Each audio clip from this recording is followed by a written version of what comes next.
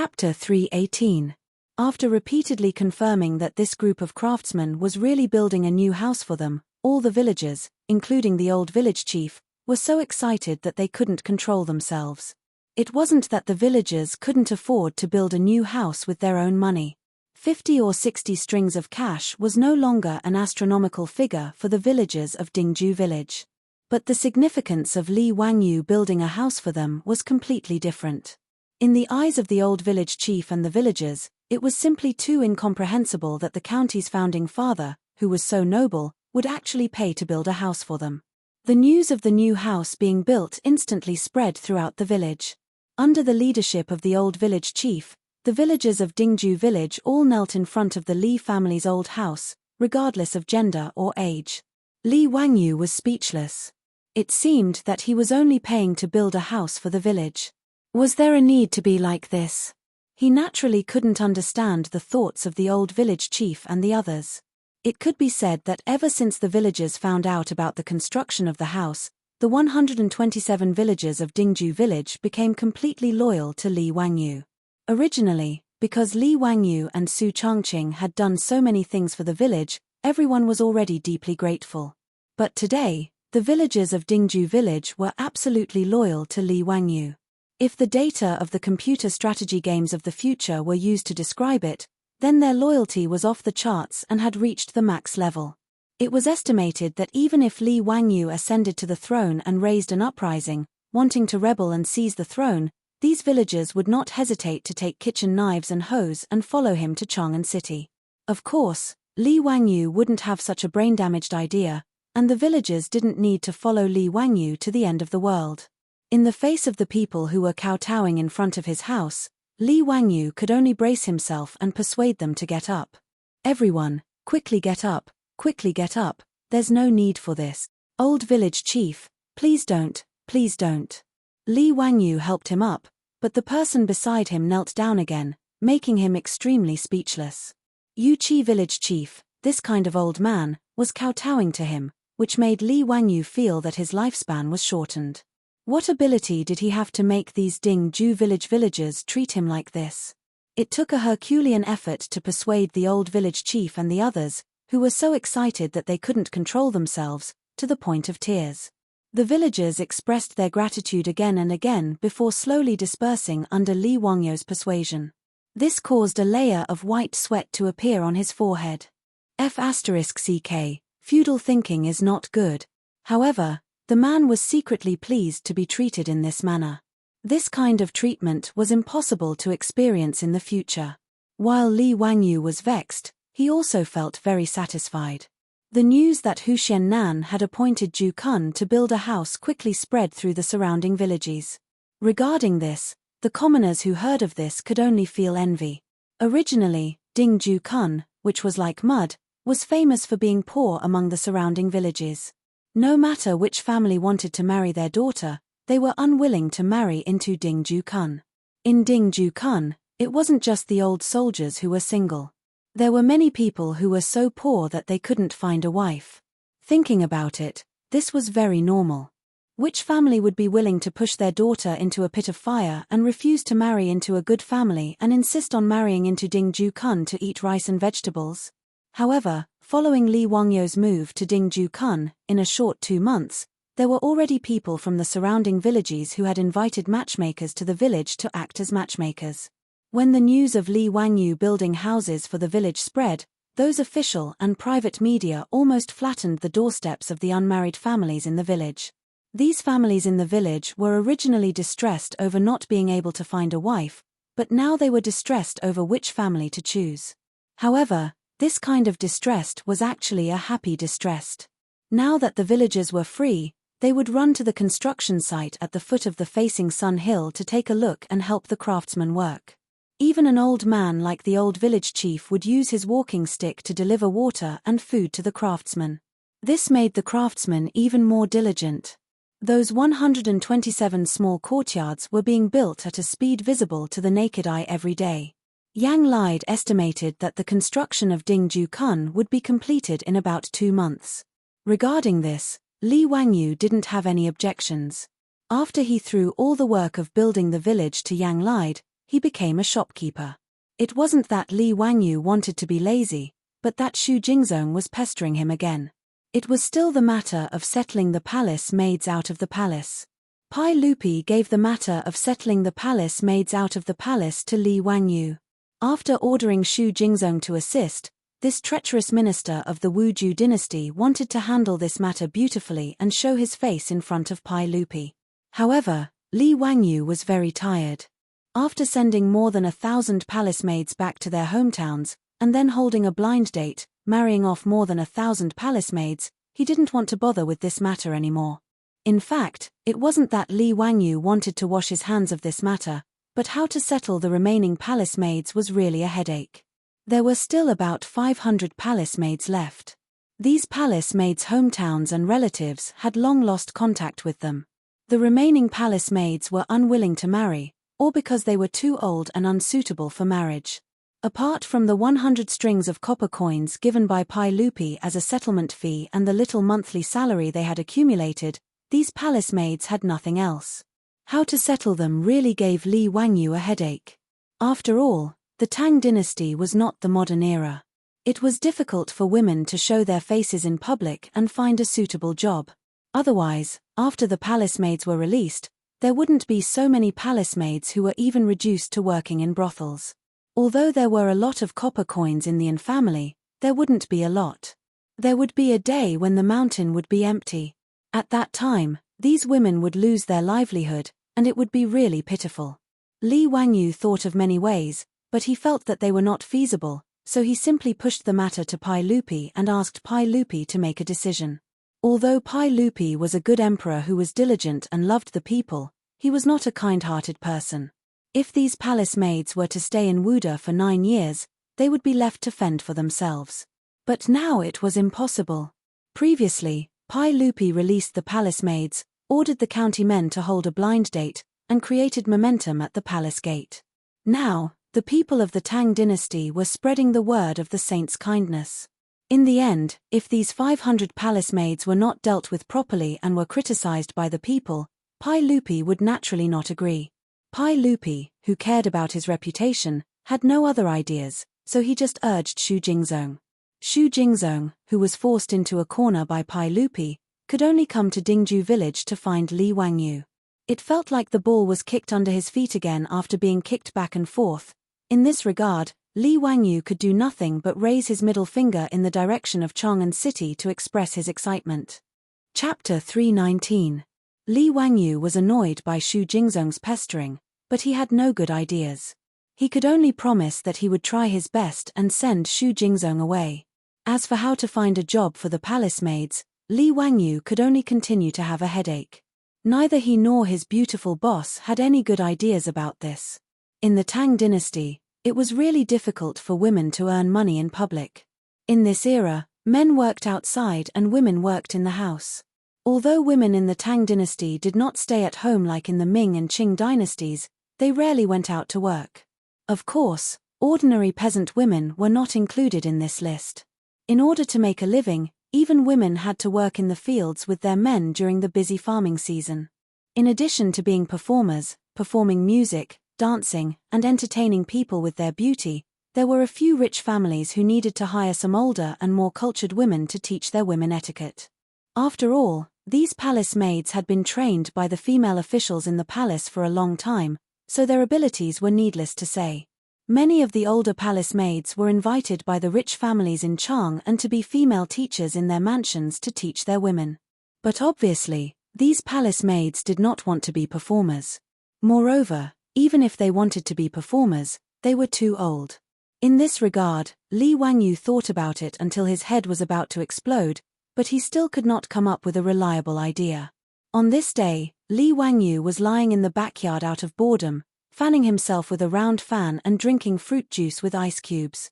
His eyes were darting around as he kept stealing glances at the scenery beside him. Now, except for Li Wangyu and Mosquito, who were male, no other men were allowed to enter the backyard of Lai Hot. The reason was naturally because the women in the backyard were wearing thin and light clothes after the hot weather. This naturally benefited Li Wangyu, who was cold on the outside but passionate on the inside, and his eyes took advantage of her every day. But this feeling of being able to see but not being able to touch was really heartwarming. As a healthy man, Li Wangyu was in pain and happy every day. The weather was hot, and his beautiful boss practiced yoga every day. She moved from the indoor to the shade of the backyard. In the backyard of Li Hot, not only was her beautiful superior practicing yoga, Perrin and Avro were also practicing yoga with her. Even the 4 maidservants that Cho Kuan had given her were also practicing yoga with her whenever they were free. Yoga could bring benefits to a woman's temperament and figure. Even the women of the Tang dynasty could not resist its charm. Therefore, when the women in the backyard practiced yoga every day, it became Li Wangyu's daily welfare time. With regards to Li Wangyu sitting on the recliner at this time of the day and sneaking glances at them under the guise of enjoying the cool air, all the young ladies in the residence were naturally well aware of it. Each of them had different reactions. In the future, his beautiful boss had long been used to this kind of gaze. Modern women wore sexier clothes when they went to the beach or the pool. They were no longer bothered by the attention of men. Therefore, when Li Wangyu peeped, Su Changqing only rolled her beautiful eyes at him and calmly did her own things, not affected at all. Avro's mentality was closer to Su Changqing's. Firstly, she was born in the Byzantine Empire after all, which was different from the customs of the Tang dynasty. Secondly, ever since she was bought by Li Wangyu, she had long regarded herself as Li Wangyu's woman. Therefore, in the face of Li Wangyu's scorching gaze, not only did Avro not resist, but she would also welcome his gaze and proudly stick out her proud peaks. In this regard, Li Wangyu could do nothing but swallow his saliva. Vixen. Damn it. As for Perrin and the 4 maidservants, their pretty faces would turn red every time Li Wangyu looked at them, and they would lower their heads and not dare to look at him. Their bashful appearance made Li Wangyu feel that the ancient poem was indeed well written. Fragrant flowers smile shyly, willowy wastes are warm and cozy. Wasn't it exactly like this? Li Wangyu took a sip of the cold juice and shook the round fan twice, feeling that it seemed to be missing the taste. At this time, shouldn't the fan in his hand be opened with a swoosh and then elegantly waving the fan, looking like a distinguished scholar? He looked at the round fan in his hand with disdain. This fan was no different from the cattail leaf fan in the future. How could it show off his distinguished and elegant style? That's right, the folding fan. It seemed that this thing hadn't been invented in the Tang dynasty yet. Li Wangyu thought for a moment and realized that he really didn't seem to have seen anyone use a folding fan in the Tang dynasty. He didn't know that folding fans only appeared in the Song dynasty, and it was only in the Ming dynasty that they were taken out of the palace and became popular for a time because of Emperor Yongl's love. If a distinguished scholar didn't have a folding fan made by a famous calligraphy artist, he would be ashamed to go out and meet people. Li Wangyu's interest was piqued. He got up and ran back to the study, took a charcoal pencil and paper, and began to draw the structure of the folding fan. The folding fan wasn't complicated. It was just made up of the ribs and the fan face. Although Li Wangyu didn't know how to make a fan, he believed that it wouldn't be difficult to make a folding fan if he drew a diagram and asked the village's carpenter Liu to perfect it. At that time, he would ask Yang Liban to draw the fan face for him, and then ask Pai Lupi to inscribe a few words for him. TSK. TSK. What kind of style would this fan look like when he held it in his hand? After finishing the drawing of the folding fan in a few strokes, Li Wangyu threw it aside and went back to find carpenter Liu to make the fan. Now, he should continue to look at the beauties at home and do yoga. Under the shade of a tree in the backyard, there was a thick blanket. The beauties at home wore thin clothes and were barefoot on the blanket, practicing with their beautiful boss. Li Wangyu looked around and was very satisfied. His beautiful boss, in particular, had a mature woman's body, long, straight, round legs, small waist and towering peaks. Li Wangyu's eyes almost fell in. On the other hand, although Aphrodite was only 15 years old, she wasn't inferior to his beautiful boss at all. The development of European women was really better than that of Eastern women in certain aspects. Li Wangyu dared to bet that his beautiful boss's impressive upper body would definitely make most Eastern women envious and jealous. But for the 15-year-old Aphrodite, even his beautiful boss could only look up at her in envy. Li Wangyo's eyes would always be unconsciously attracted by his beautiful boss and Aphrodite's fatally seductive bodies, and he would forget to look away, but with his keen observation as a man, he soon noticed an interesting situation. His beautiful boss and Aphrodite were also exercising, but the beautiful boss's proud body wouldn't shake violently. On the other hand, Aphrodite's movements made Li Wangyo's heart beat faster and his mouth go dry. Li Wangyu couldn't help but wonder in his mind whether it was a problem of gravity or a difference in race. But when his eyes unconsciously swept over Aphrodite, his gaze was involuntarily attracted by the bulges on Aphrodite's clothes. Li Wangyu had a sudden epiphany. So that was it. Then, a bold idea formed in his mind. It seemed that this was something that palace maids who left the palace would do. Chapter 320. With Li Wangyo's unique observational skills as a man, he discovered that the problem was that his beautiful superior was wearing underwear, but Aphrodite wasn't. This was naturally normal. In this era, be it the Tang dynasty or the distant Byzantine Empire, women's underwear wasn't scientific. Actually, it couldn't be said that Aphrodite wasn't wearing underwear, but that there weren't women's underwear like in the modern era. In ancient times, underwear was also known as underwear, which meant frivolous and undignified. In the Han dynasty, underwear was also known as belly-hugging or heart clothing. It was a simple cloth wrapped around the abdomen, leaving the back exposed. In the Wei and Jin dynasties, the name of underwear changed to tu dang, which usually had 2 layers. The interlayer could be lined with cotton, which could cover both the chest and the back, keeping the body warm. In the Tang dynasty, women's underwear was known as tuzi, which was a strapless, open-side underwear. In the Tang dynasty, women liked to wear half-exposed dresses. They would tie their dresses high above their chest, tie a wide belt under their breasts, and drape a transparent tulle over them. The tuzi would be faintly discernible, making them very bold. In fact, the Tang dynasty was the first to wear underwear outside. No matter if it was a stunning and beautiful woman, a pretty girl from a humble family, or a graceful and luxurious woman, they were all like this. As for the underwear commonly seen in TV series in the modern era, it only appeared in the Qing dynasty. After Li Wangyu noticed that Aphrodite wasn't wearing underwear, his nose started to itch again. After rubbing his nose, he suddenly had an idea. Could he organize the more than 500 palace maids to make and sell underwear? In Li Wangyo's opinion, underwear that could accentuate one's figure and was good for women's bodies in the Tang dynasty, an era when women weren't bound by feudal ideology, should have a lot of market prospects. In the prosperous Tang dynasty, women didn't wrap themselves up tightly like in the Ming and Qing dynasties. Instead, they boldly revealed their bodies just like in the modern era. Moreover, the more noble a woman was, the more revealing her clothes were. Revealing, and plump were the fashion trends of those noble ladies. This had long been confirmed by later generations of historians, and the paintings of princesses and noble ladies on various murals of the Tang dynasty had also shown this point to later generations after thousands of years of time. However, Li Wangyu was very lucky to be able to witness this scene with his own eyes. In his opinion, those sexy female stars in the various movie award ceremonies of later generations may not be comparable to the noble ladies of the Tang dynasty.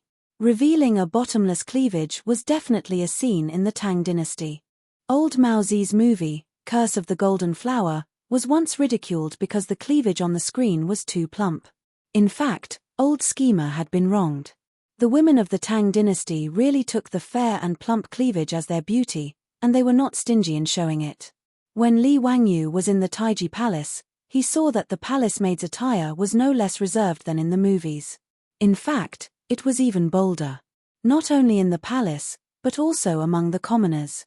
Ouyang Zun once wrote a poem that went like this: 28 flower ornaments, chest like snow, face like flowers. What he meant was that a 16-year-old girl with a large area of her fair and tender skin was exposed. TSK, she was really an old hooligan. During the Tang dynasty, there were quite a few such wretched and weird uncles.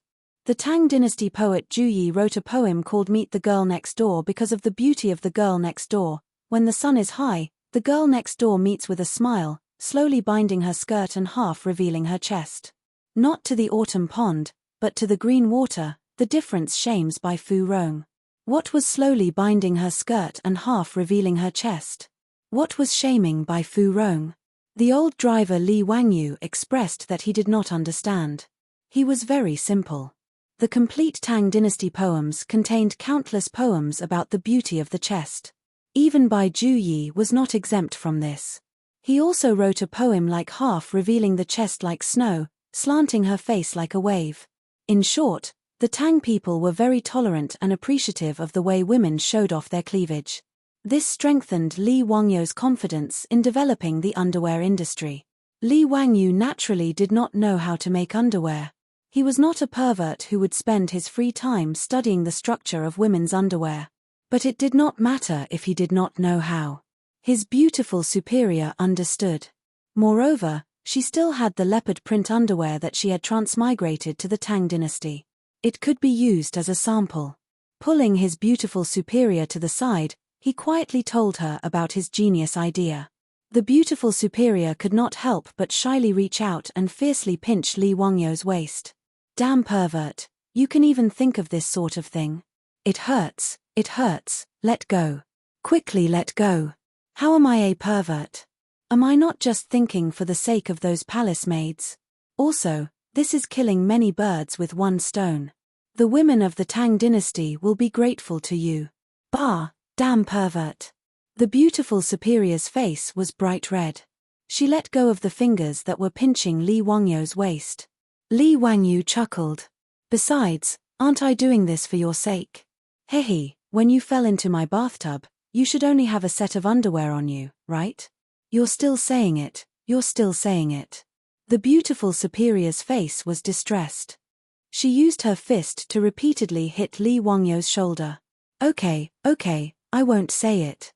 What do you think of this matter? Can you do it? The beautiful superior slightly nodded. I will go to Empress Zhongsun for this matter. You are not allowed to intervene. How can that be? Hehe, I have to check for you. Otherwise, how do you know the effect of the underwear on the body? This underwear needs to be examined by a man's eyes, right? Li Wangyu was not willing to let go. This was a rare benefit. When he thought of the famous underwear shows in the future, such as Victoria's Secret, and the appearance of those supermodels wearing sexy underwear on the catwalk, Li Wangyu could not help but swallow. Moreover, Li Wangyu heard that when those supermodels changed backstage, they did not avoid the male designers or staff. TSK, thinking about it, it was really a happy industry. If he worked in the underwear industry in the Tang dynasty, would he also be able to feast his eyes because of this? However, his little thoughts were seen through by the beautiful superior at a glance. She crossed her arms in front of her chest and coldly glanced at Li Wangyu. Humph, you want to see underwear models, right? Let me tell you, don't even think about it. I was the one who came up with this idea. Li Wangyu argued for his rights. The beautiful superior once again issued a cold snort from her nostrils. So what? You really don't want me to participate? Humph. Pervert.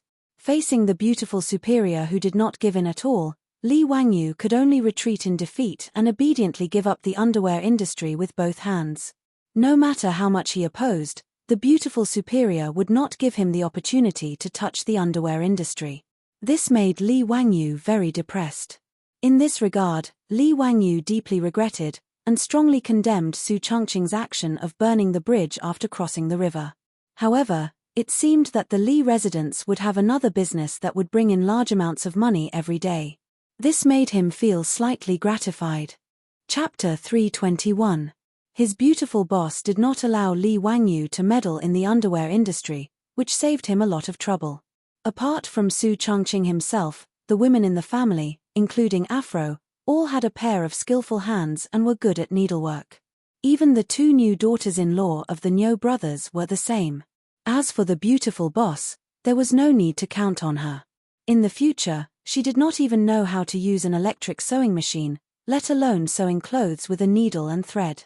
It was indeed too difficult for a white-collar beauty who was used to using a keyboard and mouse to learn needlework. The beautiful boss also pulled the two new daughters-in-law of the Nyo family to the back residence. Now, Su Qiao should be called Nyo Su Su, while Nyo Wu's beautiful daughter-in-law should be called Nyo Su Xie.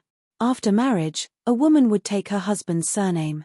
This was a tradition since ancient times in Huaxia. Even in the future, Hong Kong and other regions had such a custom. Naturally, Niu Su Su and Niu Su Xie were also good at needlework. The beautiful boss naturally trusted the daughters-in-law of her troops, so she asked them to start sewing underwear together with Perrin and the others. With the underwear that Su Changqing had worn when he had transmigrated as a sample, in the backyard, a few clever women quickly used needles and silk to sew a few sets of underwear of different sizes. The freshly made underwear gave these women of the Tang dynasty a great surprise. Under the guidance of Su Changqing, they all eagerly and shyly went to their rooms to change into their underwear. The unprecedented comfort of being wrapped up made this group of women fall madly in love with these underwear. It only took a moment for them to go from feeling shy about wearing such things to not wearing them after putting them on and feeling like they were running naked. Seeing that all the women in the residence loved the underwear so much, the beautiful boss naturally knew that it was a success. She took several sets of newly sewn silk underwear and went to Taiji Palace in Chang'an to meet Empress Zhongsun. This kind of profitable industry would make money from the noble women of the Tang dynasty. Moreover, it was to settle the palace maids out of the palace, so she naturally had to pull Empress Zhongsun along to make a fortune. The beautiful boss had an idea and pulled Empress Zhongsun to invest in the carriage business. She had already tasted the sweetness of cooperation with the royal family. It could be said that with the Li family's businesses, nothing was taboo. No one dared to interfere, and no one dared to obstruct the Li family's businesses. Even though the aristocratic families were dissatisfied with Huxian Nan, they didn't dare to do anything to him. It just so happened that today concubine Yang was also chatting in Empress Zhongxuan's Li Hall. Seeing Su Changqing enter the palace, the two most distinguished women of the Tang dynasty were very happy. Both Empress Zhongsun and concubine Yang liked Su Changqing very much. Not to mention the fact that this capable niece-in-law had brought so many benefits to the palace, even the yoga she taught had benefited the two of them greatly. What's more, Li Wangyu was her son's teacher. Empress Zhongsun also treated Su Changqing differently. "Changqing, what brings you to the palace to see me today?"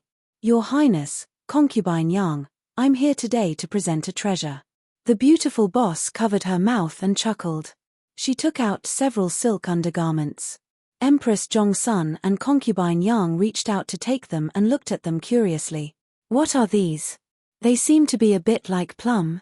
But why is the style so strange? Why are there so few materials?" "These are undergarments." Su Changqing lowered his voice and explained to the two of them while gesturing. "These undergarments are interesting. I'll try them on." Hearing that these were women's undergarments, concubine Yang was also interested. She took one and asked the palace maid to go to the inner hall to help her change and try it on. Su Changqing quickly followed and showed concubine Yang how to wear it. Not long after, concubine Yang came out of the inner hall again, but Empress Zhongsun was slightly surprised. "Sister, your figure seems to be a bit different." Empress Zhongsun stared at concubine Yang's chest and asked uncertainly. Concubine Yang was now the mother of two children. She and Pai Lupi gave birth to the fifth prince, Prince Qi, Li Yu, and just gave birth to the sixth prince, Prince Liang, Li Yu. Her body naturally had the plump of a mature wife. At this time, concubine Yang's chest was more and more towering, and her cleavage was deep. Empress Zhongsun, who was used to seeing her, was a little stunned. How could concubine Yang change so much in a moment?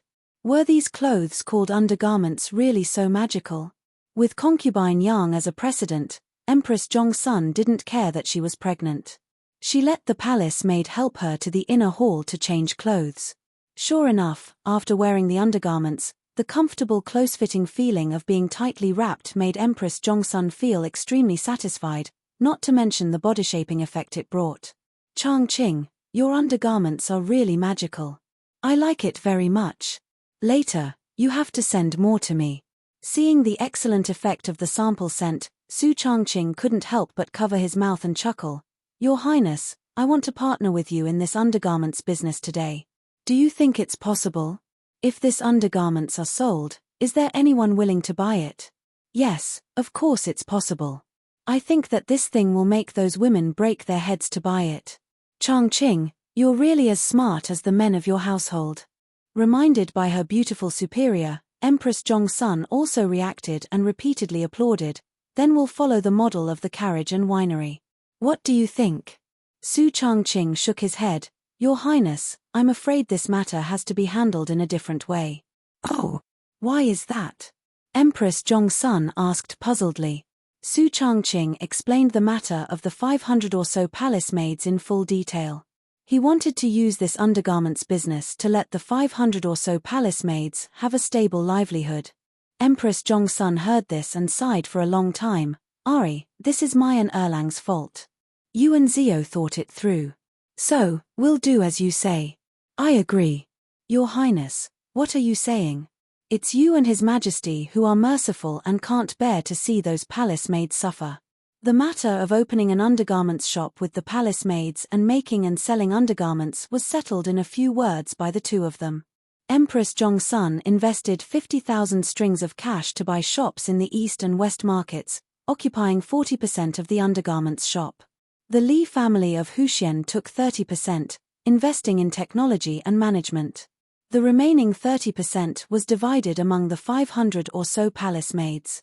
However, these palace maids also needed to each take out 100 strings of cash as capital to invest. Originally, Empress Zhongsun didn't want to take the palace maids' money, but her beautiful superior insisted. In her words, if the palace maids didn't contribute, they wouldn't necessarily cherish this business. Therefore, it was very appropriate to let the palace maids use the 100 strings of cash that the palace gave out as a settlement allowance to invest. Empress Zhongsun thought for a while and nodded in agreement. She ordered people to go to Yeting Palace to pass on the message that the 500 or so palace maids who were willing to pay could become one of the owners of the undergarments shop. This caused quite a stir in Yeting Palace. Chapter 322. Giving up 100 strings of cash to get out of the palace in exchange for an unknown underwear shop caused a lot of waves in the Yeting Palace. No one knew what an underwear shop was. How much could the shop make in the future? No one knew. This made the palace maids talk about it, not knowing where to go. 100 strings of cash was not a lot, but it was not a small amount either. If it was the salary of a 7th-grade official in the Tang dynasty, it would be about 50 months, which was about 4 years of salary. The average monthly income of an ordinary person in Chang'an was about 100 strings of cash. 100 strings of cash was equivalent to 8 years of income of an ordinary person. This made the palace maids hesitate, not knowing if they should invest. Some palace maids were hesitant, but there were also people who understood. As soon as the news came to the Yeting Palace, some palace maids signed up without hesitation. Many palace maids who were familiar with these bold palace maids could not help but persuade them. Ronyang, it's 100 strings of cash. Are you going to give it up? Is it worth it? I don't know what an underwear shop does. Jade Mother, you have to trust me. Go and sign up. If you miss this opportunity, you won't get another one. The palace maid called Ronyang smiled sweetly and persuaded her. But, no buts. Think about it. The underwear shop is the business of Her Highness and Huxian Man. Who is Huxian Man? That was a literary star descending to the mortal world. His and Her Highness the Empress carriage business was a good business that made them a lot of money. With these two as the owners, what are you worried about? It's 100 strings of cash. The palace maid was still reluctant. She had never had 100 strings of cash. Ronyang sighed, so what if it's 1,000 strings of cash? There will be a day when it's all gone. What should we do then? Since we don't want to get married, we can't go to Pinkang Square to entertain people. Jade Mother, listen to me. Go and sign up. Well, okay, I'll listen to you. I'll sign up too. The palace maid called Jade Mother hesitated and was finally persuaded. Such conversations were not uncommon in Yeting Palace. The palace maids, who had been hesitant, all decided to take a gamble after a mental struggle. They would use the settlement fee in exchange for a stable business. If these palace maids knew what underwear was, if they knew that after Pai Lupi saw young Fei wearing underwear, he was amazed by the changes in his wife's body and had a night of plum blossoms, perhaps they wouldn't be so worried. Of course, the palace maids didn't know that after a few years, there would be more than 500 rich ladies in Chang'an. She was beautiful and wealthy, which attracted the attention of many people in Chang'an, but also caused a lot of trouble. These were all things that would happen later. At this time, the 500 or so palace maids who were nervous naturally could not foresee what would happen in the future. With the support of Empress Zhongsun and enough copper coins, the establishment of the lingerie shop went smoothly. However, this had nothing to do with Li Wangyu. Having been excluded from the underwear industry, he didn't have to worry about how to settle the palace maids. Therefore, he spent a few days leisurely. The Romance of the Three Kingdoms had been copied and had been given to owner's son to slowly engrave and print. The Romance of the Three Kingdoms was popular in Chang'an and the surrounding counties. There were all kinds of pirated copies, which made Li Wangyu feel helpless. Fortunately, he didn't rely on this book to make money, so he didn't care. The two little kids, Li Chengqian and Li Tai, came to Dingju village more and more often, and became closer to Li Wangyu. The two little kids were full of admiration for this little teacher who could always think of all kinds of ways to bring them along to play. Li Wangyu's way of educating these two little kids was to combine education with fun. He took them to play with the other children in the village, hoping to re-establish a normal world view for them, so that their future would not be so tragic and dark. As for Princess Royal Li Lishi, she was taken away by her beautiful superior every time she came to Dingju village. After all, she was a girl, and it was more suitable for her to be taught by a beautiful superior. The carriage business was thriving, and the high alcohol content of the winery was also on the market. After tasting the highly distilled liquor, the people of Chang'an went crazy. They went crazy for the unprecedented wine. How could the Tangs, who were addicted to wine, resist such good wine? But all the restaurants and wine shops that sold wine were filled with an unprecedented and extremely rich wine fragrance. The wine fragrance made the Tang's wine worms feel uncomfortable, and many people were attracted to the winery by the rich wine fragrance. The Tangs, who were used to drinking low alcohol content wine, could not stand the alcohol stimulation of the high alcohol content wine. The Tangs, who could drink a bucket of wine and not get drunk, became drunk after drinking a liter of white wine. Li Bai wrote hundreds of poems when drinking wine, and could drink 300 cups in one go. If it was high alcohol content wine, he would have been drunk into a puddle of mud. For a time, the number of drunkards in Chang'an increased, and the number of drunk people was innumerable. Every day, the marquis who patrolled the streets had to drag out many drunkards who passed out on the streets. Especially after the curfew, those who passed out on the streets would not only be beaten 40 times, but also thrown into the prison to sober them up. But even so, the Shaodao wine brewed in the winery was still sold out. The high price of 50 strings of coins per bucket, which was 5 times the price of the most expensive wine in the Tang dynasty, still did not stop the drunkards of the Tang dynasty from chasing after the Shaodao wine. At present, the winery in the Col of Mount Shouyang had just started production, so the output was not high, only about 10 tons of white wine a month. Converted into the unit of measurement of the Tang dynasty, it was 1,000 buckets. If all of them were sold, the income would be 50,000 strings of coins, and the profit would be at least 40,000 strings of coins. The output of the winery was still increasing. As long as there was enough sorghum, more wine could be brewed. Now, the Qiu family in Chang'an was constantly transferring sorghum from all over the Tang dynasty to Li Wangyu's winery. However, due to the locust plague in Guangzhou this year, the sorghum that could be transferred was limited, which also limited the output of the winery. Li Wangyu was not worried. After all, he knew that the grain of the Tang dynasty would usher in a bumper harvest 3 years after Zhongguan. It was recorded in the comprehensive mirror of aid for governance, when the year is ripe, the world is vast, and the scattered people return to their hometowns, rice will be no more than 3 or 4 coins. Although Li Wangyu did not believe that the price of rice would be reduced to such an extent, at least the grain harvest was certain. After calculating the property of his family, Li Wangyu was very satisfied and lived quite leisurely every day. But today, a group of playboys suddenly came to the door and insisted on dragging Li Wangyu to Chang'an to watch the polo match.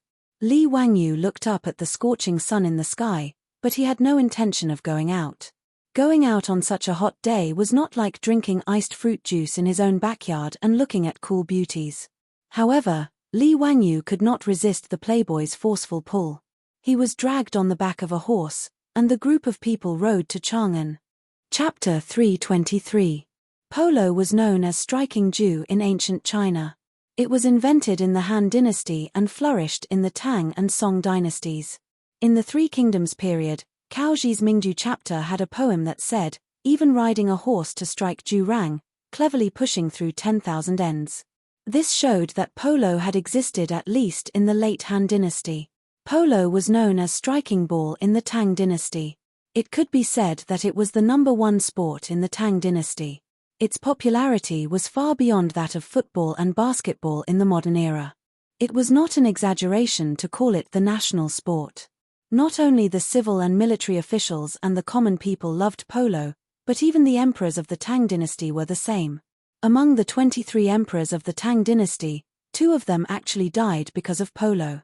This showed how passionate the people were. There was even a women's polo team in the Tang dynasty. Polo in the Tang dynasty already had detailed rules and etiquette, and there were polo courts all over the country. The mural playing polo that was unearthed in the tomb of the Tang dynasty's crown prince vividly depicted the scene of polo in the Tang dynasty. Unfortunately, with the rolling wheels of history, polo almost disappeared from China during the Ming and Qing dynasties and was instead popular in the West. It was a pity that this style of the Tang dynasty still existed in the West. Li Wangyu only knew about polo in his previous life. He had never come into contact with it, so naturally, he was not interested in it. However, since he was dragged here by the popinjays, he just went with the flow and treated it as a chance to experience the customs of the Tang dynasty. Today, the popinjays dragged him to a place that Li Wangyu had never been to, the Beiyar Six Army's encampment in the northern imperial garden. Li Wangyu could not help but be curious when he saw that the polo match was held in the imperial army's encampment. Brothers, why is today's striking ball being held in the Beiyar Imperial Army's encampment? Who are the 2 sides of the match? Cheng Chumo laughed. Today is the match between the Beiyar Six Armies and the Nanya 16 Guards. Last time, this group of robbers lost in the Nanya encampment and were very unconvinced. They are clamoring for another match in the Beiyar encampment. Let's fight. Do you think I'm afraid of them?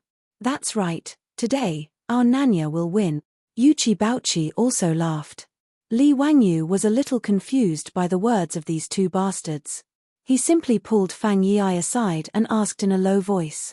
Only then did he figure out the reason.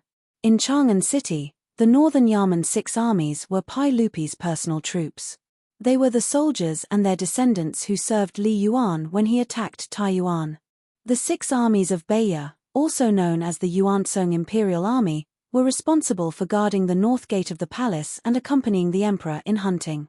They were Pai Lupi's closest bodyguards and were stationed in the north courtyard of the palace of Chang'an. As for the 16 guards of the southern Yamen, they were in charge of all the soldiers under the heavens, including Cheng Chumo's left and right Jinwu guards and Yuchi Baochi's Chenyo guards. Because the 16 guards were located in the south of the imperial palace, they were called the 16 guards of the southern palace. Because the 6 armies of the northern Yamen and the 16 guards of the southern Yamen were both stationed in Chang'an City, there was no lack of friction between them. However, they were all imperial guards of the Tang dynasty. If there was a conflict between them, they couldn't fight with real swords and spears, could they? Thus, playing polo to determine the winner became a very good choice. Every time there was a conflict between the imperial guards of the southern Yamen, the generals of the 16 guards of the southern Yamen would negotiate with the imperial guards of the northern Yamen to play polo. The loser would retreat. Pai Lupi was happy to see this happen. After all, he liked to play polo. The imperial guards could resolve conflicts and train their horsemanship by doing this. Why not? With Pai Lupi's tacit approval and support, playing polo to resolve conflicts between the imperial guards of the northern Yamen became a common practice. The reason for today's game at the Northern Yamen Imperial Army was also related to Li Wangyu. Li Wangyu was confused about this. What does this have to do with me? Brothers, don't talk nonsense. Nonsense. Isn't it because of the burning knife brewed by your winery? A few days ago, a group of soldiers of the 16 guards of the southern Yamen went out for a rest and drank your burning knife. As a result, They got drunk and had a conflict with a group of soldiers of the 6 armies of the northern Yamen who were also drunk. Cheng Chumo patted Li Wangyu's shoulder and laughed. Damn it. They got drunk and caused trouble. What does it have to do with me? Li Wangyu didn't want to take the blame for this. Cheng Chumo continued, TSK, TSK. Those drunken cats fought each other so fiercely. In the end, they all said that it was the other party's fault. So, they had to play polo to solve the problem. The loser has to apologize. It's that simple. Li Wangyu rolled his eyes speechlessly. These generals of the Imperial Guards were so bored that they had to make such a big scene for such a trivial matter. He felt that it was most likely Cheng Yaojin and Yuqi Jingda, these old bastards, who were so bored that they let the Imperial Guards play polo to pass the time. Li Wangyu was too lazy to ask about this matter. He looked around and asked the group of playboys, "How come I don't see that fatty Cho Kuan? This is the Northern Yamen Imperial Guards encampment. I'm afraid he can't come in by himself." This was the fatty who bought his Chang'ong Tu from Ping Kang Fang. Although their statuses were different now, their relationship was still very good. The Cho family owned 10% of the Shun Foam Carriage Company. The sorghum used in the winery was all purchased through the Cho family. The relationship between the two parties was even closer. Li Wangyu liked this fatty who didn't have any schemes. He didn't put on airs in front of him and even introduced him to the group of playboys. The fatty Cho Kuan was also very much to the liking of the group of playboys. They didn't treat him as a merchant or a lowly commoner.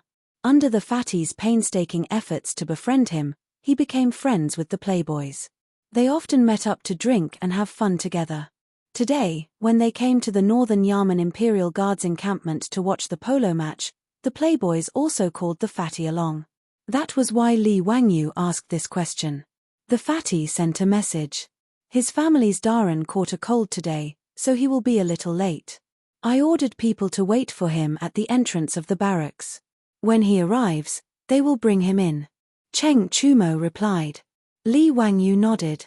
Everyone dismounted from their horses in the Northern Yamen barracks and left the horses to the Imperial Guards to take care of.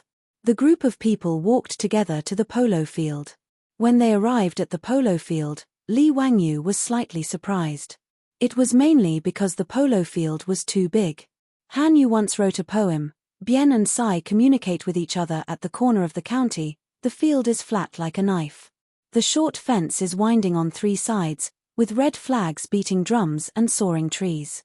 The baseball field has short walls on 3 sides and red flags around it. The field is 1,000 steps long and flat like a knife. Since ancient times, the distance of 1 step in China was different. In the Tang dynasty, 1 step was taken by Pai Lupi's left and right feet. It was defined as a unit of length, which was about 1.5 meters in the modern era. The polo field was 1,000 steps long, which was 1,500 meters long, which was 1.5 kilometers long. The standard football field in the modern era was no more than 120 meters long, which was equivalent to the length of 12 or 13 football fields. Li Wangyu could only click his tongue and express that he was also a country bumpkin for once. He was convinced by the scale and momentum of the great Tang dynasty. At this time, the 3 short walls of the polo field were full of armored soldiers from the Northern Yamen 6 armies. There was also a platform built from logs on one side of the field for people to watch the match. Li Wangyu and the group of playboys chatted and laughed as they walked towards the platform. Suddenly, they heard an Imperial Guard running towards them. "Young Duke, your friend was beaten up by someone." Chapter 324. His friend was beaten up. Who was beaten up? Li Wangyu and the group of wastrels were stunned for a while before they suddenly realized that the Imperial Guard was talking about the fatty Cho Kuan. "Speak clearly, where is it? Who dares to touch my brothers?" At the gate. The Yuan Gate was the entrance to the barracks. The foppish lords looked at each other and rushed towards the Northern Yamen Imperial Army barracks with angry faces. Li Wangyu followed closely behind them. However, this group of wastrels was a group of animals and disappeared in a few seconds. Poor Li Wangyu, who was 16 years old and still very thin and weak, how could he catch up with them? The encampment of the Imperial Guards was terrifyingly big. If it weren't for the fact that horses were not allowed in the camp, Li Wangyu would have wanted to find a horse to ride. By the time he reached the gate with a red face and breathless breath, he saw that the wastrels were already fighting with a group of strong men. This group of Silk Pants, Cheng Chumo and his brothers, the Yuchi twins, Chai Lingwu and the others, needless to say, were taught by Cheng Yaojin and Yuchi Jingda, these kind of old scoundrels. They were all muscular, skilled in archery and horse riding, and had martial arts skills. Although Niu Zhengping's legs were inconvenient, he ran faster than Li Wangyu just now. At this time, when he fought, he was even more vigorous and didn't seem to be affected by his leg injury. As for Fang Yi's strength, it was recorded in the history books, so there was no need to talk about it. He didn't know how Fang Xianling gave birth to such a son. He really didn't know if Lady Fang had cuckolded Prime Minister Fang. The brothers Wei Shuyu, Du He, and Du Go had mingled with Cheng Chumo and the others for too long. Unexpectedly, they were not careless in the slightest when it came to fighting. The way they fought made Li Wangyu feel sorry for their opponents. In short, there were more than 20 strong men fighting with the wastrels, but the wastrels seemed to have the upper hand. At this time, the people who were beaten to the ground were the other party's people. Li Wangyu naturally didn't want to fall behind. It wasn't like he hadn't fought in groups when he was young. However, when he looked at the huge difference between his body and the group of brawny men, he wisely did not rush forward. Looking around, Li Wangyu picked up a green brick from the ground. The gate of the Northern Yamen Imperial Army was built in a rather imposing manner. Even the ground was paved with specially baked, high-quality bricks, which made things much more convenient for Li Wangyu. As the saying goes, no matter how good one's martial arts are, they will still be knocked down by a brick. In the street fighting cold weapon ranking, even if the brick wasn't number 1, it was still one of the top weapons. Li Wangyu weighed the brick in his hand and felt that it felt good. Then, he turned his palm and put the brick into his wide sleeve. After preparing a convenient weapon, Li Wangyu slipped into the battlefield. On the other side, Wei Shuyu was wrestling with a strong man. Apparently, he didn't have enough strength. He was pressed under the man's body and was about to suffer. Li Wangyu appeared behind the brawny man like a ghost. He raised the brick in his hand and smashed it down heavily on the brawny man's head. It had to be said that the quality of the bricks baked in the Tang dynasty was absolutely excellent. When the brick hit the brawny man's head, it was like a die factory. The brawny man's head was directly smashed by the brick and fell down with a muffled groan. If Wei Shuyu was also a person from another world, he would definitely give Li Wangyu a thumbs up to show his gratitude. Unfortunately, the action of giving a thumbs up was invented by the ancient Romans and had not yet been spread to the Tang dynasty. It was a pity. Wei Shuyu smiled and winked at Li Wangyu. He pushed away the brawny man who had been knocked unconscious by Li Wangyu and shouted as he rushed toward the other brawny man who was wrestling with the Du brothers. Li Wangyu remained calm and collected. He once again stayed behind the brawny man who was wrestling with Chai Lingwu and smashed the brick again, relying on Li Wangyu's shameless sneak attack, coupled with the powerful fighting strength of Cheng Chumo and the others. Soon the brawny men were lying on the ground. All of them groaned for a long time and couldn't get up. As for those unlucky fellows whose heads were bleeding, they were obviously the result of Li Wangyu's sneak attack with a brick. Seeing that his side had achieved a complete victory, Li Wangyu casually threw the green brick to the side and patted the dust off his hands. Only then did he notice Fatty Cho Kuan at the side. This unlucky kid had obviously been beaten up quite badly. Both of his eyes were already bruised, the corner of his mouth was also broken, and blood was seeping out. His clothes were tattered and covered in filth. Cho Kuan, what happened? Who are these people? Why did they beat you? When Li Wangyu ran over, the two sides were already wrestling. He didn't have time to ask what had happened and was still confused. Before Cho Kuan could speak, Cheng Chumo angrily spat on the ground. Bastards, they are all fake sons of the Duke of Changping. The leader is called Zhong Shenji, the adopted son of the Duke of Changping. When we rushed over, this group of bastards was beating up the fatty, so we started fighting. Duke of Changping? Zhong Liang? Why was it him again? Could it be that this Cho family was really incompatible with Zhongliang's birth characters? Previously, because Cho Yuanliang drank too much and bragged, Zhongliang's fake sons came to ask for the fake ancient painting and forced Li Wangyu to help them forge one. Today, everything was fine. How did Cho Kuan, this fatty, provoke this group of Zhongliang's fake sons? Li Wangyu looked at Cho Kuan questioningly, only to see the fatty's face full of grievances. The bruised eyes on his fat face blinked as he complained. Ziyu, how would I know the reason? I just arrived at the gate of the Northern Yamen's Imperial Army and asked the Imperial Army brothers to pass on a message for me to find my brothers. These people were also preparing to enter the barracks, so they said that I was blocking their way and told me to scram. How would I dare to provoke them, so I retreated to the side. Cho Kuan pointed at Zhong Shenji, feeling wronged. But that person said that I was spying on his wife and had bad intentions, so he had people beat me up. I really am innocent. Just now, I didn't even dare to lift my eyelids. Hearing Cho Kuan's words, Li Wangyu finally noticed that not far away, there was a beautiful woman dressed in palace attire with a frosty expression. Behind her were several servant girls. This woman was beautiful, but her pair of peach blossom eyes and the mole at the corner of her mouth made Li Wangyu feel that this woman in palace attire had a flirtatious and seductive aura.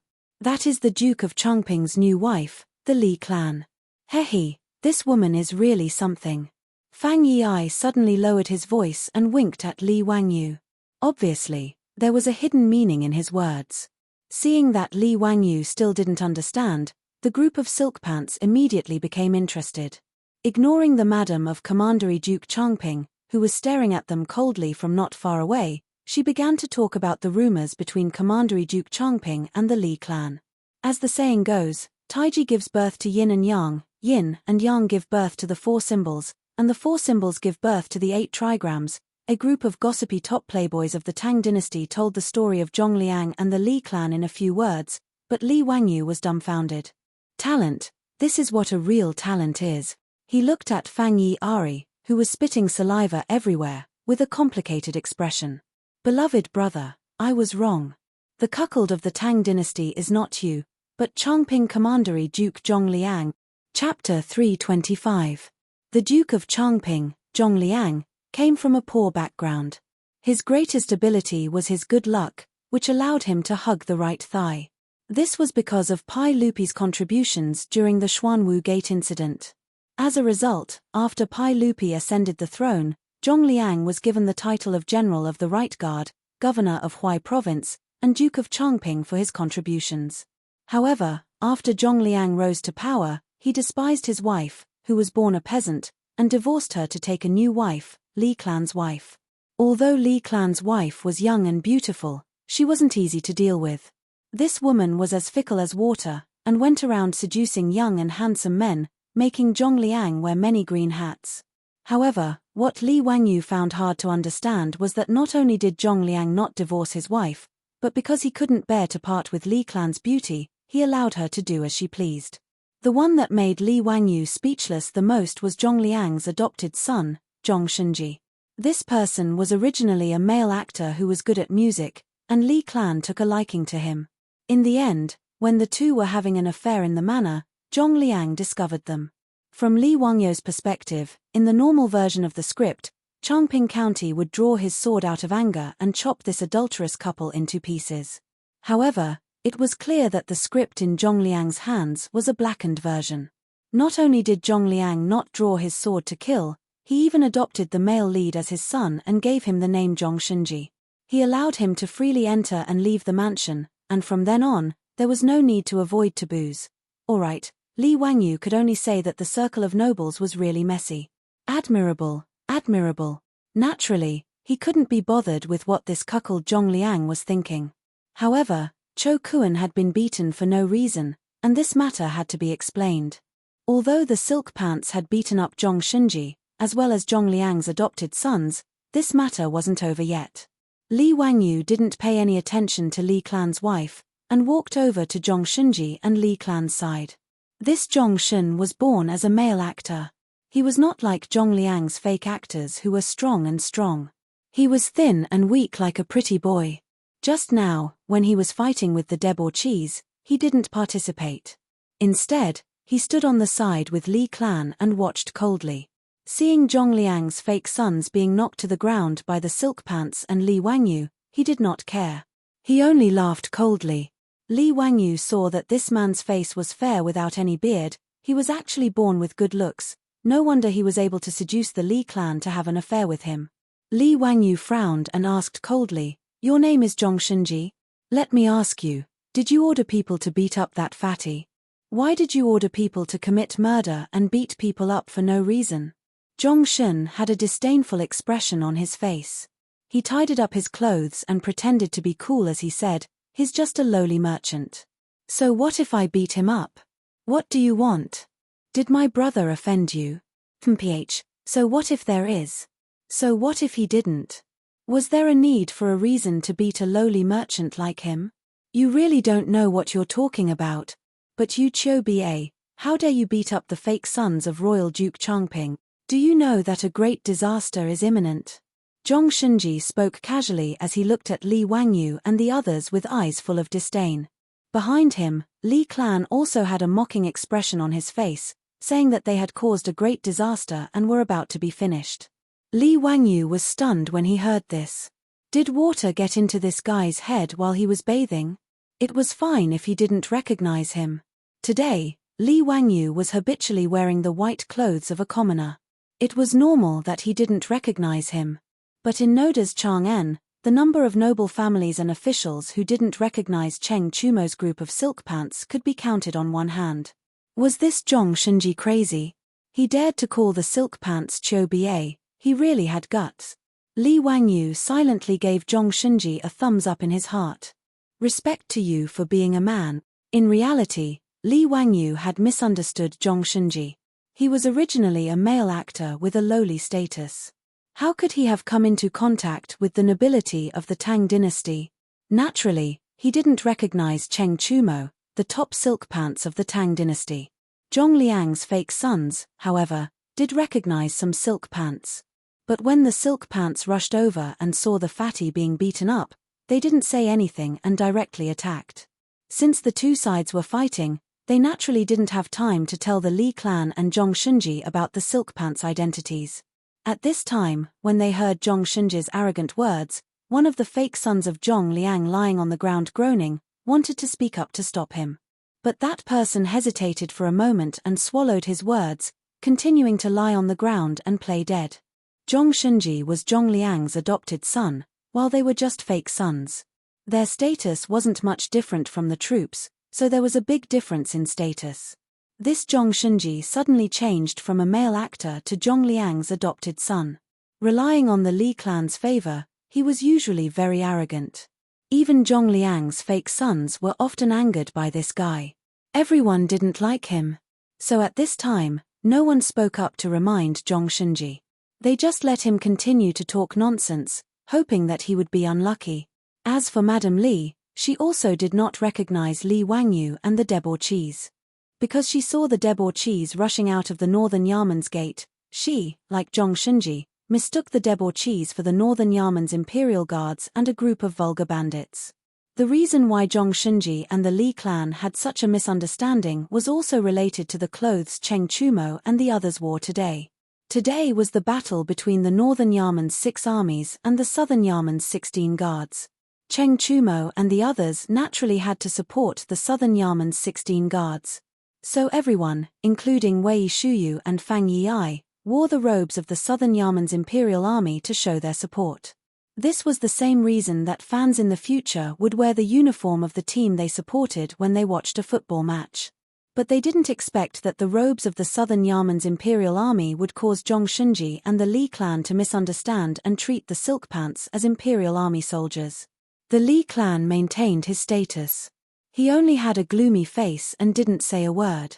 She was waiting for her husband to come and deal with this group of lawless imperial army soldiers. If he didn't make this group of lawless imperial army soldiers peel off a layer of skin today, the anger in Li clan's heart would be hard to vent. Li Wangyu couldn't help but laugh at Zhong Shenji's arrogant words. The group of silk pants also laughed. Everyone gathered around with their hands crossed in front of their chests and laughed, surrounding Zhong Shunji in the middle. "Oh, there's a noble here. I'm so scared.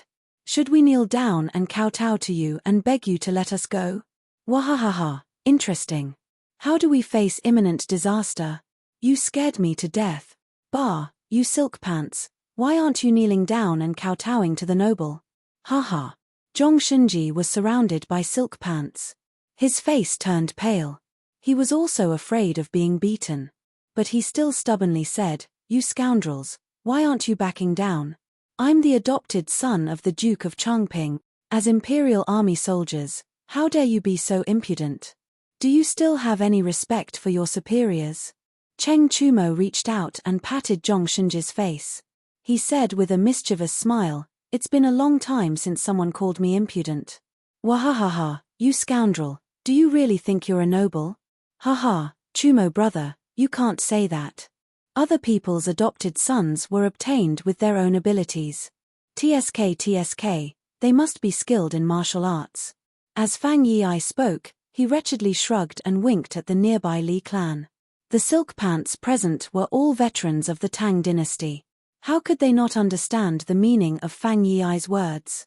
Everyone laughed even louder. Naturally, Madame Li also heard their conversation, and her beautiful face was covered in frost. Chapter 326. Zhong Shunji was instantly enraged by the profligate son's mocking words. Zhong Shunji had an inferiority complex and was sensitive. As a wastrel, because of his lowly status, he had been played around with.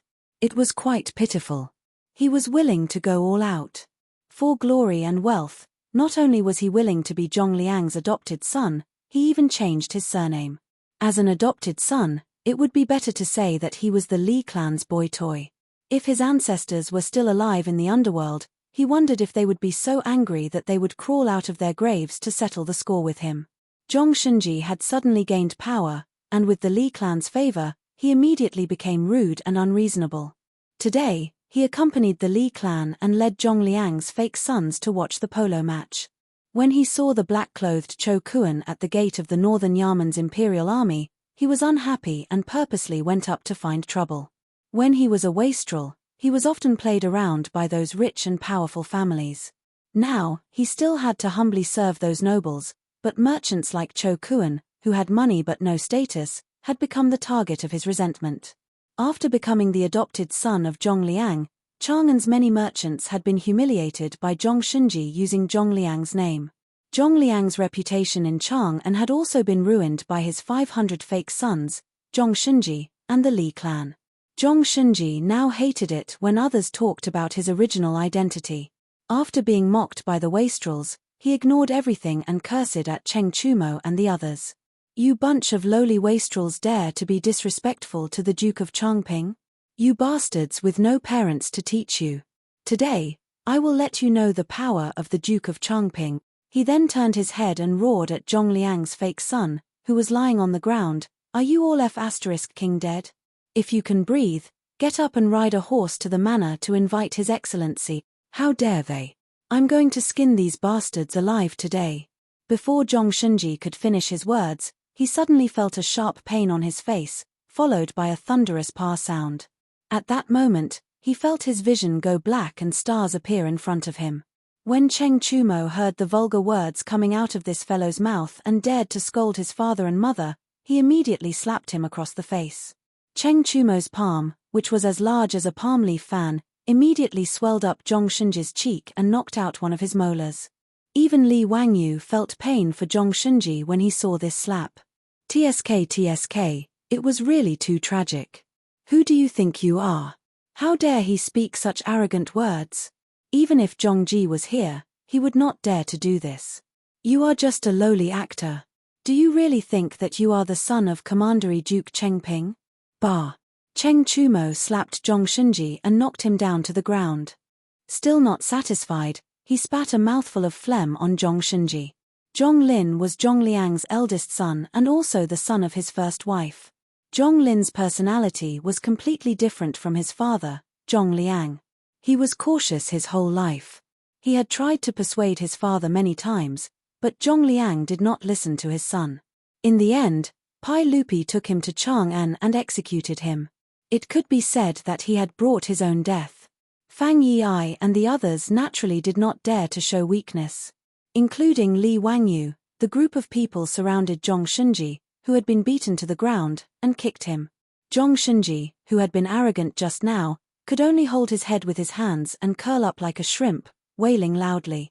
Seeing his beloved adopted son being beaten, Li Clan, who had been watching coldly from the sidelines and was certain that this group of soldiers would not dare to be presumptuous, immediately went crazy. She let out an ear-piercing scream and waved her hands wildly as she threw herself at the group of wastrels. The graceful and luxurious appearance of a noblewoman was completely gone. She was no different from a shrew in the marketplace. "You dare to beat my son? I will fight with you. You bunch of bastards. Kill. I will let my husband chop off your heads and use them as chamber pot." Seeing that Madame Li had suddenly rushed over like a madwoman, the debauchees naturally dispersed with laughter and ran towards the Yuan Gate. No matter how unbearable this Li clan was, she was still the wife of Princess Changping. They could beat and curse Zhong Shunji, but they could not do anything to Li clan. When Li Wangyu saw the silk pants running away, he naturally pulled Fatty Cho Kuan and ran away as well. In any case, the fight had already been fought. The fake sons of Zhong Liang who had beaten Cho Kuan had all been beaten up, and Zhong Shunji had been beaten very badly. From the wastrel's point of view, Cho Kuan's beating could be considered as revenge. Naturally, they could not be bothered to tangle with the crazy Li clan. Li Wangyu dragged Cho Kuan and chased after the wastrels, complaining that they were not loyal and did not call him along when they were running away. The group of people laughed and joked with each other, no one taking what had just happened to heart.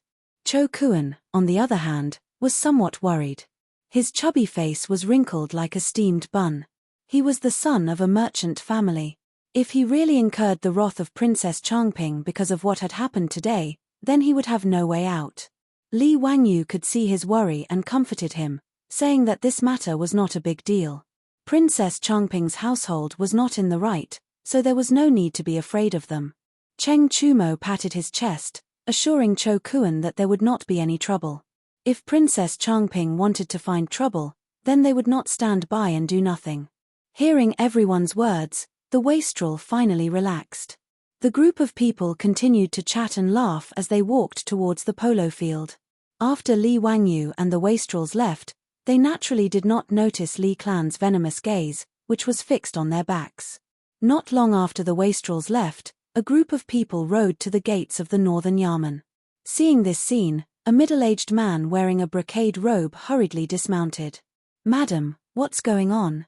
Why are Shunji and the others like this?" The person who had come was Princess Changping, Zhong Liang. Today, he had also invited his military colleagues to watch the polo match. When Li clan saw Zhong Liang appear, she immediately burst into tears. Feeling wronged, she said, "Husband, if you didn't come, I would have been bullied to death. Madam, if you have something to say it slowly. What happened?" "Woo-woo, just now, when Shunji accompanied me to the gates, there was a merchant with shifty eyes, spying on me. Shunji had the fake sons teach that merchant a lesson. Who knew that in the army camp, more than 10 boorish soldiers would rush out. Not only did they speak rudely to me, they also spoke vulgarities and beat Shunji to this state. Husband, you have to help me get justice, otherwise, I don't want to live anymore, woo-woo." Li clan added oil to the fire, recounting what had happened. Naturally, she pushed all the blame onto the wastrels. Seeing Li clan crying so miserably, Zhong Liang was unable to restrain his anger. "Who has the guts to humiliate my madam? Men, come. Go to the Yuan Gate and ask clearly. Find out who did it and capture that person for me," Zhong Liang ordered his subordinates. Immediately, a soldier ran to the gates of the northern Yamen's imperial army and asked the soldiers guarding the gates about the situation. Not long after, the soldier returned with an ugly expression. After hesitating for a moment, he whispered a few words into Zhong Liang's ear. After hearing the soldier's words, Zhong Liang's expression turned ugly as he thought to himself. How could it be this group of wastrels? Today's matter would not be easy to handle. Chapter 327. When Zhongliang learned that it was Cheng Chumo and the others who had beaten up his adopted sons and impostors, he couldn't help but hesitate. If it was only Zhong Shunji and his impostors who had been beaten, Zhongliang would have laughed and acted as if nothing had happened. But his beloved wife was crying in front of him, putting him in a difficult position. If he gave up just like that, he would lose all face in front of Madame Li.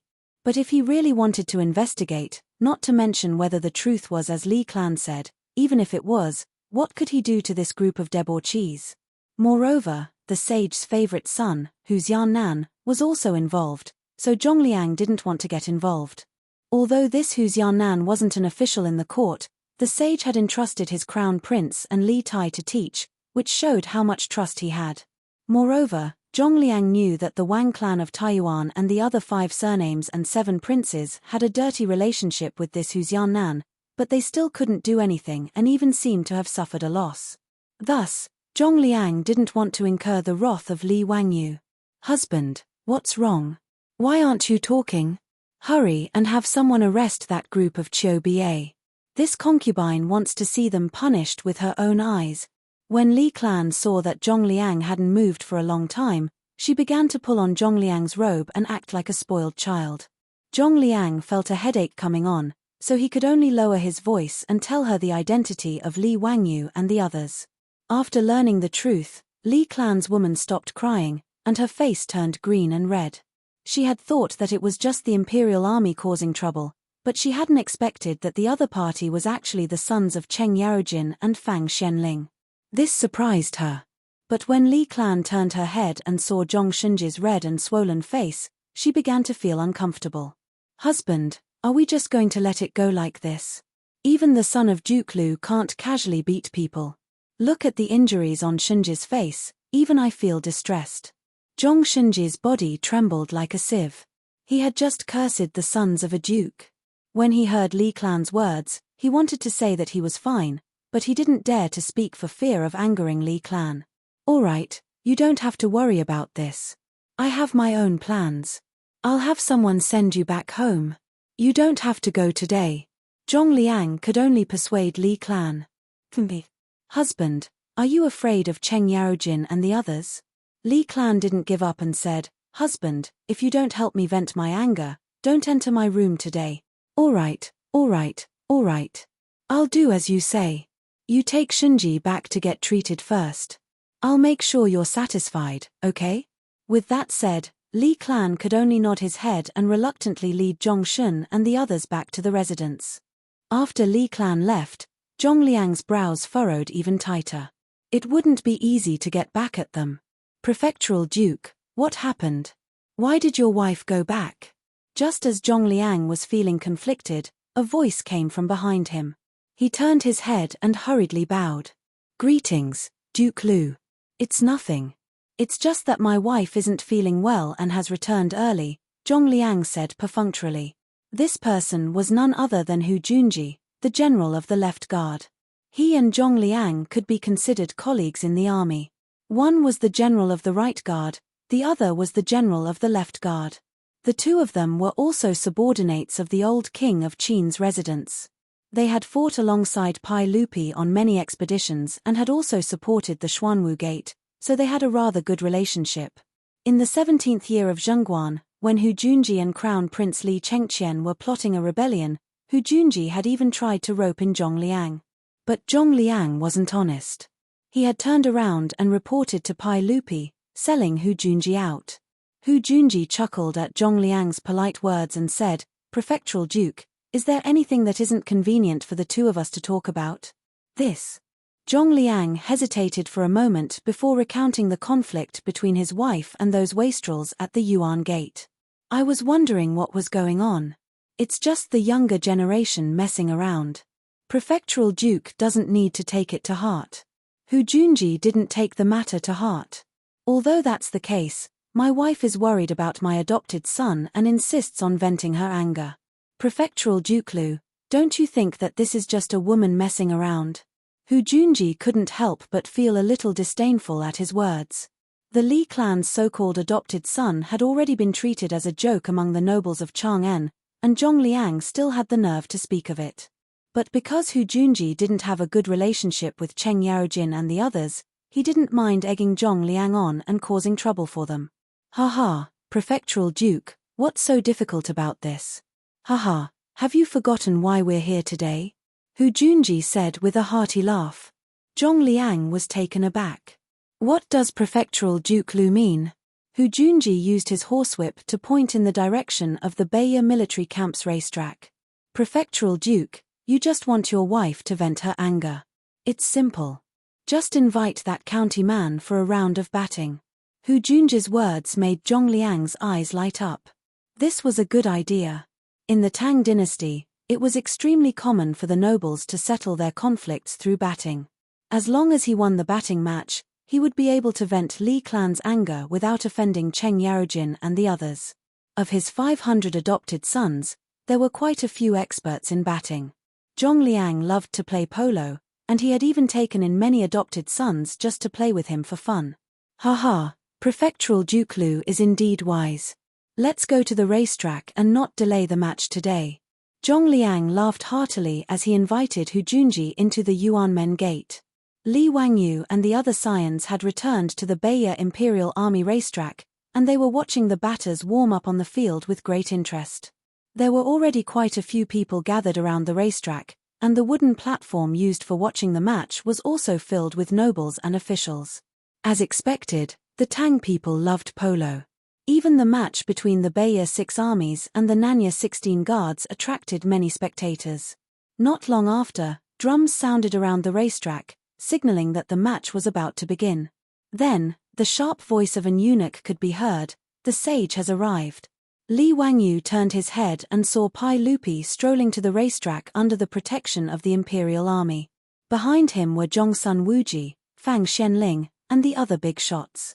Clearly, the polo fans of the Tang dynasty were all round, from top to bottom. Around the racetrack, the nobles and officials who had come to watch the match bowed to Pai Lupi. Everyone, there's no need to be so polite. We're also here to watch the batting match and enjoy the match with everyone. Pai Lupi smiled and waved his hand to the crowd, indicating for them to rise. He then saw Li Wangyu and the others, and he smiled and waved at them, indicating for them to come over. Fatty Cho Kuan had never expected to see Pai Lupi, and he was still kneeling on the ground, not daring to get up. Li Wangyu was too lazy to pay attention to this coward, and he followed the other playboys to Pai Lupi's side. "Zio, do you also like to watch the batting match?" Pai Lupi asked. Li Wangyu shook his head. "Uncle, this is my first time watching the batting match. It was Cheng Chumo and the others who insisted on bringing me here." Haha, Chumo and the others did the right thing. Who in the Tang dynasty doesn't like to watch the batting match? Zio, you'll like it. Li Wangyu could only shrug his shoulders at Pai Lupi's words. "You're the boss, so you have the final say." At this time, the sun was gradually rising, and the temperature was rising. It was slightly hot. Li Wangyu then took out an item from his bosom and shook it in a carefree manner. With a swish sound, it attracted everyone's attention. Chapter 328. Li Wangyu took out a folding fan. A few days ago, when he was looking at a beautiful woman enjoying the cool air in his backyard, he suddenly thought of this item. He drew a rough outline of the folding fan and handed it to Carpenter Liu and his family to figure it out. Carpenter Liu was indeed skillful. In less than 2 days, he made the folding fan that Li Wangyu wanted out of bamboo. Moreover, the bamboo was processed by Carpenter Liu and his family. After polishing, painting, and carving, the folding fan in Li Wangyu's hand was actually golden yellow in color and felt as smooth as jade. Li Wangyu was naturally overjoyed. He did not expect Carpenter Liu's craftsmanship to be so exquisite. His beautiful superior also liked it when she saw it and asked Carpenter Liu to make her a few more folding fans for women. After the fan ribs were made, the fan needed to be framed. His beautiful superior's folding fan for women was simple. She just needed to choose silk with beautiful patterns. It was beautiful and convenient. However, the paper fan that Li Wangyu wanted still took him a bit of effort. In the end, with the help of owner Sun, he found a skilled framer from Chang'an City. He used thin rice paper to frame 7 layers of the fan before it was completed. Li Wangyu excitedly ran to find Yang Liban to draw a fan for him after he had finished pasting the face of the fan. In the end, Yang Liban also loved this fan so much that he asked Li Wangyu, his teacher, to give him one. When Ma Ju found out, he did not show any weakness. He rode to Dingju village and begged for the folding fan. Sure enough, folding fans were the best tool for scholars to show off. When Li Wangyu saw Yang Liban and Ma Ju's reaction, he could not help but feel a little smug. Anything that I produce must be of high quality. Today, Li Wangyu shook out his folding fan again at the side of the polo field. He pretended to be cool and relaxed as he waved the fan lightly. His actions naturally attracted the attention of everyone, including Pai Lupi. They all looked at the fan in his hand. "Zio, what's that?" Fang Yi immediately came over and stared at the folding fan in Li Wangyu's hand. Li Wangyu smiled faintly and pretended to be pretentious. He waved the fan in his hand a few times and folded it back. With a snap, the wide fan disappeared and was folded back into the handle. "He, this item is called a folding fan. It's just a new toy that I've made recently." Li Wangyu's smug look made Cheng Chumo and the others' teeth itch. His attitude was purely to tease the silk pants. He wanted to use the folding fan in his hand to toy with them. He didn't believe that these silk pants wouldn't be interested in a folding fan that could be opened and closed at will. Li Wangyu's guess was right. The fops were naturally interested in the folding fan in his hand, but Li Wangyu had underestimated the shamelessness of the fops. Before he could continue to tease the fops, he felt his hand suddenly empty. The folding fan in his hand had been snatched away by Cheng Chumo. "Zio, you're not being kind. If you had such a fun toy, why didn't you take it out earlier?" Cheng Chumo was fiddling with the stolen goods he snatched while scolding Li Wangyu. He almost angered him to death. Seeing the fops fighting over his folding fan and clumsily opening and closing it, Li Wangyu almost cursed out loud. Mother ***, these shameless bastards. He had overestimated their moral bottom line. And this was in front of Pai Lupi. They were robbing in broad daylight. Where was the law? Pai Lupi, are you going to do something about it? Do you still want the law and moral construction of the Tang dynasty? Li Wangyu cursed in his heart. He took out another folding fan, opened it with a swish, and continued to fan it. Fortunately, this lord had great foresight and had already calculated the shamelessness of these fops. Wahahaha. Li Wangyu was secretly pleased. He had more than one folding fan on him.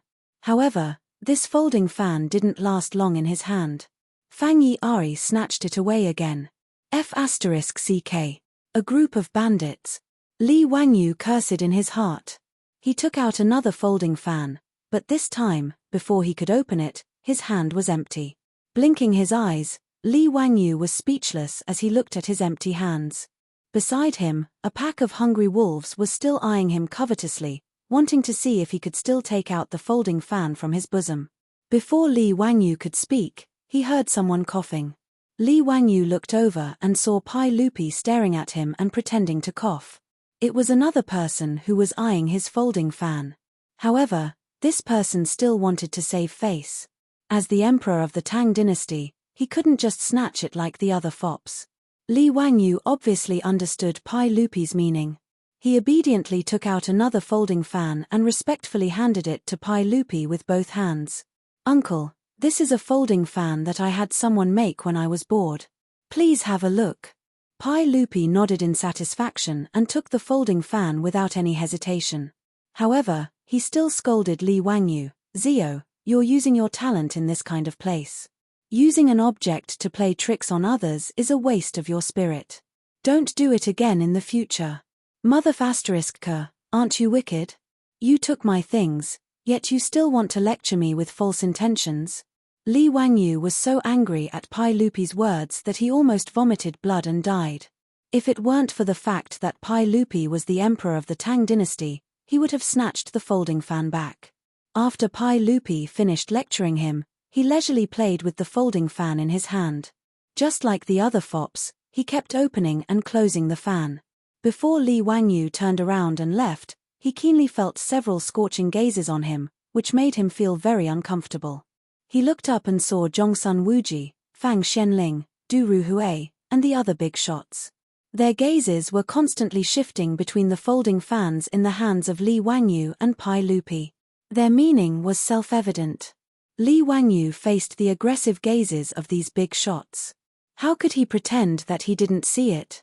He could only helplessly take out the folding fan from his chest again and respectfully give it to the big shots. He even had to politely ask them to accept it. He was prepared to show off this folding fan today. He was quite well prepared. Fortunately, the robes of the Tang dynasty were big enough. He had more than 10 folding fans in his chest, and now he had given them all away. However, on this wooden stage, there were too many monks and too little gruel. How could these fans be enough? The 3 folding fans that the fops snatched were confiscated by his father before they could even warm up. The empty-handed fops once again surrounded Li Wangyu. Ziyu, how can you be so stingy? You prepared too few folding fans. How can it be enough to share? That's right. It's all Ziyu's fault. Your actions really make me disappointed. Cheng Chumo beat his chest and stomped his feet, lamenting his incompetence. This made Li Wangyu want to bite someone. F*CKU, do I owe you anything? This group of bastards. Li Wangyu wanted to roll his eyes and spread his hands to show that he didn't have any either. However, he heard a voice that made his hair stand on end.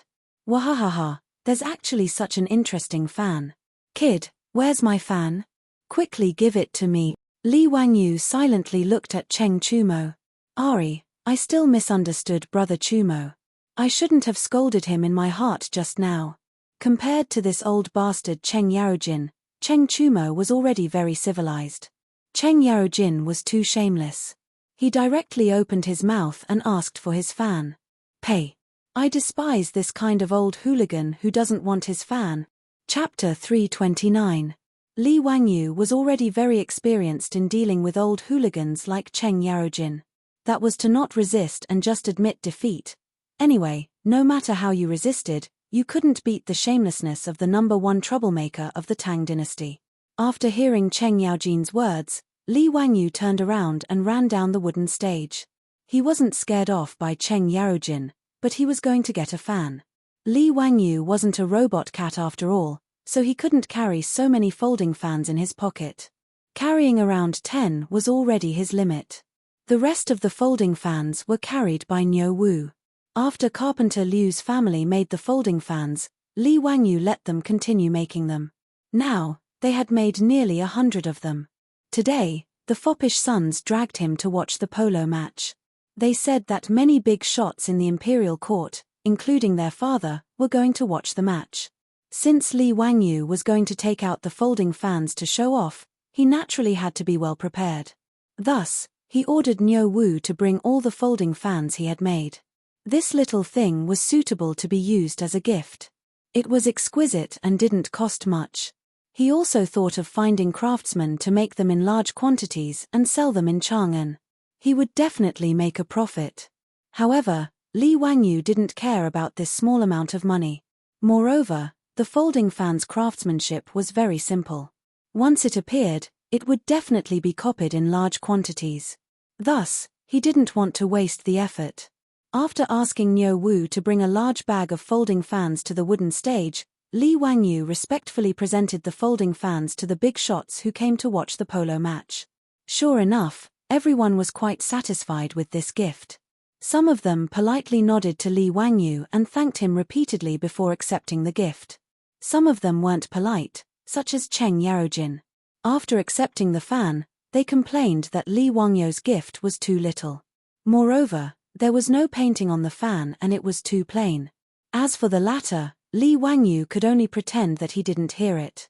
Apart from the few that were snatched away by the foppish sons, the rest of the fans he gave out didn't have any painting on them. Firstly, he was too lazy to find someone to draw so many fan faces. If Yang Liban were to draw more than 100 fan faces, he would probably vomit blood from exhaustion. Secondly, apart from Cheng Yarojin and the other generals, these big shots of the imperial court were all skilled in calligraphy and painting. It would be more appropriate to give them a blank fan and let them draw the fan themselves. For a moment, The wooden stands of Noda beside the polo field were filled with the sound of rustling. Everyone was constantly opening and closing their folding fans. It was very lively. Li Wangyu slightly flapped the butterfly wings of history. The folding fan could be considered to have been invented more than 100 years earlier. It had become a necessary artifact for Chinese scholars to flirt with girls. While everyone was playing with their folding fans in high spirits, they heard the sound of Kuka-style drum music coming from the side of the polo field. It was the drummers of the guys department of the musical house of the Tang dynasty. They began to beat the drums, and the polo match was about to begin. The leaders of the Northern Yamen 6 armies and the Southern Yamen 16 guards came to invite Pai Lupi to kick off. This was also the ceremony of the polo match. Pai Lupi happily mounted the horse, took the stick, and galloped to the center of the field. Before the official kickoff, Pai Lupi had to give a lecture. He talked a lot of nonsense to the 20 polo players of both sides. He talked about friendship first, competition second, unity and progress to contribute to the harmonious society of the Tang dynasty, and so on. Of course, these were all imagined by Li Wangyu. After Pai Lupi symbolically hit the red, fist-sized ball, he galloped back to the stands on the side of the field. Li Wangyu felt it was quite interesting. It was the same as the World Cup games in the modern world, where celebrities were invited to kick off. In fact, in Li Wangyu's opinion, the polo rules of the Tang dynasty were very similar to the rules of football in the modern world. Except that the field was larger and the horses running on the field were strong, they were very similar in many other aspects. For example, there were also 2 10-foot-high goal gates at both ends of the polo field. You could score points by hitting the ball into them. On the polo field, there were 10 batters on each side, wearing narrow-sleeved robes of different colors. Moreover, there was a goalkeeper on the field and a referee, Ju Wei, on the field. It seemed that except for the lack of red and yellow cards and offside rules, everything else was very similar to modern football. This discovery made Li Wangyu interested. His favorite sports in the modern world were football and basketball. In football, Li Wangyu had won countless World Cups. Of course, that was in the game of live football. He was originally not interested in polo, but after the referee blew the copper whistle, he suddenly became interested. Compared to the football of the later generations, horses were the ones running on the field in polo, which brought about an unprecedented visual impact. When the horses, which weighed nearly a ton, ran at a speed of 50 to 60 kilometers per hour, the feeling of power and impact was incomparably shocking. On the field, the batters spurred their horses, galloping and leaping, hitting the ball in the air. The red polo ball danced in the air as fast as a meteor. These batters' horsemanship was superb, and their ball control skills were adept. Li Wangyu was dumbfounded and gasped in amazement. Pai Lupi and the others on the wooden stands also occasionally applauded the batters for hitting the ball well. Those big shots still had their own statuses, so they did not have too much of a bias. However, the group of playboys did not have such concerns. Every time the batters of the 16 guards of the Southern Yamen took control of the ball, they would whistle and cheer endlessly. On the other hand, when the 6 guards of the Northern Yamen took control of the ball, this group of people would jump and curse loudly. This made Li Wangyu have an illusion. Did he transmigrate back to the modern world? Was he sitting on the stands, surrounded by fanatical fans watching the game? As the game progressed, Li Wangyu also began to immerse himself in it. Along with the cheers and curses of the playboys on the field, from time to time, a batter would roll off the back of the horse after being hit by the horse. Every time, it would cause the crowd to cry out in alarm. When the batter got up and indicated that he was fine, the side of the field would erupt into loud cheers. The sound of the horse's hooves was like stepping on Li Wangyu's heart, causing his heart to beat along with it. He dared to touch his chest and swear that he had really fallen in love with this blood-boiling sport. Exciting, it was too exciting. The intensity and observability of polo had far surpassed the football games of the modern world. It was faster and more powerful. This made him completely fall in love with polo. When he thought about how polo disappeared from China in the modern world, Li Wangyu felt deeply regretful. Fortunately, he was now in the flourishing Tang dynasty, so he could personally witness the charm of this sport. The rules of polo were similar to basketball in the modern world. There were 3 breaks in the middle, and there were a total of 4 periods. Each period lasted for an incense stick, which was roughly half an hour in the modern world. An official polo match used 2 hours, which was 2 hours in the modern world. The break in the middle was used to change horses. Horses that were running at high speed did not have enough stamina to complete the entire game. At the end of the first period, Li Wangyu felt that his throat was a little sore. Obviously, he had been too engrossed in the game and used too much strength to shout, so he had hurt his vocal cords. However, he did not care. He reached out to take the wine that Niu Wu handed over and drank it. Awesome. Brothers, today was the right day to come. Haha, awesome, awesome. Haha, I told you that Zio would like it. Come, everyone, let's drink. Now that the 16 guards of the southern Yamen were in the lead, Cheng Chumo and the others were in a good mood. While everyone was in a lively mood, Wei Shuyu seemed to have seen something terrifying. Her pupils violently contracted, and then she dodged and hid behind Fatty Cho Kuan. Chapter 330. There was only one person in the entire Tang dynasty who could scare Wei Shuyu to this extent. He was the minister of the left, the imperial censor, and the Duke of Zheng. Wei Zheng, Wei Shuyu's father. This famous minister in history was able to make Pai Lupi fly into a rage, but he could not do anything about it. Wei Zheng could be considered as a name card of the great Tang dynasty. Pai Lupi loved to play with eagles, so when someone offered him a sparrowhawk, Pai Lupi loved it so much that he could not put it down. One day, when Pai Lupi was playing with the hawk, Wei Zheng asked for an audience. Pai Lupi was afraid of Wei Zheng's nagging, so he hid the sparrowhawk in his arms. However, Wei Zheng was not a good person either. After seeing through the clues, he deliberately talked nonsense. By the time Wei Zheng finally retreated, the sparrowhawk had already been choked to death in Li Er's arms. Even Pai Lupi was afraid of Wei Zheng's nagging, let alone Wei Shuyu's son. When he saw his father, he was even more afraid than a mouse seeing a cat. Wei Zheng did not like polo, so Wei Shuyu did not expect to meet his father today. When he saw Wei Zheng suddenly appear, Wei Shuyu subconsciously trembled and hid behind Fatty Cho Kuan. However, Wei Zheng did not seem to see his son. Instead, he went straight to Pai Lupi. Your Majesty, I have something to say. Pai Lupi was happily watching polo today, so when he saw Wei Zheng, he could not help but feel a headache.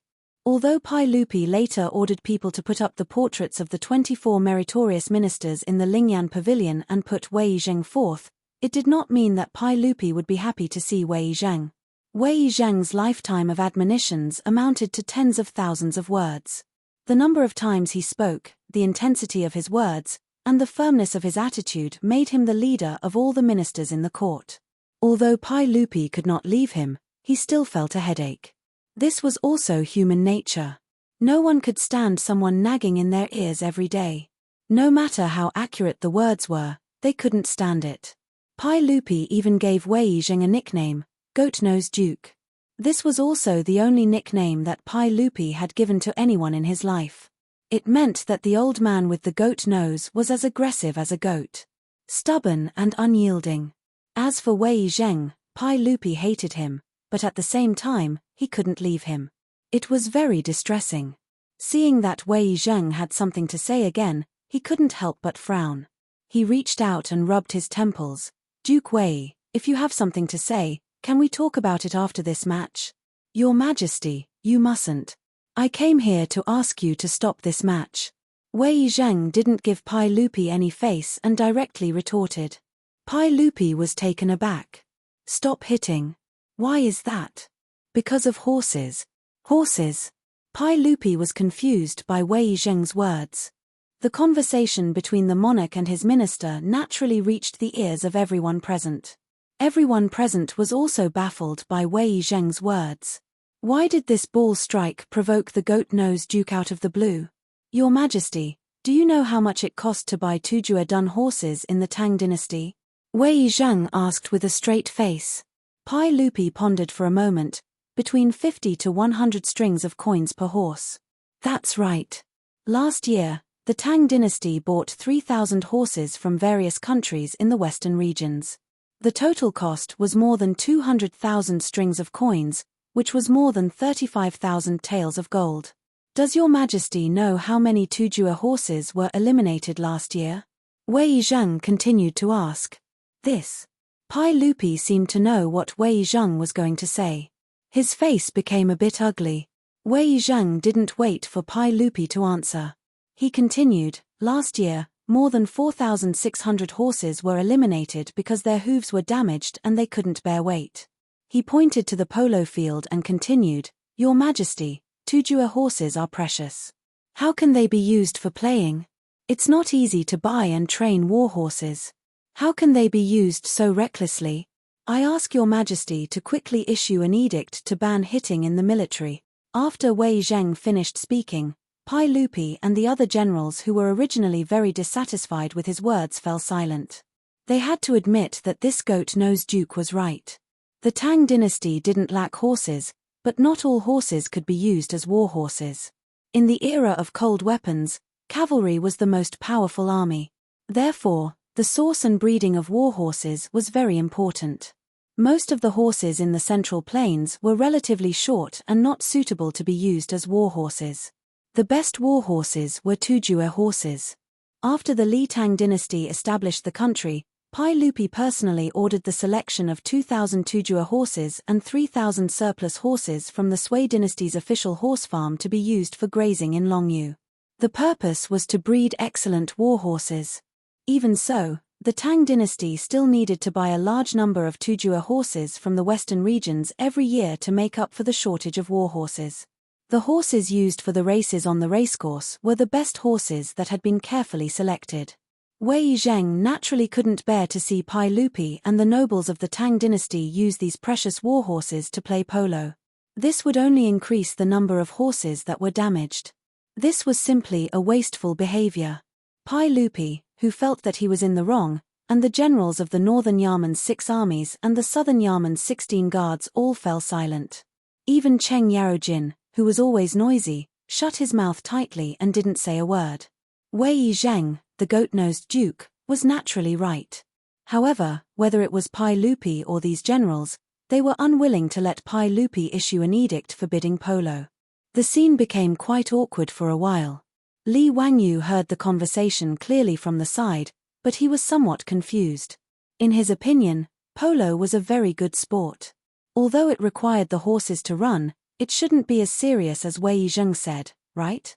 How could the war horses become useless after a few more matches of polo? This wasn't a joke, was it? However, looking at the serious faces of the people around him, he was somewhat uncertain. Was there some secret that he didn't know? Li Wangyu moved closer to Fang Yi's ear and asked in a low voice, Brother Yi, why did Duke Wei say that polo would hurt the horses? What could happen if the horses run more? His question made Fang Yi look at him strangely, as if he was looking at a fool. Zio, don't you know that horses' hooves can't withstand wear and tear? Duke Wei meant that if the war horses were to use the polo, it would be a loss if the horses' hooves were worn out. Wear out the horses' hooves? What did that mean?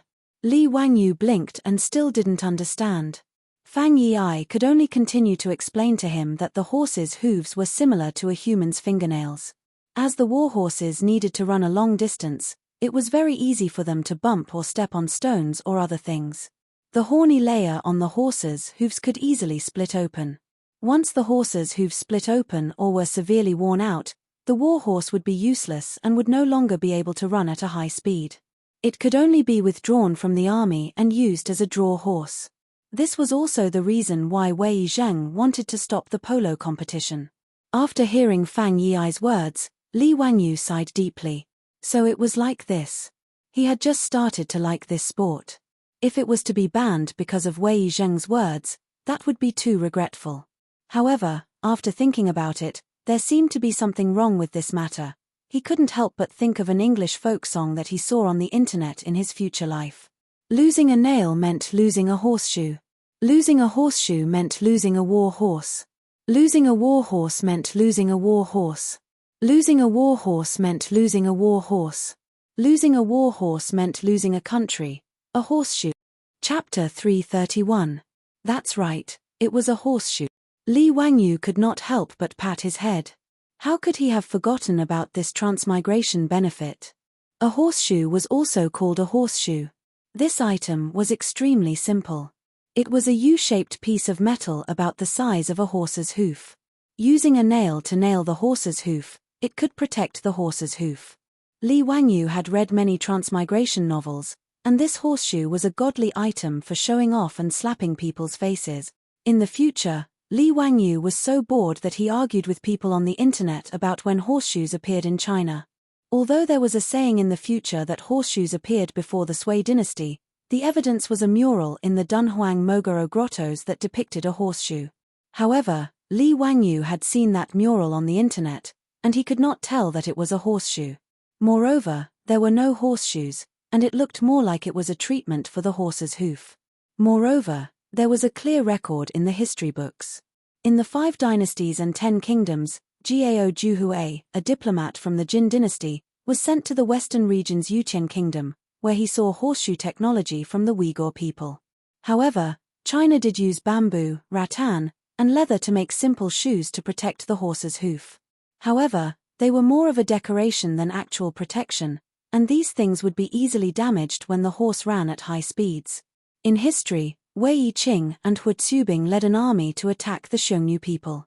When they set out, they had 140,000 horses, but when they returned, they only had 30,000 left. Most of the horses that were worn out were because they did not have horseshoes. After running for such a long distance, they had no choice but to give up. Li Wangyu thought about how such a simple U-shaped piece of metal could solve the problem, but it caused Wei Zheng and Pai Lupi to confront each other, and he could not help but laugh out loud. His laugh was not a big deal, but it attracted everyone's attention. At this moment, on the wooden stage, Wei Zheng, Pai Lupi, and the other big shots were at each other. Everyone stared at each other in silence, and the atmosphere became tense. At this moment, Li Wangyu laughed out loud, and Wei Zheng could not help but stare at him. "Huxian man, why are you laughing? Is what this old man said funny?" Li Wangyu felt a chill run down his spine. He hurriedly waved his hands and said, No, Wei Gong, you're right." Wei Zheng glanced at him, then turned to Pai Lupi. "Your Majesty, hitting the ball will hurt the horse. You must not continue. Your Majesty, please grant this official's request to cease the practice of batting." Pai Lupi was forced into a corner by Wei Zheng's words. He could neither agree nor disagree. This goat-nosed duke was so stubborn that it made people uncomfortable. When Li Wangyu saw this, he hesitated for a moment, but still braced himself and stood up. "Your Majesty, Eunuch Wei, there is actually a way to satisfy both sides. You don't have to stop batting, and you can also protect the horses." Pai Lupi's eyes lit up, but before he could say anything, Wei Zheng began to glare at him again. His words were quite rude. "Huxian man, don't mess around. This matter concerns the integrity of the country. How can it be treated as a joke? This old man sees that you are young and have gained the trust of His Majesty. You should be careful with your words and actions. Don't be like those traitorous officials and act recklessly." Wei Zheng actually didn't have any ill feelings towards Li Wangyu. Li Wangyu's water wheel, saline alkali soil management, and four-wheeled carriage were all good tools that benefited the country and the people. Wei Zheng greatly admired them.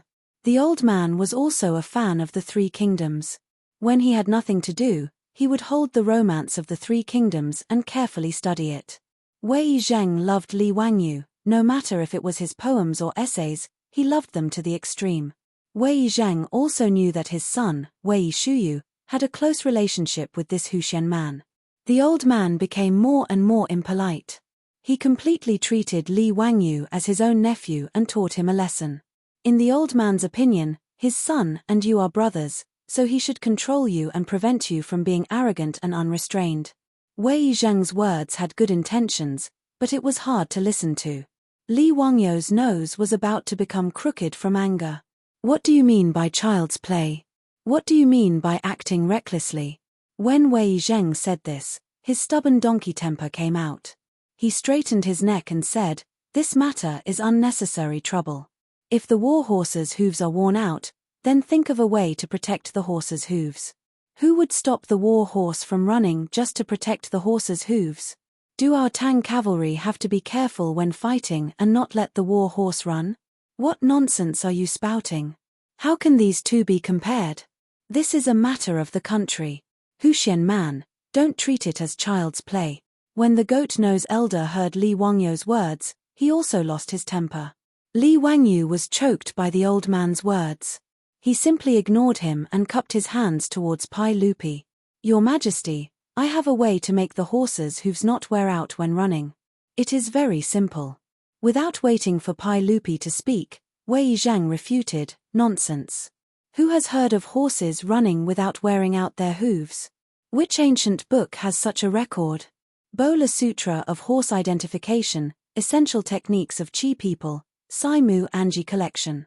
I have read these books several times. How can there be a way to make the horses' hooves not wear out? Li Wangyu rolled his eyes at the old man. If Wei Gong doesn't believe me, why don't we make a bet? When he heard Li Wangyu mention a bet, Wei Zhang's face couldn't help but twitch a few times. Huxian man, don't make trouble. This matter concerns the horse administration of the Tang dynasty. How can you use a bet as child's play? Li Wangyu simply looked at Pai Lupi. Your Majesty, do you believe what I said just now? This. Pai Lupi didn't know how to answer. Li Wangyu often exceeded his expectations, but he didn't believe that he could make the horses' hooves not wear out. As the horse emperor, Pai Lupi's understanding of horses was no less than those who raised horses. He naturally knew the nature of horses very well. In his opinion, it was natural for horses to wear out their hooves when they ran. What if it could be reversed by human power? But in the face of Wei Zhang's aggressiveness, Pai Lupi couldn't say that he didn't believe him. Wouldn't he have to let the sheep-nosed duke force him to issue an edict forbidding polo?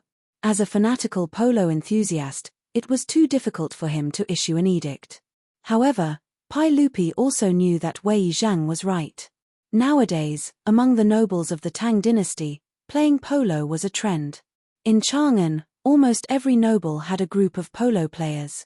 1 or 2 games of polo didn't wear out the horses much, but over time, the number of horses lost every year was considerable. Seeing Pai Lupi like this, Li Wangyu was a little depressed. He simply raised his voice. Your Majesty, I have something to report. Report it. Your Majesty, please build a large polo field in Chang'an. Pile up soil slopes around the field and set up benches to accommodate tens of thousands of people in Chang'an to watch the game. Playing polo can train the military's horsemanship, and also let the people of Chang'an and the vassal states know the military power of the Tang dynasty and the national prestige of the Tang dynasty. Your Majesty, please make a decision. Li Wangyu's words were simply going against the old man, Wei Zhang. Not only were Li and the other big shots dumbfounded, but even the foppish young masters were dumbfounded. Wei Shuyu, who was hiding behind Cho Kuan, couldn't help but poke her head out. She wanted to see if Li Wangyu was crazy. Where did he get the courage to challenge her father? Chapter 332. Li Wangyu's words shocked everyone to the point of being tongue-tied, but he still felt that it wasn't enough. When he was watching the polo game, he was wondering why the Tang dynasty didn't promote polo to the common people since there was such a lack of entertainment. Even if not everyone would be able to play polo, at least they would be able to watch polo. For example, today's game between the 6 armies of the Northern Army and the 16 guards of the Southern Army only had less than 100 spectators. It was really a waste. Since the rules of polo were similar to football in the future, why not set up a polo league in the Tang dynasty? Wouldn't it be faster? Originally, this was just a fantasy in his heart. But now that he was rebuked by old man Wei Zheng, he didn't care anymore. He poured out all his immature thoughts cleanly and neatly. Your Majesty, I would like to present a memorial to ask Your Majesty to set up a royal polo league in the Tang dynasty. Li Wangyu raised his voice. Wei Zheng's face was as black as the bottom of a pot. He glared at Li Wangyu as if he was looking at a traitor. Pai Lupi felt a headache coming on, but he couldn't help but ask, what is a league? The 6 armies of the Northern Army and the 16 guards of the Southern Army can form their own teams. A total of 22 teams can compete against each other. The winner gets 3 points, the draw gets 1 point each, and the loser gets no points. The team with the highest points will be the champion and will be rewarded by your majesty. Li Wangyu directly copied the rules of the Football League in the future, but the eyes of Pai Lupi and Cheng Yaojin lit up. What kind of league is this? It sounds very interesting. Bravery will lead to the champion, and power will shock the enemy. The champion will be ranked at the top of the army. Good. Good. Pai Lupi was very happy and clapped his hands. His words made Wei Zheng's face even darker. If his eyes could kill, Li Wangyu would have been riddled with holes by now. Your Majesty, you can't do this. Huxianen's words are full of evil intentions. He wants to ruin the horse policy of the Tang dynasty. In the long run, the army's excellent horses will be exhausted. Don't tell me that we are going to let the generals and soldiers ride horses to kill the enemy. Wei Zheng then pointed at Li Wangyu. His eyes were about to spit fire. Huxian man, I only thought you were a mischievous youth. I didn't expect you to come up with such a disastrous idea for His Majesty just to please His Majesty. You are truly a sycophantic minister. I'll beat you to death, you filthy bastard. After saying that, Wei Zheng grabbed the imperial sword from the waist of the guard behind Pai Lupi and pulled it out. He raised the shining imperial sword and began to chase after Li Wangyu. The old man's actions scared Li Wangyu so much that he broke out in cold sweat. This goat-nosed old man was too scary. He couldn't win in a verbal argument, so he drew his sword and slashed at him. He was already so old, yet he was so agitated. Wasn't he afraid of a heart attack? Li Wangyu was so scared that he ran away. He jumped off the wooden stands and ran into the polo field. Behind him, Wei Zheng was still panting as he chased after him. In reality, Li Wangyu didn't know that the imperial sword hanging from the waist of Pai Lupi's imperial guard was only a ceremonial sword. It wasn't sharpened at all, but it looked bright and scary. Most of the imperial guards by the emperor's side carried weapons like this. This sudden turn of events stunned Pai Lupi and the other leaders. When they saw Li Wangyu being chased by the old man, Wei Zheng, they couldn't help but laugh. After Pai Lupi laughed a few times, he finally remembered his identity. He couldn't help but cough a few times to suppress his laughter. He ordered the imperial guards behind him, who were also unable to hold back their laughter. Why aren't you going to stop them? What kind of scandal is this? After Pai Lupi's words, the imperial guards finally reacted. They ran out in a hubbub, stopped the panting Wei Zheng, and took back the imperial sword. Li Wangyu was also covered in sweat from running. Seeing that there was no danger, he walked back to the wooden stands. Zio, hurry up and apologize to eunuch Wei. Look at how angry he is. Pai Lupi held back his laughter and began to smooth things over. He wanted to give Wei Zheng, this stubborn old man, a way out. Li Wangyu, on the other hand, felt that he had been wronged. What did this have to do with him? It was clearly the goat-nosed old man who was being unreasonable. Why did he want him to apologize? However, Pai Lupi winked at him, indicating that he should hurry up and apologize. Li Wangyu could only bow to Wei Zheng helplessly. Eunuch Wei, it was all my fault. Please forgive me. The stubborn old man still ignored him. He let out a cold snort and turned his head to the side, refusing to look at him. Li Wangyu helplessly shrugged his shoulders and looked at Wei Shuyu. He was thinking about how to get revenge on Wei Shuyu when he returned. You bastard, I can't deal with your parents, but you think I can't deal with you? Wei Shuyu naturally didn't know whether to laugh or cry at the farce just now. When he saw Li Wangyu's threatening gaze, he repeatedly made a gesture of begging for mercy. As for Cheng Chumo and the others, they were laughing so hard that they couldn't even straighten their backs. Regarding this, Li Wangyu could only curse in his heart.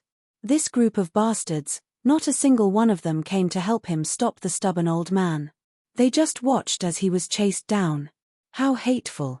Pai Lupi lightly coughed and asked Li Wangyu again, Zio, you said that there is a way to not damage the horse's hooves. Is this true? Of course. This matter is very simple. If we are barefoot, we will not be able to walk. It is the same for horses.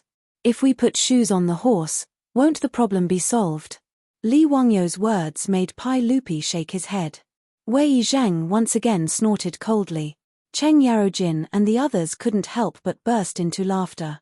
Haha, Zio, you finally showed your weakness. These horse shoes have been around since ancient times. They are made of bamboo, rattan, and leather. It is not a novel thing. But it is not practical. Once the horse runs, it will be damaged. Cheng Yarojin laughed as he explained to him. In the eyes of the crowd, Li Wangyou's so-called method was just nonsense. Uncle Cheng, how do you know that my method won't work? Do you want to bet? Li Wangyou was annoyed by Cheng Yarojin and the others' laughter. He simply didn't tell them the truth about the U-shaped horseshoe. He straightened his neck and asked loudly, "Little bastard, are you itching for a beating? I will slap you to death." The old hooligan didn't respond to Li Wangyou's words. He directly raised his large palm and threatened. Li Wangyou was speechless. What kind of people were these? If they didn't want to pull out a knife and cut someone, they would want to hit someone. Rude. Barbaric. Despising them. Pai Lupi shook his head. Zio, this matter is not child's play. Don't mention it again. He turned his head and said to Wei Zheng, "We will consider Duke Wei's words. We will discuss this matter another day. How about it?" No. Just as he finished speaking, Li Wangyou and Wei Zheng spoke at the same time to dissuade him. This made Pai Lupi so angry that his teeth itched. He couldn't say anything to Wei Zheng, but he wasn't so polite to Li Wangyou. He glared at him. "Zio, if you say any more, we will have someone kick you out." Li Wangyou's temper also flared up. He ignored Pai Lupi's threat and loudly said, "Since your majesty does not believe me, how about we have a match in 3 days to verify my words? Your majesty, please allow it." Before Pai Lupi could speak, he heard someone say, "Your majesty, I am willing to have a match with Huxian Man in 3 days. Chapter 333. At this time, someone actually jumped out to support Li Wangyou. Was he not afraid of being spat to death by Wei Zheng? Everyone turned to look. It was Zhong Liang, the Duke of Chongping. What did Zhong Liang mean by this? Including Pai Lupi, no one understood. Only Li Wangyou and the other wastrels looked at each other, as if they had guessed what the Duke of Chongping was thinking. Today, they had a conflict with his wife and adopted son at the gate of the northern Yamen. Could it be that the Duke of Chongping wanted to use this opportunity to take revenge? Li Wangyou's guess was correct. Zhong Liang had been urged by Li Wangyou to use this game of polo to give the wastrels and Li Wangyou a little bit of trouble, so as to vent his anger for his wife, Li Wangyou. Originally, Zhong Liang had been struggling to find an opportunity to speak. Now that Li Wangyou had taken the initiative to suggest that they play in 3 days, he did not care about Wei Zheng's anger and hurriedly interjected, expressing his willingness to play with Li Wangyou. He was afraid that Pai Lupi would not allow it, so he took the initiative to explain, "Your Majesty, this subject is willing to play polo with Huxian Man in 3 days. Today, Huxian Man and my wife had a misunderstanding at the northern Yamen gate. This subject wishes to use this opportunity to play polo with Huxian Man to resolve the misunderstanding.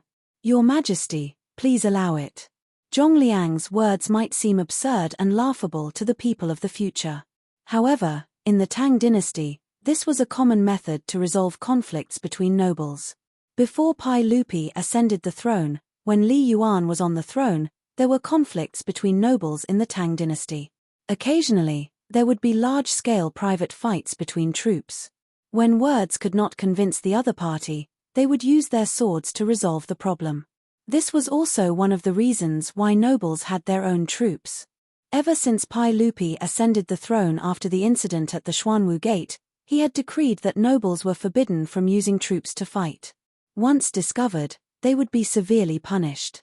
Under the suppression of Pai Lupi's imperial power, private fights were suppressed. However, when nobles had conflicts, there had to be a way to resolve them. Therefore, it became an unspoken rule among the nobles of the Tang dynasty to solve conflicts by hitting the ball. The reason why Zhong Liang did not mention Cheng Chumo and the other debauchees, and only mentioned Li Wangyou, was because this fellow also bullied the weak and feared the strong. From his point of view, although Li Wangyou was loved by Pai Lupi, he was, after all, the lowest-ranked county official who founded the country. He did not hold an official position in the court and had no power or influence. But behind Cheng Chumo and the others were Cheng Yarojin, Fang Xianling, and other military bigwigs, so he did not want to offend them. Therefore, even when Hu Junji urged him to find trouble with Cheng Chumo and the other dandy, he was very smart to bypass them and only mentioned that he had some misunderstanding with Li Wangyu. Li Wangyu didn't think much of Zhong Liang's words, but the group of silk pants became anxious and waved their hands at Li Wangyu. Cheng Yarojin and Fang Xianling also spoke. Zhong Gong Gong, it's just a misunderstanding. Why do you have to do this? Son of a bitch, isn't it just a little conflict with your wife? You want to hit the ball with my nephew for such a trivial matter, don't you feel embarrassed? Pai Lupi also glared at Zhong Liang, his dissatisfaction was obvious. Zhong Liang did not expect that Pai Lupi, Cheng Yarojin, Fang Xianling, and the others would defend Li Wangyu like this. He could not help but feel embarrassed. Li Wangyu felt a little confused. Wasn't it just hitting the ball? How big of a deal was it? Was it necessary? Anyway, he wanted to show Pai Lupi and the stubborn old man Wei Zheng 3 days later. What difference did it make who he played with? He did not pay attention to the dissuading eyes of the silk pants and nodded his head casually. Mr. Zhong, if His Majesty agrees, then you and I will hit the ball 3 days later. After he said this, the wooden platform suddenly became silent. Even Wei Zheng, who had been glaring at him, looked at him like he was a fool. The silk pants were even more speechless. They covered their faces with their sleeves and did not want to look at him. Pai Lupi was also stunned. Ziyu, you really want to hit the ball with Mr. Zhong? Li Wangyu saw everyone's reaction and finally began to realize that there seemed to be something that he did not know. He asked weakly, Your Majesty, if I say no now, is it too late? Pai Lupi did not speak, but Cheng Yarojin scolded, Nonsense, how can a man's words not count? Li Wangyu rolled his eyes. Old hooligan, it's okay for others to say this, but King owe me copper coins for playing mahjong before saying this. Li Wangyu knew that there must be something wrong with everyone's reaction. He quickly asked the silk pants in a low voice. The answer he received made him break out in a cold sweat. CK, what kind of stupid rule was this? As long as he agreed to Zhong Liang's suggestion, Li Wangyu, as the head of the family, had to play the game. Zhong Liang naturally had to play as well, but could he compete with Zhong Liang? Although Zhong Liang did not have any great skills, he was still a veteran of the battlefield. Playing polo was a piece of cake for him.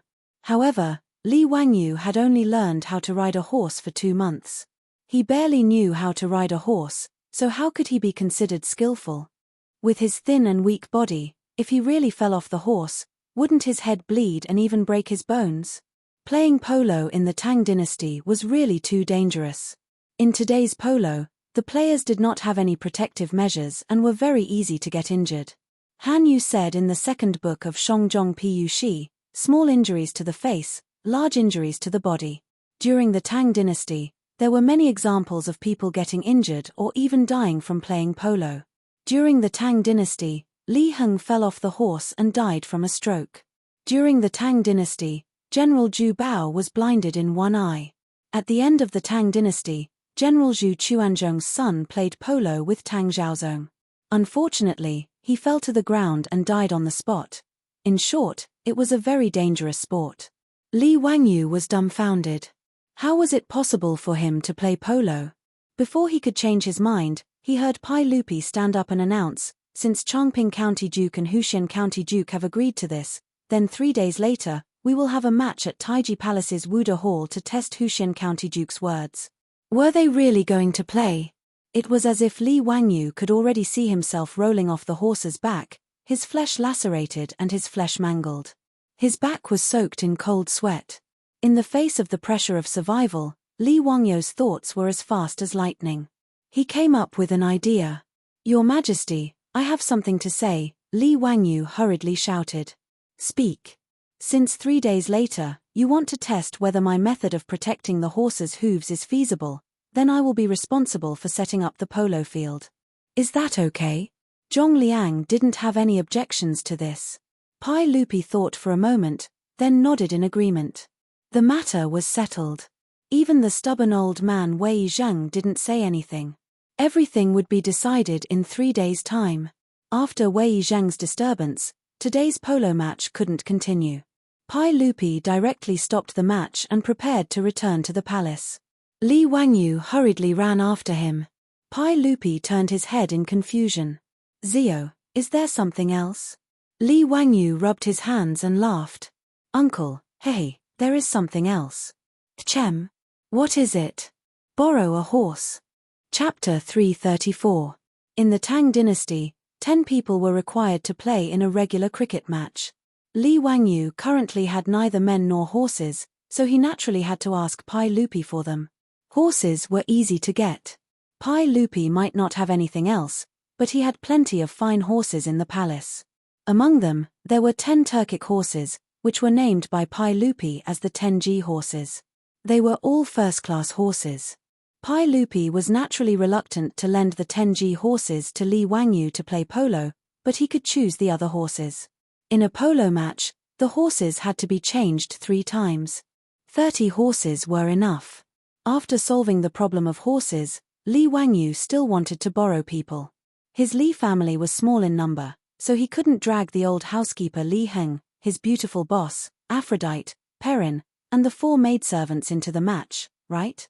However, Pai Lupi shook his head and refused. Zio, the cricket match in 3 days is between you and Zhong Liang. It's not convenient for me to lend you a batter from the palace. Li Wangyu pondered for a moment and understood Pai Lupi's meaning. As the emperor of the Tang dynasty, he naturally had to be impartial. Although Li Wangyu was now his nephew, he still couldn't be biased. If he lent a batter, it would show his bias, and it would easily cause the court to criticize him. After sending off Pai Lupi, Li Wangyu began to think hard about where he could find a batter. Niu Wu and the other old soldiers were all skilled in archery and horse riding, but how could they know how to play polo? Just as he was feeling distressed, a group of playboys gathered around. Zio, if you don't bring us brothers to the cricket match in 3 days, we'll cut ties with you. Cheng Chumo patted Li Wangyu's shoulder and said. That's right, us brothers also want to play. The Yuchi twins also expressed their stance. Fang Yi cracked his knuckles and said with a smile, Hehe, how can you not count me in for this kind of thing? Even Niu Zhengping, whose leg was inconvenient, was the same. I'm lame, but I have no problem hitting the ball. Zio, don't forget about your brother. Haha, after beating up the young one today, I'll teach the old one a lesson in 3 days. What's there to be afraid of? Ziyu, there's no need to worry. We beat him up together. If the prefectural Duke Changping is unhappy, we brothers will take it on together. Yes. 3 days later, I'll kill that old bastard Zhong Liang. The silk pants words made Li Wangyu's nose tingle. These bastards were really interesting. This was something that he couldn't avoid, but this group of silk pants actually wanted to step in personally. He had to remember this favor. He would forgive Wei Shuyu and this group of bastards for not saving him when he was in danger. Li Wangyu nodded gratefully at the foppish young masters and sat down in a circle. Brothers, many thanks. Cho Kuan stood to the side and said sadly, Ziyu, this whole thing happened because of me. If there's anything I can do, I won't refuse. Of those who wanted to hit the ball, only Fatty Cho Kuan didn't say anything. It wasn't that he didn't want to, but that with his size, it was too difficult to find a horse that could carry him. Li Wangyu laughed and patted his belly, which looked like it was 4 months pregnant. Stop talking nonsense. If you continue to be so pretentious, I'll beat you up. The silk pants also laughed and stepped forward to trample on Fatty Cho Kuan's body of fat, laughing and joking. This made Cho Kuan feel less guilty. Cheng Chumo laughed. Ziyu, you still don't know how to hit the ball, right? Let's go, brother will take you to practice. The silk pants also became interested. Knowing that Li Wangyu had borrowed a horse from Pai Lupi, they all clamored to ride the palace's imperial horses. Li Wangyu hurriedly stopped them. Brothers, please wait. There's no hurry to hit the ball. The most important thing right now is to make the horses' shoes. Have you all forgotten the reason why I'm hitting the ball with the prefectural Duke Changping in 3 days? Hey, what's a horse's shoe? Ziyu, do you really have a way to reduce the wear and tear on the horse's hooves? Horse shoes aren't reliable. I think Ziyu can definitely do it. Ever since Li Wangyu's amazing performance at the Jia Temple, Fang Yi had 100% trust in Li Wangyu. Wei Shuyu also nodded. I think my family's lord is going to fall this time. Haha, Ziyu, you must win. Yes, if there's really a way to reduce the wear and tear on the horse's hooves, that would be great. The tournament that Ziyu mentioned just now sounded very exciting. Not to mention the baseball field that can seat tens of thousands of people. Just thinking about it makes me excited. Ziyu, what method do you have? Hurry up and tell us. We brothers will help you plan it out. Li Wangyu smiled mysteriously. Hehe, I'll keep it a secret for now. You all follow me. Oh right, does anyone know a good blacksmith? I need to make a batch of things. Fatty Cho Kuan hurriedly said, I know. Xieji blacksmith shop in the east. My family's rice business needs ironware and they make it there. Let's go quickly. Li Wangyu pushed Fatty Cho Kuan and ran out of the barracks. The group of debauchees looked at each other and chased after them with a smile. In the East Market's Xieji blacksmith shop, shopkeeper Xie saw Cho Kuan leading a group of people and quickly came out to greet them. Lang Jun, do you need to make ironware today? Cho Kuan nodded and pointed at Li Wangyu. This is Huxian man. He needs to make some things. Shopkeeper Xie, let the blacksmith work hard. There can't be any delays. Shopkeeper Xie quickly went forward to greet the young man in front of him when he heard that the young man in front of him was Huxian man. When he found out the identity of these debauchees, he became even more unwell. He couldn't even speak clearly. I can't walk downstairs. I didn't know you were here. I'm sorry for the neglect. Please wait for a moment. I'll call the blacksmith over immediately. After saying that, shopkeeper Xie turned around and ran into the shop. After a while, he came out with a middle-aged man. This is the best craftsman in my shop. If you have any requests, please do not hesitate to ask him. I'm not bragging, but our Xieji blacksmith shop is one of the best blacksmiths in Chang'an City. I'm sure you'll be satisfied. Li Wangyu nodded, but he didn't rush to say what he needed to make. Instead, he asked Cheng Chumo to bring a horse over. Cheng Chumo was confused by him, but he still followed his orders and brought the horse over. Li Wangyu asked shopkeeper Xie to bring a brush, ink, and paper. He spread the paper on the ground and asked the debauchees to help him make the horses' hooves stand on the paper and not move. He took the brush and sketched the outline of the horses' hooves. Zio, what are you doing? The debauchees couldn't understand what he was trying to do. Hehe, don't worry. You'll know in a while. Li Wangyu took the paper with the outline of the horses' hooves. He compared the size of the horses' hooves and drew a U-shaped pattern. Then, he handed it to the strong blacksmith. Please help me make this object. It doesn't need to be too thick, just about an inch thick. You need to make holes in these places on the iron plate. Li Wangyu pointed to the marked places on the drawing and explained. The middle-aged blacksmith frowned and looked at it for a long time. He didn't know what this strange little iron plate was for. However, he knew that these were all nobles, so he didn't dare to ask. He just nodded and replied in a low voice, please wait for a moment. There's a ready-made iron bar in the workshop. You just need to bend it and make holes. That's good. You can make 4 pieces first. The middle-aged blacksmith nodded and went to the blacksmith shop behind to make.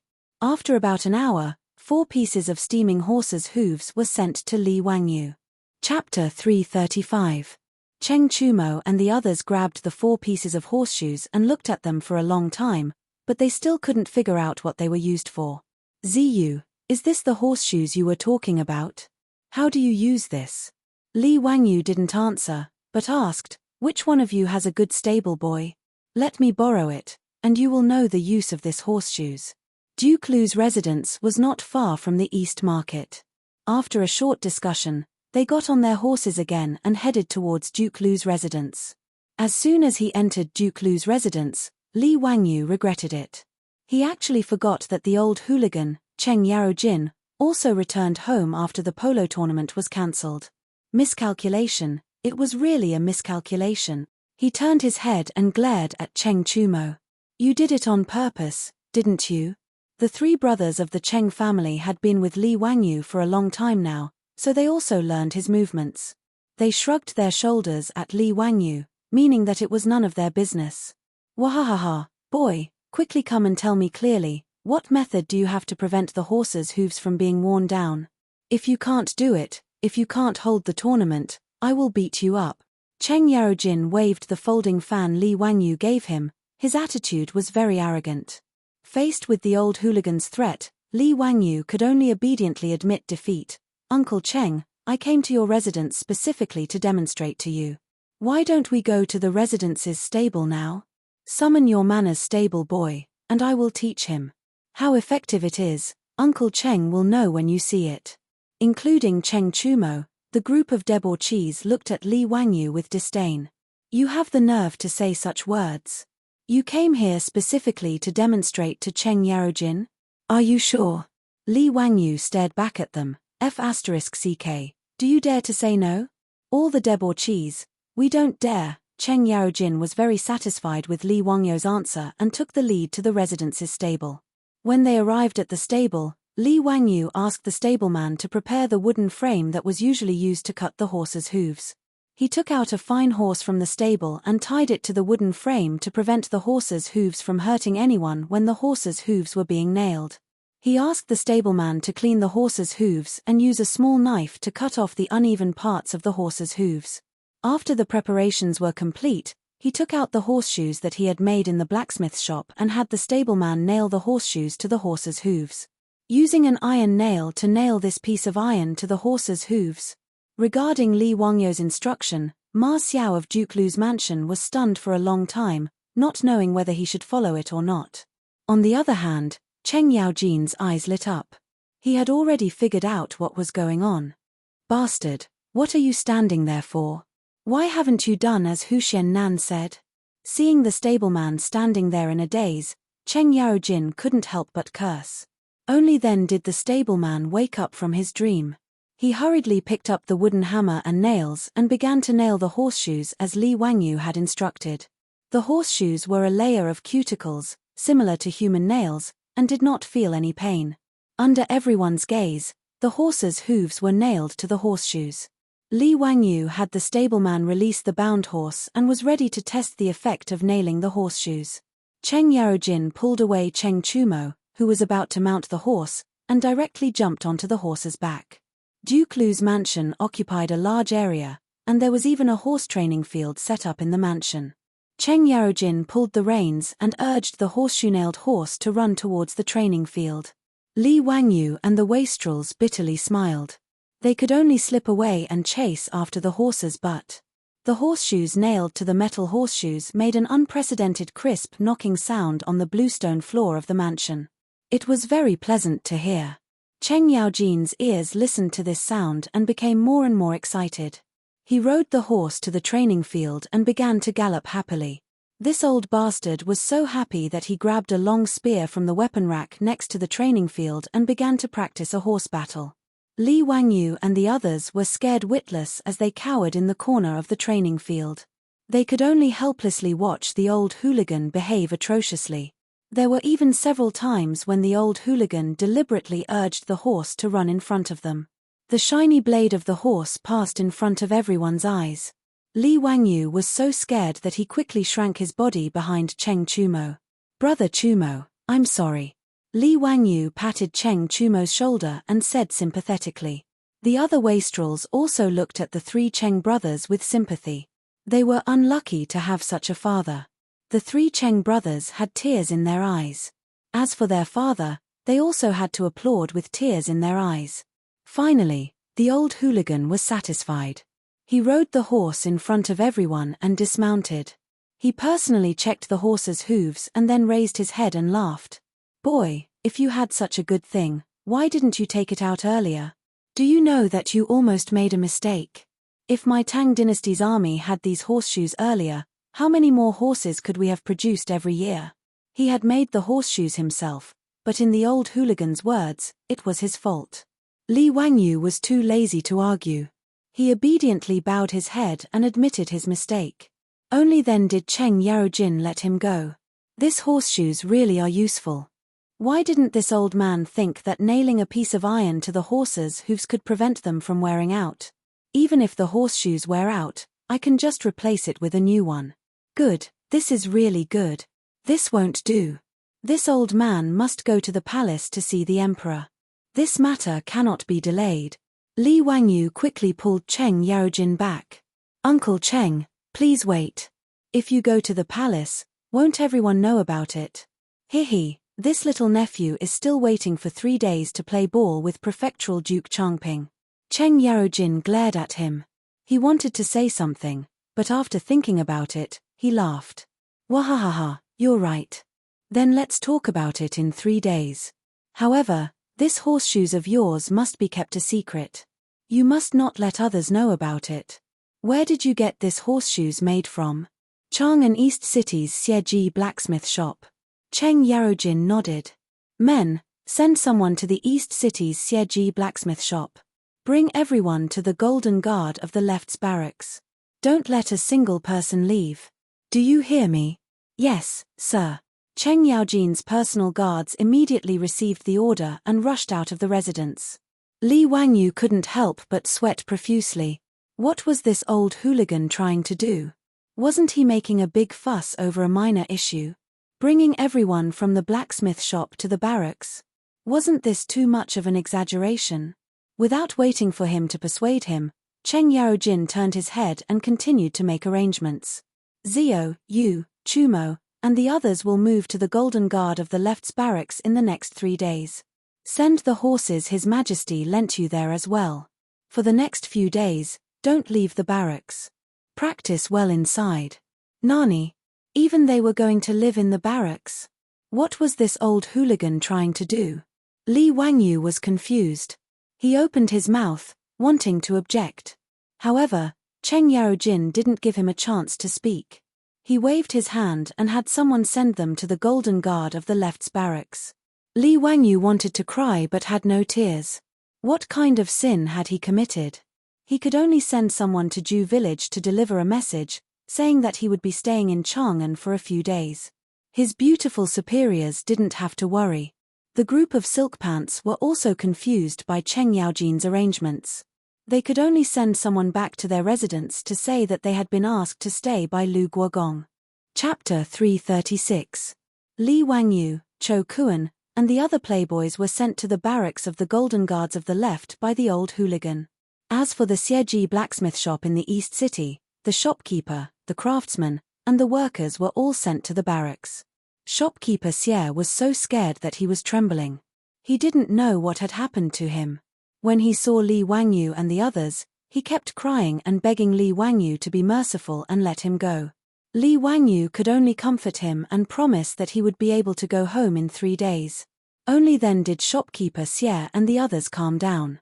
Cheng Yaojin ordered them to move the tools from the blacksmith shop into the barracks.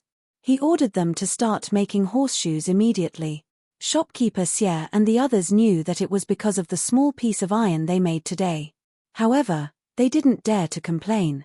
They could only bury themselves in forging and hope that they could go home as soon as possible. They didn't know that the small piece of iron they made could solve the problem that troubled the dynasties of China. It was really a divine tool. It could be said that the Xieji blacksmith shop had opened a new era of cavalry. Of course, it didn't mean anything to shopkeeper Xie and the others who were in a mess. The group of playboys admired Li Wangyu to the extreme because of the horseshoes. Li Wangyu was the youngest in this small group. But now, no one disobeyed him. The group of playboys faintly followed Li Wangyu's lead. It wasn't an exaggeration to say that Li Wangyu's words were more effective than their father's words.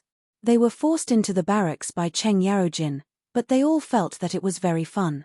After laughing and playing for a while, they prepared to go to the polo field of the Golden Guards of the Left to practice. Li Wangyu still didn't know how to hit the ball. Cheng Yaojin and the others wanted to train him well since he would be playing in the game in 3 days. Even if he couldn't learn how to play polo, he should at least learn how to protect himself so that he wouldn't fall off the horse. Li Wangyu suddenly remembered that he had to set up the venue. This was the key to showing the effect of the horseshoe. Whether he could win the game with Zhongliang depended on the layout of the venue. He hurriedly pulled Cheng Yarojin aside and told him his thoughts. After hearing Li Wangyu's words, Cheng Yarojin, this old hooligan, couldn't help but slap Li Wangyu heavily on the shoulder. The shock caused Li Wangyu's body to go numb. In the future, I will make my 3 foolish sons stay away from you so that they won't be fooled by you. Tell me the truth. Some time ago, people pasted those things on the gates of the markets in Chang'an overnight. Was it you who did that? Hehe, Uncle Cheng, what are you saying? That night, I was at your house, drinking with Brother Chumo and the others. Li Wangyu of course would not admit it, and replied with a smile. Cheng Yarojin nodded. I know. It seems that it was you who did it. It must be my 3 foolish sons and your gang of bad friends. Damn, this Cheng Yarojin was really cunning. Li Wangyu rolled his eyes, indicating that he was tired and didn't want to talk with this old bastard. Well, I will ask someone to prepare the things for you. But can you do it? Hitting the ball is not so simple. Be careful if you fall off the horse and your head bleeds. In my opinion, you are too impulsive. Although Zhongliang doesn't have any *T ability, he is not someone you can compete with. Li Wangyu really wanted to raise his middle finger to this old hooligan. Damn, today on the wooden platform, who blocked my mouth with words, saying that a man's words should be nailed with a mouthful of saliva. Li Wangyu knew that he couldn't win the argument with this old hooligan. He turned around and went to find the playboys to practice. In the Tang dynasty's polo tournament, each side had 10 batters. Everyone discussed for a while. Apart from Li Wangyu who had to play, the other 9 people were the Cheng brothers, the Yuqi twins, Fang Yi, Chai Lingwu, Niu Zhengping, and Wei Shuyu. As for Du He and Du Go, they could only serve as substitutes and cheerleaders. These 9 people, including Wei Shuyu, were all good at playing polo. Niu Zhengping, who had always been low-key, was even more outstanding. After all, he was Niu Jinda's son. Although one of his legs was lame, it didn't affect him from learning his father's archery skills. It was also because his legs were inconvenient that Niu Zhengping became more and more passionate about polo. Because riding on horseback had nothing to do with his legs. Speaking of his father, Niu Jinda, he was also a fierce general in the early Tang dynasty. However, he was too low-key and didn't have good luck.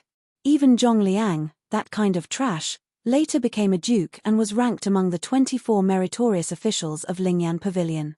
Niu Jinda, who came from Wagang village and joined Pai Lupi with Cheng Yarojin, Qin Qiong, and the others, was only conferred the title of Langi County Duke. He was so low-key that even the old and new Tang book were not given to him. As for himself, he had made illustrious military achievements and was far from what trash like Zhongliang could compare with. Therefore, sometimes, being too honest and dutiful was not good. Niu Jinda, Cheng Yarojin, Qin Qiong, and the others had a deep relationship. Even Niu Zhengping, Cheng Chumo, and the others had a deep brotherly relationship. They were so close that they almost wore the same pants. The people of old Niu's family really lived up to their surname. Each of them was as low-key as old Niu. Niu Zhengping usually didn't talk much among the playboys. However, today, after riding on horseback and holding his polo stick, he was like a different person. He was abnormally excited. Zio, watch brother show you what hitting a ball is. Niu Zhengping pulled the reins and the horse rushed out. Cheng Chumo used all his strength to hit the ball in Niu Zhengping's direction. However, Niu Zhengping did not wait for the ball to hit the ground and directly hit the ball in the air. The ball was 70 to 80 feet away from the goal. The red polo ball was like a meteor. It flew straight to the goal and accurately drilled into the goal like a guided missile. Li Wangyu and the other playboys applauded and cheered. Niu Zhengping's play was really wonderful. It was not inferior to the batters they saw in the Northern Imperial Army field today. In order to practice, Cheng Yarojin even arranged opponents for the playboys. The left Imperial Guard's batters would practice with them. Li Wangyu temporarily stayed on the sidelines and watched. He planned to familiarize himself with the rules first. However, after watching the playboys practice for a while, he frowned. There seemed to be something wrong with the polo of the Tang dynasty. Looking at the scene of 20 people chasing the red polo ball in Noda's polo field, Li Wangyu hugged his elbow with one hand and supported his chin with the other. He started to think. Why did he feel that there was something wrong? At this time, on the field, Fang Yi had just intercepted the opponent's attack and hit the ball forward. The 20 horses turned their heads and chased the ball again. Li Wangyu suddenly clapped his hands, startling Cho Kuan, who was next to him. That's right, that's it. I know. Li Wangyu didn't care about anything else. He quickly blew the copper whistle and stopped the game. Chapter 337. Although polo in the Tang dynasty was prosperous, in Li Wangyu's eyes, it was still very rough. In his opinion, including the playboys, whether it was horsemanship or batting skills, they could be called perfect. It was a personal skill that the stunt men in the movies of later generations could not show. But these batsmen of the Tang dynasty mostly used cavalry formations when playing polo. Out of the 10 batters, other than one goalkeeper, the remaining 9 were in a cavalry triangular charging formation, with 3 men in a team cooperating with each other. There was no distinction between forwards, midfielders, and defenders on the field. As a result, the originally spacious polo field was not effectively used. In Li Wangyu's eyes, it was wonderful and lively, but there were no skills or tactics in it. He was used to playing live football games in later generations, so he was familiar with football tactics like 3-4-3 and 4-4-2.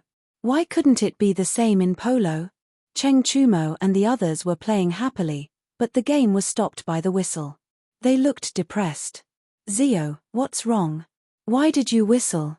Li Wangyu asked someone to bring him a pen and paper, and while writing and drawing on it, he replied, Brothers, don't worry. I have some ideas to discuss with you. Zio, you also know batting tactics. Hey, wait for me to draw it for you. You'll know when you see it. Li Wangyu drew a diagram of the polo field on the paper, picked up a handful of stones from the ground, and put 2 of them on it. Brothers, please look. These 2 stones represent 2 batsmen. He pointed to Niu Zhengping and Cheng Chumo. Brother Zhengping and brother Chumo have good skills and can be responsible for the offense. They are the first line of the team's offense, mainly wandering in this area. I call them the forwards. He used the pen to outline an area in front of the polo field. Brother Zhengping and brother Chumo will be in this area, waiting for the opportunity to strike a fatal blow. Niu Zhengping and Cheng Chumo looked at each other and laughed. Forwards are good. We are the vanguard officials, directly attacking the enemy. Got it. Zio, go on. Li Wangyu nodded and took out 3 more stones and placed them on the paper. These 3 stones represent brother Yuchi and brother Yi Ari. The 3 of you are the middle army, and I am the middle. He is mainly active in the middle of the field and is responsible for connecting the forwards and defenders. He can attack and defend when he advances. Fang Yi and the Yuchi twins also nodded excitedly. Understood, Zio, you're arranging the troops. Li Wangyu chuckled and placed the last 3 stones on the paper. Brother Lingwu, brother Shu Yu, brother Chuliang, and brother Chubi, the 4 of you will be the rearguard on the field. I will be the rearguard, mainly responsible for defense and intercepting the opponent's attacks. The 4 of them nodded excitedly. Looking at the 9 stones that Li Wangyu had placed on the paper, they felt like they were in a battlefield. Cho Kuan suddenly asked, Zio, what are you doing then? Me. Li Wangyu answered matter-of-factly, don't tell me you expect me to charge and break through the enemy lines. Everyone was stunned when they heard this, and then they all laughed loudly. Out of their absolute trust in Li Wangyu, the playboys didn't raise any objections. Instead, they listened to Li Wangyu's explanation with great interest. Li Wangyu picked up his pen again and circled around each position, explaining how they should run to attack, widen the field, and use the ball to control the players. He explained to the playboys for a long time. The playboys were all quite smart. After Li Wangyu's explanation, they all roughly understood their duties and running routes on the field. Haha, Zio, this formation of yours is quite interesting. Let's try it out. Cheng Chumo couldn't wait. Li Wangyu nodded and was about to get on his horse when he suddenly thought of something. He called over an imperial soldier and asked him to bring him a helmet. Everyone didn't understand, and Li Wangyu was too lazy to explain. Damn, this group of barbarians. They didn't bring any protective equipment for such a dangerous sport. It was too much. With his soft skin and tender flesh, he didn't dare to imitate them. If it wasn't for the fact that the Tang army's armor was too thick and heavy, Li Wangyu would have wanted to fully equip himself and go play polo. After putting on the helmet and tightening the straps, Li Wangyu carefully climbed onto the horse and prepared to go on the field. The training match started again, and the left Golden Guard's batsman casually rode onto the field. In the eyes of this group of veterans, playing polo with Li Wangyu and the others was just playing with them. Although the playboys' skills were good, how could they compare to this group of old soldiers? With the cooperation of the three batsmen, it was very difficult for the playboys to compete. This was the cooperation of the cavalry in the army. On the battlefield, the cavalry charge was also the same. The cavalry formation that seemed to cover the sky and cover the earth actually consisted of 3 cavalrymen working together. One person was in charge of attacking, and the other 2 were in charge of protecting the left and right wings. This was similar to the 3-3 infantry tactic invented by the People's Liberation Army in the future. The 3 people formed a battle group and attacked or defended in a triangle formation. This tactic had both offense and defense, and the division of labor was clear. It could maximize the combat strength of the cavalry. However, although this tactic was powerful on the battlefield, it might not be suitable on the field. If the players were too concentrated on the field, it would leave too much space for the opponent to use. Originally, when playing polo in the Tang dynasty, everyone was like this, and it didn't matter. As the saying goes, noobs pecked at each other. However, Li Wangyu shamelessly copied the football tactic from the future, and the original polo tactic immediately became outdated. When the playboys rode on the field and tried to stand according to Li Wangyu's instructions, it caused a burst of laughter from the Imperial Guards. Although they were just accompanying the playboys to train, it still attracted many left Golden Guard's Imperial Guards to watch from the sidelines. Many generals also ran to the sidelines to join in the fun. Seeing the playboys standing on their horses, the crowd couldn't help but laugh. "Young dukes, what are you playing at?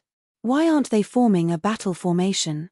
If they fight by themselves, won't they be tortured to death? Hehe, I'm afraid that the dukes are playing some tricks. Let's see, this formation definitely won't be able to block the attack. Are the dukes preparing to surrender?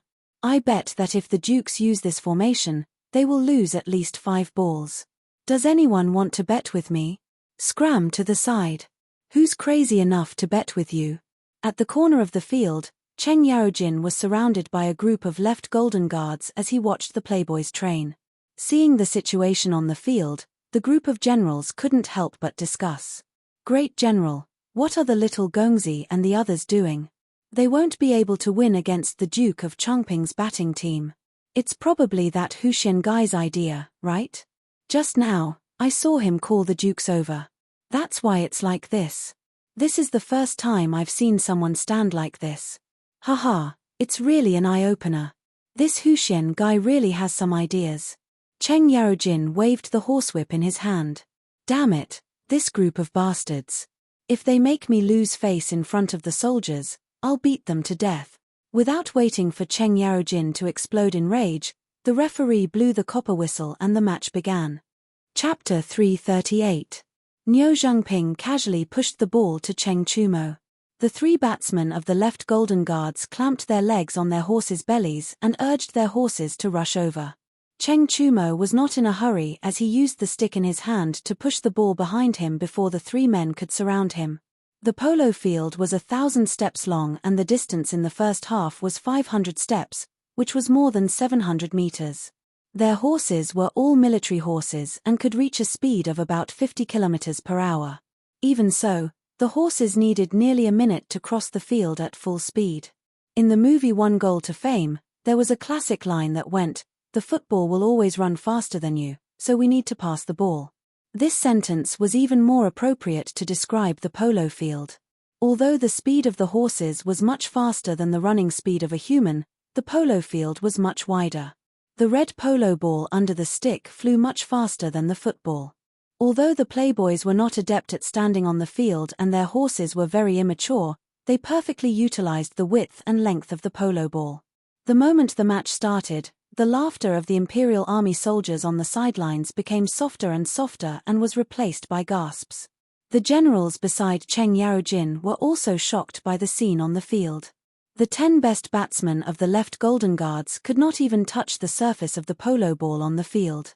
The batters in a group of 3 were busy chasing the polo ball in vain on the field.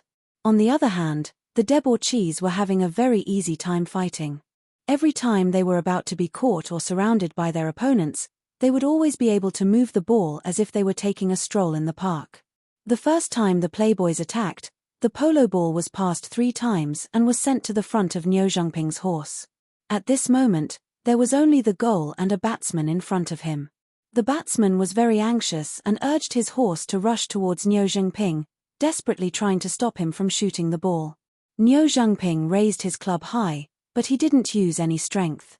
Instead, he pushed the ball out before the Imperial Army batter arrived. The batsman of the Imperial Army turned his head in shock and looked in the direction of the ball. He saw Cheng Chumo riding his horse in the direction of the ball. He bent down and easily pushed the ball with his stick. The ball rolled into the Imperial Army's goal without any obstruction. The referee at the side of the field immediately blew his copper whistle, accompanied by the sound of drums. An Imperial Army soldier ran to the back of the goal with a banner in his hand and stuck it into the ground, indicating that the Silk Pants had scored a point. Li Wangyu was alone in front of his own goal, looking into the distance. The polo field of the Tang dynasty was really too big. The opponent's goal, which was 1.5 kilometers away, made it quite strenuous for him to see. However, when the whistles and drums sounded, and the flag fluttered in the wind, he immediately understood that the debauchees had broken through the opponent's goal. He couldn't help but clench his fists and wave them in the air a few times. Success. Using football tactics to play polo was really useful. Cheng Yaojin was so shocked by this scene that he couldn't close his mouth for a long time. After a long while, he muttered to himself, "Bastard, you can play polo like this." The generals who had been making fun of the debauchees also fell silent. They felt that their faces were burning. This was a slap in the face. Some of the thin-skinned generals couldn't help but shout at the Imperial Army batters on the field, scolding them and telling them to be more serious. The game started again. These Imperial Army batters no longer dared to underestimate the debauchees. They were 120% focused. However, the result of the game was still one-sided. After only 2 hours of the game, the debauchees were leading by a score of 7-3. The 3 goals that they had lost were almost all related to Li Wangyu. This guy's goalkeeping was really too weak. His level was so terrible that it was impossible to look at him directly. He wasn't even able to stop a seemingly harmless shot from the other party. Instead, he almost rolled off the back of his horse, causing the debauchees to burst into laughter. In the second half of the game, the Imperial Army batters also tried to imitate the debauchees' tactics. However, there was no one to teach them. They could only observe with their eyes. How much could they learn? In the end, they were like dogs instead of tigers. They became scattered sand and were unable to threaten Li Wangyu's goalkeeping. After the training match ended, the debauchees were all smiles. They didn't think that they could win so easily. As for the Imperial Army soldiers of the Imperial Army, they were all silent. This blow was too great. The debauchees rode on their horses and escorted Li Wangyu to the side of the field. While everyone was laughing and joking, they saw a group of people galloping over. "Bastard brat, if you don't teach the batters of the left Golden Guards that you used just now, don't even think about leaving this military camp." From afar, Cheng Yaojin's hoarse voice could be heard shouting. It scared Li Wangyu so much that he shrank his neck back. This old hooligan couldn't see anything good in his eyes. The horseshoes were snatched away by him. He even wanted to snatch the tactics for playing polo. He was really going too far. Li Wangyu took a deep breath and glared. He opened his mouth and roared, "Yes, Uncle Cheng, don't worry. I will do my best to teach them." Damn it, he had to lower his head when he was under someone else's roof. This was the Imperial Army of the Imperial Army. Facing the old hooligan's threat, Li Wangyu admitted that he wasn't a tough guy and couldn't say no. 3 days passed quickly. On this day, the martial virtue hall of Taiji Palace was unusually lively. As the saying goes, Taiji gave birth to yin and yang, yin and yang gave birth to the 4 symbols, and the 4 symbols gave birth to the 8 trigrams. There were many gossipers in Chang'an. The imperial tutor of the crown prince, Li Wangyu from Hu County, was in the imperial army's barracks 3 days ago. He had a conflict with the wife of the Duke of Chongping's family, the Li clan, and beat up Zhong Liang's adopted son. Today, he was going to teach the saint how to protect the horseshoes and play polo with the Duke of Chongping. These gossips had already spread to the ears of all the nobles and officials in Chang'an within 3 days. In this era where there was a serious lack of entertainment, even the nobles and officials in Chang'an were very bored. After hearing about the commotion in front of the Martial Virtue Hall, who could still sit still? Therefore, all those who were qualified to enter the Taiji Palace to watch the ball game came. Because polo was popular in the Tang dynasty, there was also a polo field in front of the Martial Virtue Hall of Taiji Palace. However, the field was slightly smaller. It was about 800 meters long and 400 meters wide. It had to be said that the most distinctive feature of the prosperous Tang dynasty was the word big. The streets were 150 meters wide and the palace was tall. Therefore, it wasn't surprising that there was such a big polo field in front of the Martial Virtue Hall. The nobles and officials arrived at the Martial Virtue Hall one after another. However, when they saw the polo field that was being used today, they all had the same thought. What the hell is going on in this polo field? Chapter 339. The Tang dynasty had strict requirements for a polo field used for batting. First, the field had to be flat and there could be no holes. Otherwise, the horses and batters would be injured. Secondly, grass could not grow on the field. The ground had to be compacted. But today, the field in front of the Hall of Martial Virtues was filled with all kinds of broken weapons and arrowheads. Many of them were even rusty. This field could be used for batting? Was this not a garbage dump? Where did all these broken metals come from? The officials and nobles all had black faces full of question marks. Some of them were old and had blurred vision. They even walked closer to see what was going on. Someone waved his hand to summon a servant from the Hall of Martial Virtues and asked why the field had become like this. The servant looked left and right and helplessly replied in a low voice, replying to the noble, Lu Guogong, with the approval of the saint, specially used a carriage to transport these weapons and poured them on the field.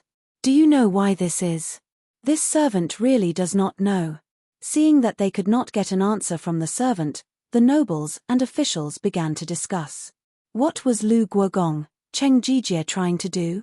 Was he afraid that the county boy would be at a disadvantage, so he purposely caused trouble and caused today's batting competition to be cancelled? This guess received the approval of many people. After all, based on the current situation, today's batting competition would definitely not be able to continue. The horses' hooves were weak. Who would dare to let these precious horses run on such a field? Although the broken weapons and arrowheads were rusty, their sharpness could still be seen. If they were stepped on by the horses, even a good horse would be crippled. Lu Guogong's move is quite ruthless. Even if that Chongping County Duke wants to avenge his wife today, I'm afraid he won't be able to. Isn't that so? Lu Guogong is indeed the #1 troublemaker of the Tang dynasty. Hehe, his skin is really thick. He can even use such a method. Isn't he ashamed? Have you seen the goat-nosed Duke? Duke Wei's face was originally green today, but now that the batting competition is cancelled, he doesn't look so scary anymore. Sure, lower your voice. Don't let the goat-nosed Duke hear you. It's a pity that today's batting competition won't be able to continue. I wonder if Chongping County Duke will be disappointed when he comes. I heard that day at the Beiya Yuan Gate, his adopted son was beaten very badly by a group of men from Huxian. Hehe, what adopted son? I don't think Duke Chongping cares at all. I'm afraid it's his wife who cares. You still don't know, right? His wife and adopted son. The topic of discussion quickly changed from the strange situation at the polo field to the relationship between the Duke of Chongping's wife and the adopted son named Zhong Shenji. This level of digression was not much different from the forums of the future. Since ancient times, the gossipers were still the same. As expected, when Zhong Liang led a group of fake disciples into the square in front of the Hall of Martial Virtues and saw the baseball field, He immediately jumped up and cursed. Hu Junji was also dumbfounded. He had never imagined that a mighty duke like Cheng Yarojin would do something like this. What was even more unexpected was that Pai Lupi actually acquiesced to Cheng Yaojin's actions. It seemed that it would be impossible to make things difficult for Cheng Yarojin today. He shook his head regretfully and turned to leave with Zhong Liang. However, he saw Cheng Yarojin leading Li Wangyu and a group of silk pants over. Duke Zhong, Duke Hu, the baseball match is about to begin. Where are the two of you going? Zhong Liang angrily glared at Cheng Yarojin. Duke Lu, you already know the answer. Why ask? The field in front of the Hall of Martial Virtues has been ruined by you. How are we going to continue today? Wahahaha, who said we're not going to continue? Duke Zhong, are you afraid? Cheng Yarojin laughed happily. You. Zhong Liang was so angry that he was speechless. How could there be such a shameless person? Cheng Yarojin ignored him and strode to the front of the Hall of Martial Virtues. He raised his voice and shouted at the officials and nobles standing on the steps. Everyone, is there anyone who wants to bet on today's baseball match? This duke will be the banker. Is there anyone who wants to place a bet? The Tang people loved to gamble, and the officials and nobles were no exception. Cheng Yaojin's words immediately aroused everyone's interest. Duke Lu, how do you want to bet? Please enlighten us. Wahahaha, simple. We'll bet on today's results. If the Duke of Chongping wins, the payout is 1-2. If the Duke of Huxian wins, the payout is 1-3. If it's a draw, the payout is 1-2. In addition, the Duke of Huxian wants to offer the Saint a method to protect the horse's hooves. This is also a bet. If the Duke of Huxian's words are true, the payout is 1-1. If the method is not feasible, the payout is 2-1. No matter how much you bet, this duke will accept it. Is there anyone else who is interested? In today's match, can the ball continue to be played? Cheng Yarojin laughed. Yes, why not? The Duke of Huxian will definitely go on stage. If the Duke of Chongping refuses to go on stage, then it means that the Duke of Chongping has admitted defeat. Hearing this, everyone looked at Zhong Liang, wanting to see how he would react. Zhong Liang was angered half to death by Cheng Yaojin's words. Seeing the situation, he could only grit his teeth and say, as long as the Duke of Huxian dares to go on stage, this old man will naturally accompany him to the end. Wahahaha, look, isn't this settled? Today's match will definitely continue. How about it? Who wants to make a bet with this duke? Cheng Yaojin's words aroused everyone's interest. However, someone asked, Duke of Lu, we know that the Duke of Chongping's fake sons are all good at batting. However, who are the Duke of Huxian's batters? This duke has 3 sons. The Duke of Zheng's eldest son, the Duke of Liang's second son, the Duke of Yi's 2 sons, the Duke of Qiao's eldest son, the Duke of Langyi's eldest son, and the Duke of Huxian himself. Cheng Yarojin recited the name list of Li Wangyu's team members, but everyone shook their heads. A bunch of hedonistic sons of dukes and prefectures going to compete with the fake sons of Zhong Liang's household?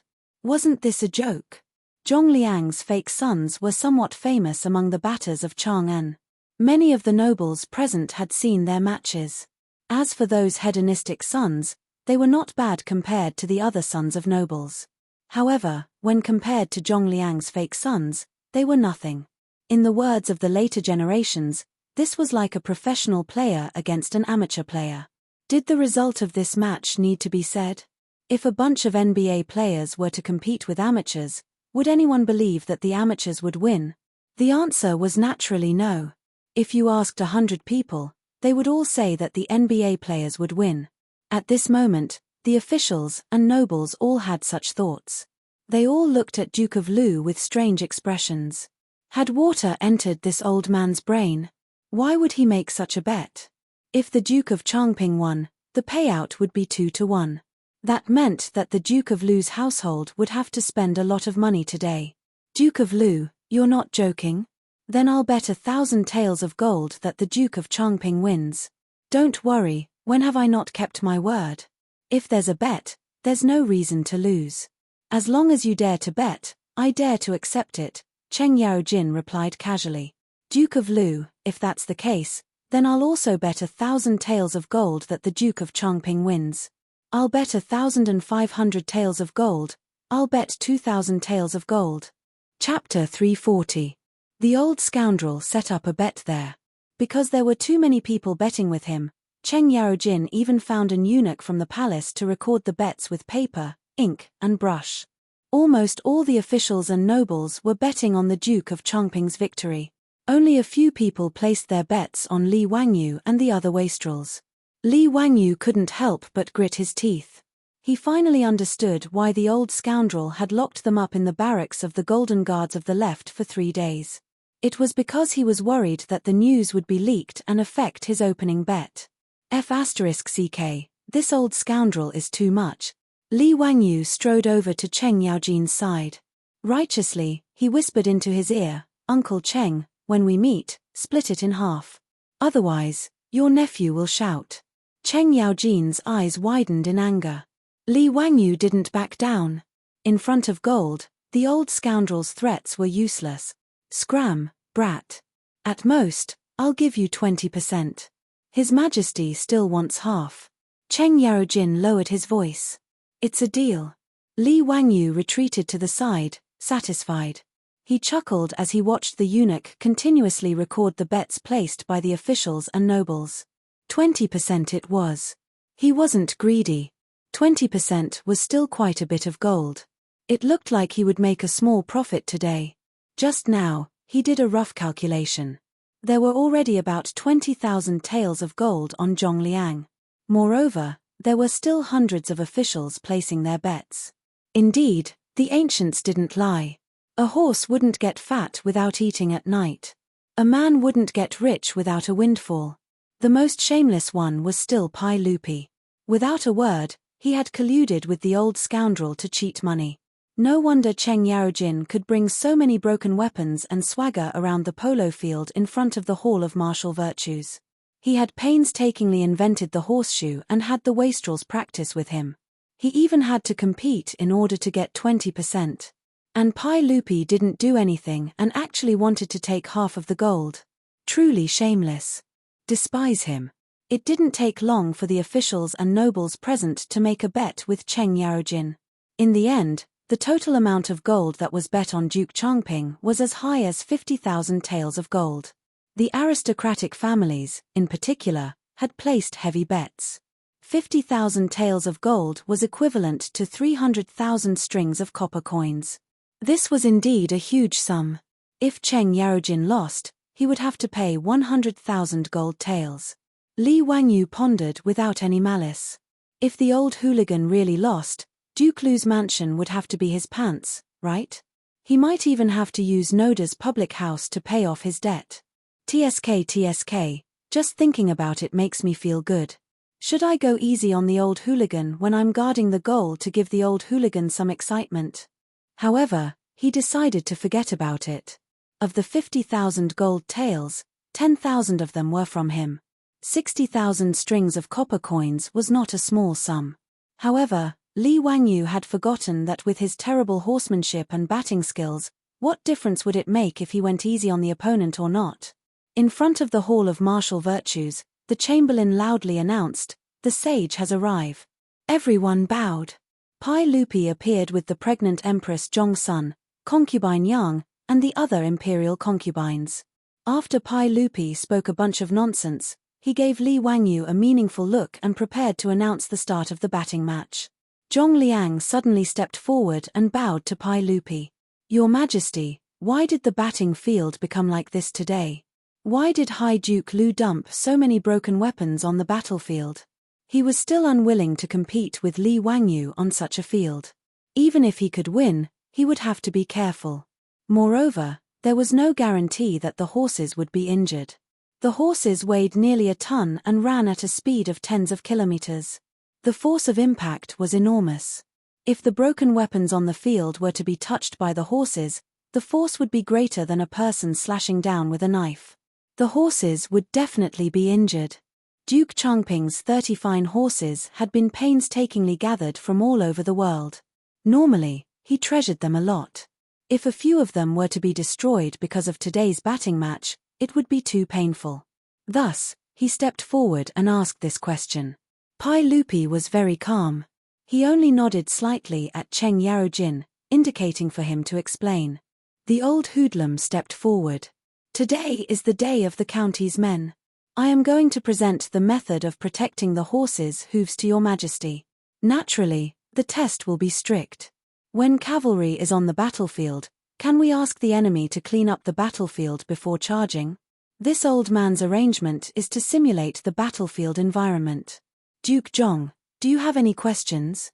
Zhong Liang was speechless at Cheng Yaojin's words. He could only cup his hands to show his approval. Li Wangyu and the Silk Pants all mounted their horses and headed towards the field. On the other side, Zhong Liang was also helpless. He could only instruct his fake sons to be more careful and slow down the horses to prevent them from getting injured. Previously, after seeing the situation on the field and confirming that they had to continue batting, Zhong Liang had already ordered people to put rattan shoes on the horses' hooves. Although it wasn't very useful, it was better than nothing. It would more or less provide some protection. However, the officials and nobles discovered that the horses that Li Wangyu and the Silk Pants were riding didn't have any protection on their hooves. Everyone widened their eyes and stared closely at the horses. However, the hooves of the horses were empty. They couldn't see anything. Isn't the county's man going to present the method of protecting the horses' hooves to your majesty today? Why isn't there any difference? He didn't even put on his shoes. Isn't he afraid of injuring these fine horses? Some sharp-eyed people recognized the markings on the horses that Li Wangyu and the others were riding. They couldn't help but shake their heads and bitterly smile. The horses that the county's man is riding are all imperial horses from the palace. TSK, your majesty lent them the horses. If the imperial horses are injured, let's see how the county's man will explain himself to your majesty. Are they really imperial horses? The county's man is too impulsive. He's riding on the field without any protection. Haha, do you really believe that the county's man can come up with a method to protect the horses' hooves? Since ancient times, who has ever heard of a method to prevent the horses' hooves from being damaged? This is pure nonsense. I think Lu Guogong is going to spend a lot of money today. I think that county's man knows how to summon the wind and rain, scatter beans to form soldiers, and has an immortal method to protect the horses' hooves. Haha. These imperial horses are all rare fine horses. It would be a pity if they were ruined because of this. The officials discussed animatedly. On the side, Wei Zheng's face darkened again. He took large strides and walked in front of Pai Lupi. Your Majesty, how can you let that brat mess around like this? When did the county's man protect the horses? After this match, I'm afraid that the imperial horses will be ruined. Your Majesty, please immediately stop the county's man from messing around. Pai Lupi calmly replied, how does Duke Wei know that the county's man didn't protect the horse's hooves? Isn't it obvious? I'm not blind. Wei Zheng said angrily. Haha, Duke Wei, don't be anxious. Just relax and watch. These imperial horses are mine. I'm not anxious, so why should Duke Wei be so anxious? Pai Lupi's attitude angered the old man so much that he almost vomited blood. Just as he was about to stiffen his neck and continue to admonish him, he heard a series of rapid drumming from the side of the field. The match had already begun. Chapter 341. Just like in the barracks of the Golden Guards of the left, when the officials and nobles saw the Silk Pants' positions, they couldn't help but roar with laughter. Even Pai Lupi, although Cheng Yarojin had already told him everything, including the mysterious horseshoes and Li Wangyu's new polo tactics, Pai Lupi knew everything. But after seeing this scene with his own eyes, he still couldn't help but shake his head. In everyone's opinion, it was necessary for batters to form a 3-on-3 formation. If the three of them couldn't coordinate well, then they weren't good batters. But at this moment, on the polo field, the Silk Pants were spread out. In everyone's eyes, this tactic was completely undesirable and couldn't stop the Duke of Chongping's attack. Zhong Liang was overjoyed at the unexpected good news. This was simply giving him free money. Just now, when Cheng Yarojin was the banker, he had also bet 1,000 taels of gold on himself to win. It seemed that today, he would be able to help his wife vent her anger and earn a small fortune. Zhongliang waved his hand and called for his fake sons to advance. In his imagination, this loose formation would be easily broken by his side and he would be able to send the ball into the opponent's goal without any hindrance. He only needed to carefully steer the horse and not step on the broken weapons on the ground. This actually slowed down Zhongliang's advance, but in his eyes, it didn't matter. It was just a slight delay. Seeing the opponent's attack, the Silk Pants didn't panic in the slightest and slowly retreated on their horses. Under the protection of two fake sons, Zhongliang dribbled the ball into the center of their territory. The Silk Pants scattered around the field suddenly sped up and charged at Zhongliang. Originally, there was only one person in front of him, but in an instant, Zhongliang was shocked to find that 5 or 6 fine horses had appeared in front of him, directly blocking him and his fake sons. This was the all-offense and all-defense tactic that the Silk Pants and Li Wangyu had been practicing in the barracks of the Golden Guards of the left for the past few days. Li Wangyu had transferred the all-offense and all-defense tactic from the soccer field to the polo field and found that the results were surprisingly good. Total attack and defense was a tactic proposed by the Dutch in the later generations. It emphasized that there was no fixed position on the field other than the goalkeeper. When you needed to attack, you were the striker. When you needed to defend, you were the defender. The Dutch relied on this tactic to set off an orange whirlwind in the world of football. Full attack and full defense was only popular for a while, but it was soon eliminated. The biggest problem was the high technical requirements for the players, as well as the distribution of the players' physical fitness. But on the polo field, stamina was not a problem. A horse's endurance was far better than a human's, not to mention that they could change horses every 30 minutes, so there was no need to worry about the horse not being able to run. After the polo ball was intercepted by the playboys, the offense and defense switched. Zhongliang was just about to call out to the dummies to snatch the ball back when he was surprised to find that the ball was gone. Looking around, he was shocked to find that the red polo ball had been sent flying far away, heading straight for his backfield. And in the direction where the polo ball was flying, there were already rich playboys waiting. Zhongliang looked at the speed of the playboys' horses and couldn't help but curse in his heart. These bastards, didn't they feel sorry for the horses that weren't their own? There were so many scrap metals on the field. If they were stepped on by the horses' hooves, the horses would be crippled. But they couldn't just stand by and watch the horses gallop. They could only curse and turn their horses around to chase after them. The playboys' horses were so fast that it was as if the weapons on the field didn't exist at all. The spectators couldn't help but cry out in surprise. Old Wei Zheng was even angrier. He turned his head and loudly admonished Pai Lupi. His spittle was about to fly to Pai Lupi's face. "Your Majesty, these playboys are acting so recklessly. What if these precious horses are damaged? Hurry up and stop the ball. We can't let them continue to act like this." Pai Lupi waved his hand. "Don't be anxious, Eunuch Wei. Continue watching. What else is there to see? Could it be that these horses were really cast on by Hu Xian's men? Horses can step on weapons without being damaged. That's ridiculous." Before Wei Zheng could finish speaking, his voice was suddenly stuck in his throat. Although he wasn't young, he hadn't reached the point where his vision was blurry. Just now, he clearly saw Cheng Yaojin's eldest son riding a horse galloping at full speed. One of the horses hooves stepped on a shining blade. Wei Zheng almost cried out in surprise, but he was shocked to find that the horse was completely fine. After stepping on the blade, the horse continued to maintain its previous speed and continued to gallop towards Duke Chongping's goal. How can this be?" the stubborn old man muttered, not daring to believe his eyes. "Haha, Eunuch Wei, how is it? How effective is Hu Xian's method?" Pai Lupi laughed proudly.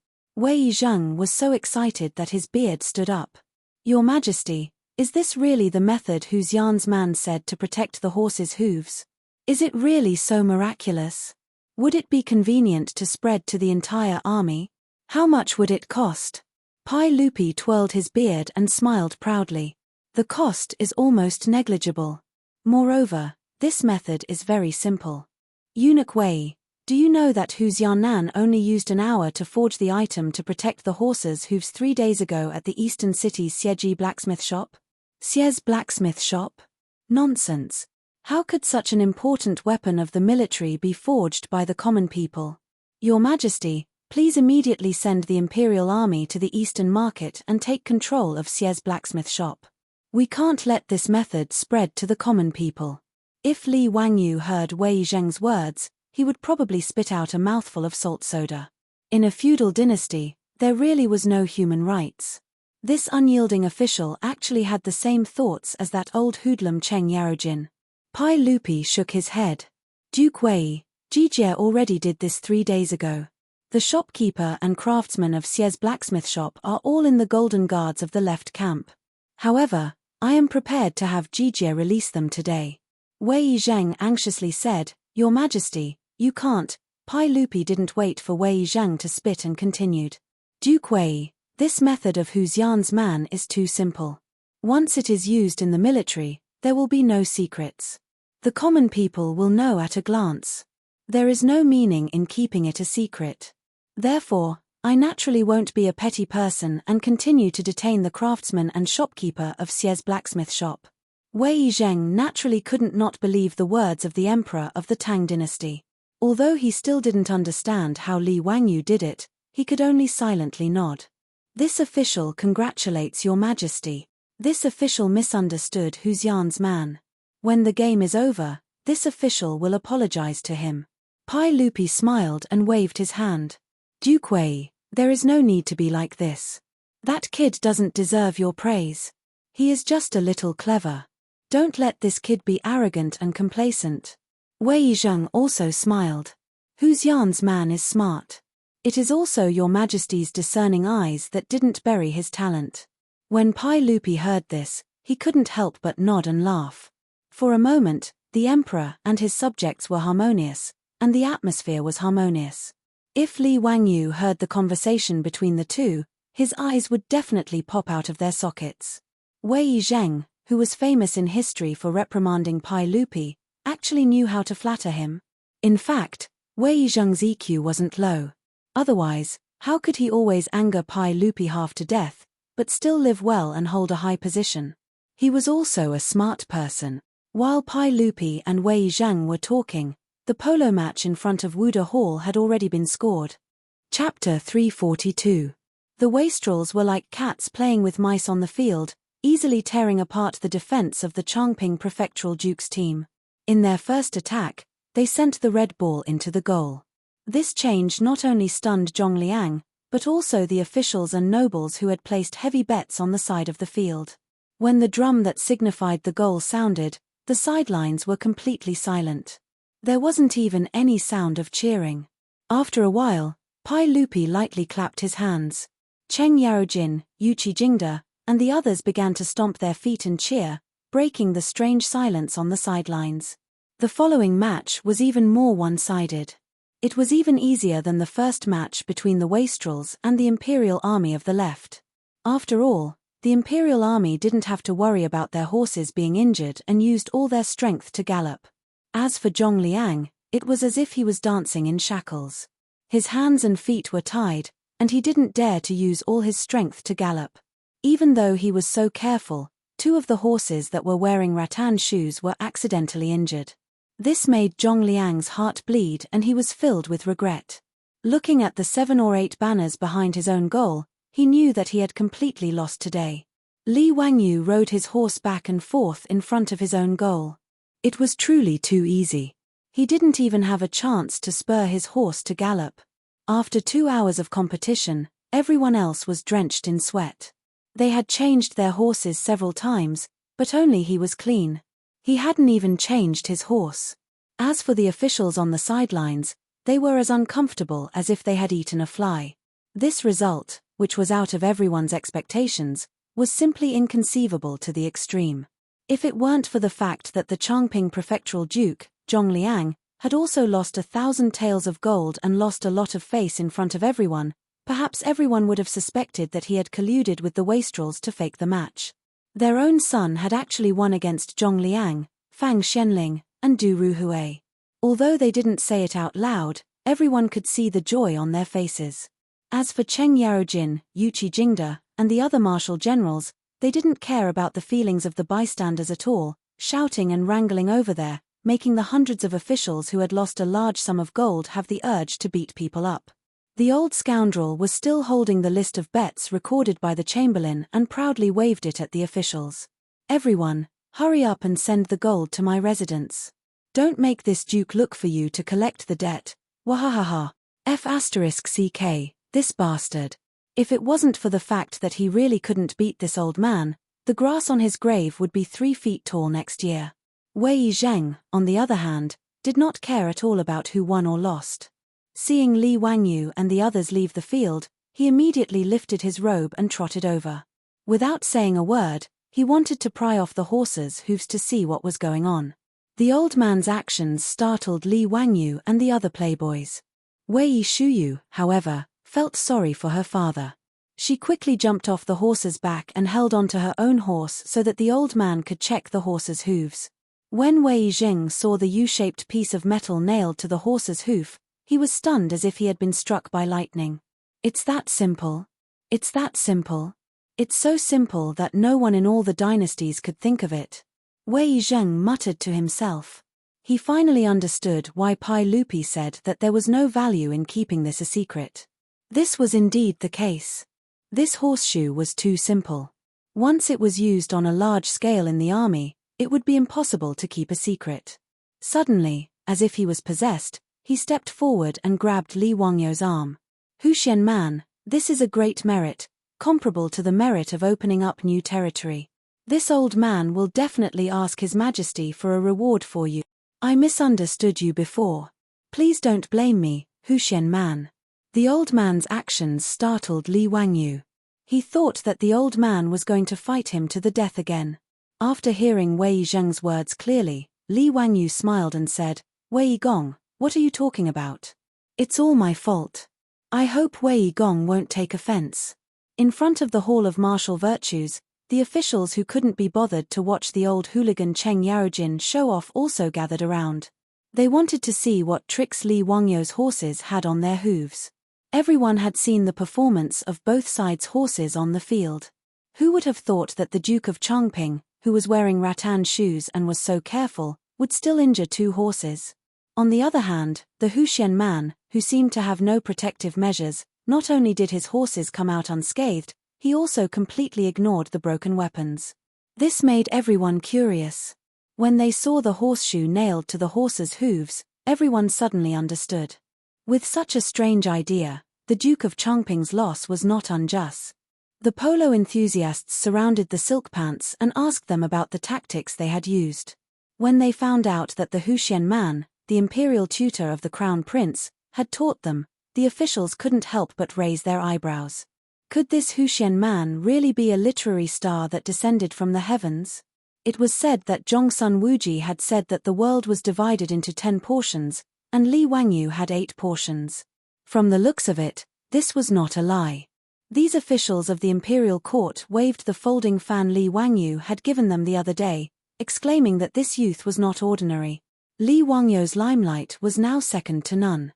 At this time, Zhongliang's face was gloomy as he walked over with his horse. "Huxian man, you've won today's match. I concede defeat. Duke of Chongping, you let me win." Zhongliang coldly snorted and threw the reins in his hands to Li Wangyu. He didn't want to waste any more words, so he turned and left. Li Wangyu was baffled. What was the meaning of this? Cheng Chumo saw his confusion and laughed loudly. "Ziyu, the family head of the losing side will give his horse to the other side. This is the rule. TSK, your luck is not bad. Duke of Chongping's Zhao Yebai is a rare and famous horse. You really got lucky." The Zhao Yebai he spoke of was a white horse with a body as white as snow, without a single strand of other hair. Even the horse's mane was pure white. Compared to the white horse that Yang Quan had given to the Li family, Zhao Yebai was an extremely luxurious prince. The original white horse was a beggar wearing dirty white clothes. The two simply couldn't be mentioned in the same breath. Li Wangyu immediately fell in love with this white horse. Under the sun, its coat was so white that it was dazzling. No wonder it was called Zhao Yebai. It was extremely fitting. So winning the match had this kind of benefit. Li Wangyu couldn't help but want to thank Zhong Liang. He really was a good person, giving him gold and a horse. He was too polite. Ziyu, how about I exchange 2 horses with you? Hehe, I also really like this Zhao Yebai. Fang Yi Ari shamelessly asked. In response to his words, Li Wangyu threw out the contempt of a king. Please leave in a mellow posture. What do you mean? Fang Yi Ari stupidly asked. His eyes turned, and he figured out the meaning of Li Wangyu's words. Holding back his laughter, he said, I'm telling you to get lost. I'm going to kill you. While the silk pants were laughing and joking, in front of the Hall of Martial Virtues, Pai Lupi was put in a difficult position because of Wei Zheng's words. Duke Wei, I'm afraid this is not appropriate. After all, he's only 16. Chapter 343. Naturally, Pai Lupi and Wei Zheng were talking about Li Wangyu. Facing Pai Lupi's hesitation, Wei Zheng said righteously, Your Majesty, horses are the military equipment of the country. Without them, the country is in danger. Hu Xiannan has presented this horseshoe, his merit is no less than opening up new territory. With such a wonderful merit, how can we not reward him because he is young? Pai Lupi hesitated. Of course, I agree with Duke Wei's words. However, Zio has only been given a title for a month. If we give him another title, won't we be spoiling him? It turned out that Wei Zheng was actually advising Li requesting Li to reward him with a title of nobility based on the contribution of the horseshoes. Pai Lupi was hesitant about Wei Zheng's suggestion. It was not that he was unwilling to give up the title. In truth, with Li Wangyu's contributions, it was already unfair for him to only be given the title of founding countyman. After the Ministry of Works experimented with 4-wheeled carriages, they realized that using these carriages to transport grain was not only many times faster than before, but the cost was also reduced to 10% of the original. Just this item alone was enough to stabilize Long Yu Dao, who was originally in a precarious situation. Long Yu Dao faced a lot of military pressure, especially to defend against the Western Turks. The Tang dynasty had always wanted to send in a large number of troops. However, due to the lack of supplies, Noda's Long Yu Dao only had a few thousand men. From Chang'an City to the few important prefectures in Long Yu Dao, the distance was over 2,000 miles. Before Li Wangyu made the 4-wheeled carriages, it would take 1 to 2 months for the cow carriages to transport grain from Chang'an to Long Yu. Along the way, the people and horses ate, and in the end, less than 20% of the resources were left. After the Ministry of Works experimented with the 4-wheeled carriages, they used 4 horses to pull the carriages from Chang'an City to Long Yu Prefecture in just a short 20 days. In one trip, they managed to transport enough grain for a few thousand men for a year. This greatly reduced the military pressure on Long Yu, and they even started to have the ability to infiltrate the West region countries. After obtaining sufficient supplies, there were even voices in the imperial court discussing whether or not to attack Jiao Chang. In short, the seemingly inconspicuous 4-wheeled carriage brought the Tang dynasty more than just a means of transportation. Now, the horseshoes developed by Li Wangyu were no less significant to the Tang dynasty than the 4-wheeled carriage. Therefore, Wei Zheng directly asked Pai Lupi to give Li Wangyu another title. Your Majesty, if Gan Luosha can be a prime minister, why can't Li Zio be conferred a noble title? If I don't reward a man for his merits, I'll fail him. Please reconsider, Your Majesty. Wei Zheng continued to persuade Pai Lupi. Although Empress Zhongsun, who was beside Pai Lupi, never interfered in court politics, she couldn't help but say, Erlang, I feel that Duke Wei's words are reasonable. Since even Empress Zhongsun had spoken, Pai Lupi did not continue to argue. He pondered for a moment and slowly nodded, Maid Guanyin and Duke Wei are right. I've learned my lesson. The title of nobility in the Tang dynasty was bestowed by the emperor to the nobles and their meritorious officials. Li made the decision on how to reward them, and there was no need to discuss it with the other officials. Li asked the inner attendant to summon Fang Xianling and Du Ruhui, who were at the side, and whispered a few words to them. However, when old Fang and old Du heard this, they couldn't help but look at Li Wangyu, who was still fooling around with the debauchees. This young man was amazing. Looking at their own son beside him, old Fang and old Du, the two officials in the imperial court felt a little depressed. Sure enough, the topic of other people's children was inescapable from ancient times. Fang Xianling and Du Ruhui did not express any doubts about Pai Lupi's instructions. They nodded and went to do their own work. After Li Wangyu finished playing with the playboys, he excitedly walked to Pai Lupi and was ready to talk to Pai Lupi about the polo field and the polo league. Before he opened his mouth, Fang Xianling, who was beside Pai Lupi, stood out with a roll of yellow silk in his hand. There is a system. Li Wangyu, the male founder of Hu County, received the imperial edict. Fang Xuanling's words immediately silenced the noisy scene in front of the Hall of Wuda. Why issue an imperial edict at this time? Naturally, there were shrewd people among the officials. Thinking of the horseshoes, they immediately guessed the content of the imperial edict. It was most likely that this 16-year-old male from Hu County was going to be promoted again. Disciples, Li Wangyu, the male founder of Hu County, has made meritorious contributions to the country. Meritorious son, the male founder of Hu County, is bestowed with 10,000 gold, 500 households in the fief, and 200 households in the fief. As this imperial edict was hurriedly written by Fang Xianling and Du Ruhui and stamped by Pai Lupi was issued, Li Wangyu couldn't help but feel a little dizzy. I've been promoted again. This was somewhat out of his expectations. He didn't expect Pai Lupi to be so generous. His title from Hu County's male to Hu County's son seemed to sound a little better. The officials discussed animatedly, their expressions of envy overflowing from their words. However, no one stood out to oppose it. Even if the aristocratic families didn't get along with Li Wangyu, they also knew that given Li Wangyu's contribution to the horseshoes, it was already harsh to just give him the title of son of Hu County. Congratulations, son of Hu County, for your promotion to the imperial court is worthy of celebration. Congratulations, son of Hu County, congratulations to His Majesty. Congratulations, son of Hu County, this old man has long seen that son of Hu County's bearing is extraordinary. You're definitely not a person who stays in the pond. Li Wangyu had been promoted to noble in front of everyone. Even the aristocratic families could only pinch their noses and go up to the court to congratulate him and say a few polite words. Li Wangyu could only smile and return the greetings, the muscles on his face almost cramping from smiling. In truth, being promoted to noble meant little to the current Li Wangyu. He didn't want to be an official, and he certainly didn't want to get involved in court politics. For him, the title of son of Hu County and son of Hu County was just a difference in title. Li Wangyu only needed a protective talisman, a noble status that could protect him and his beautiful superior. That was all. As a loser who had no ambition and only wanted to eat and die in the Tang dynasty, having a high noble title was actually a burden. However, others naturally didn't see it this way.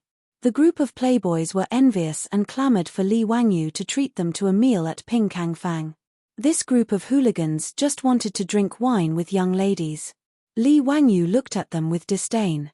Under the pressure of the crowd, he could only nod and agree. However, he didn't forget about building a polo field and holding a polo league. The cultural and entertainment life of the Tang dynasty was too boring. It wasn't easy to find a sport that he liked. Naturally, he wanted to make it more lively and pass the time.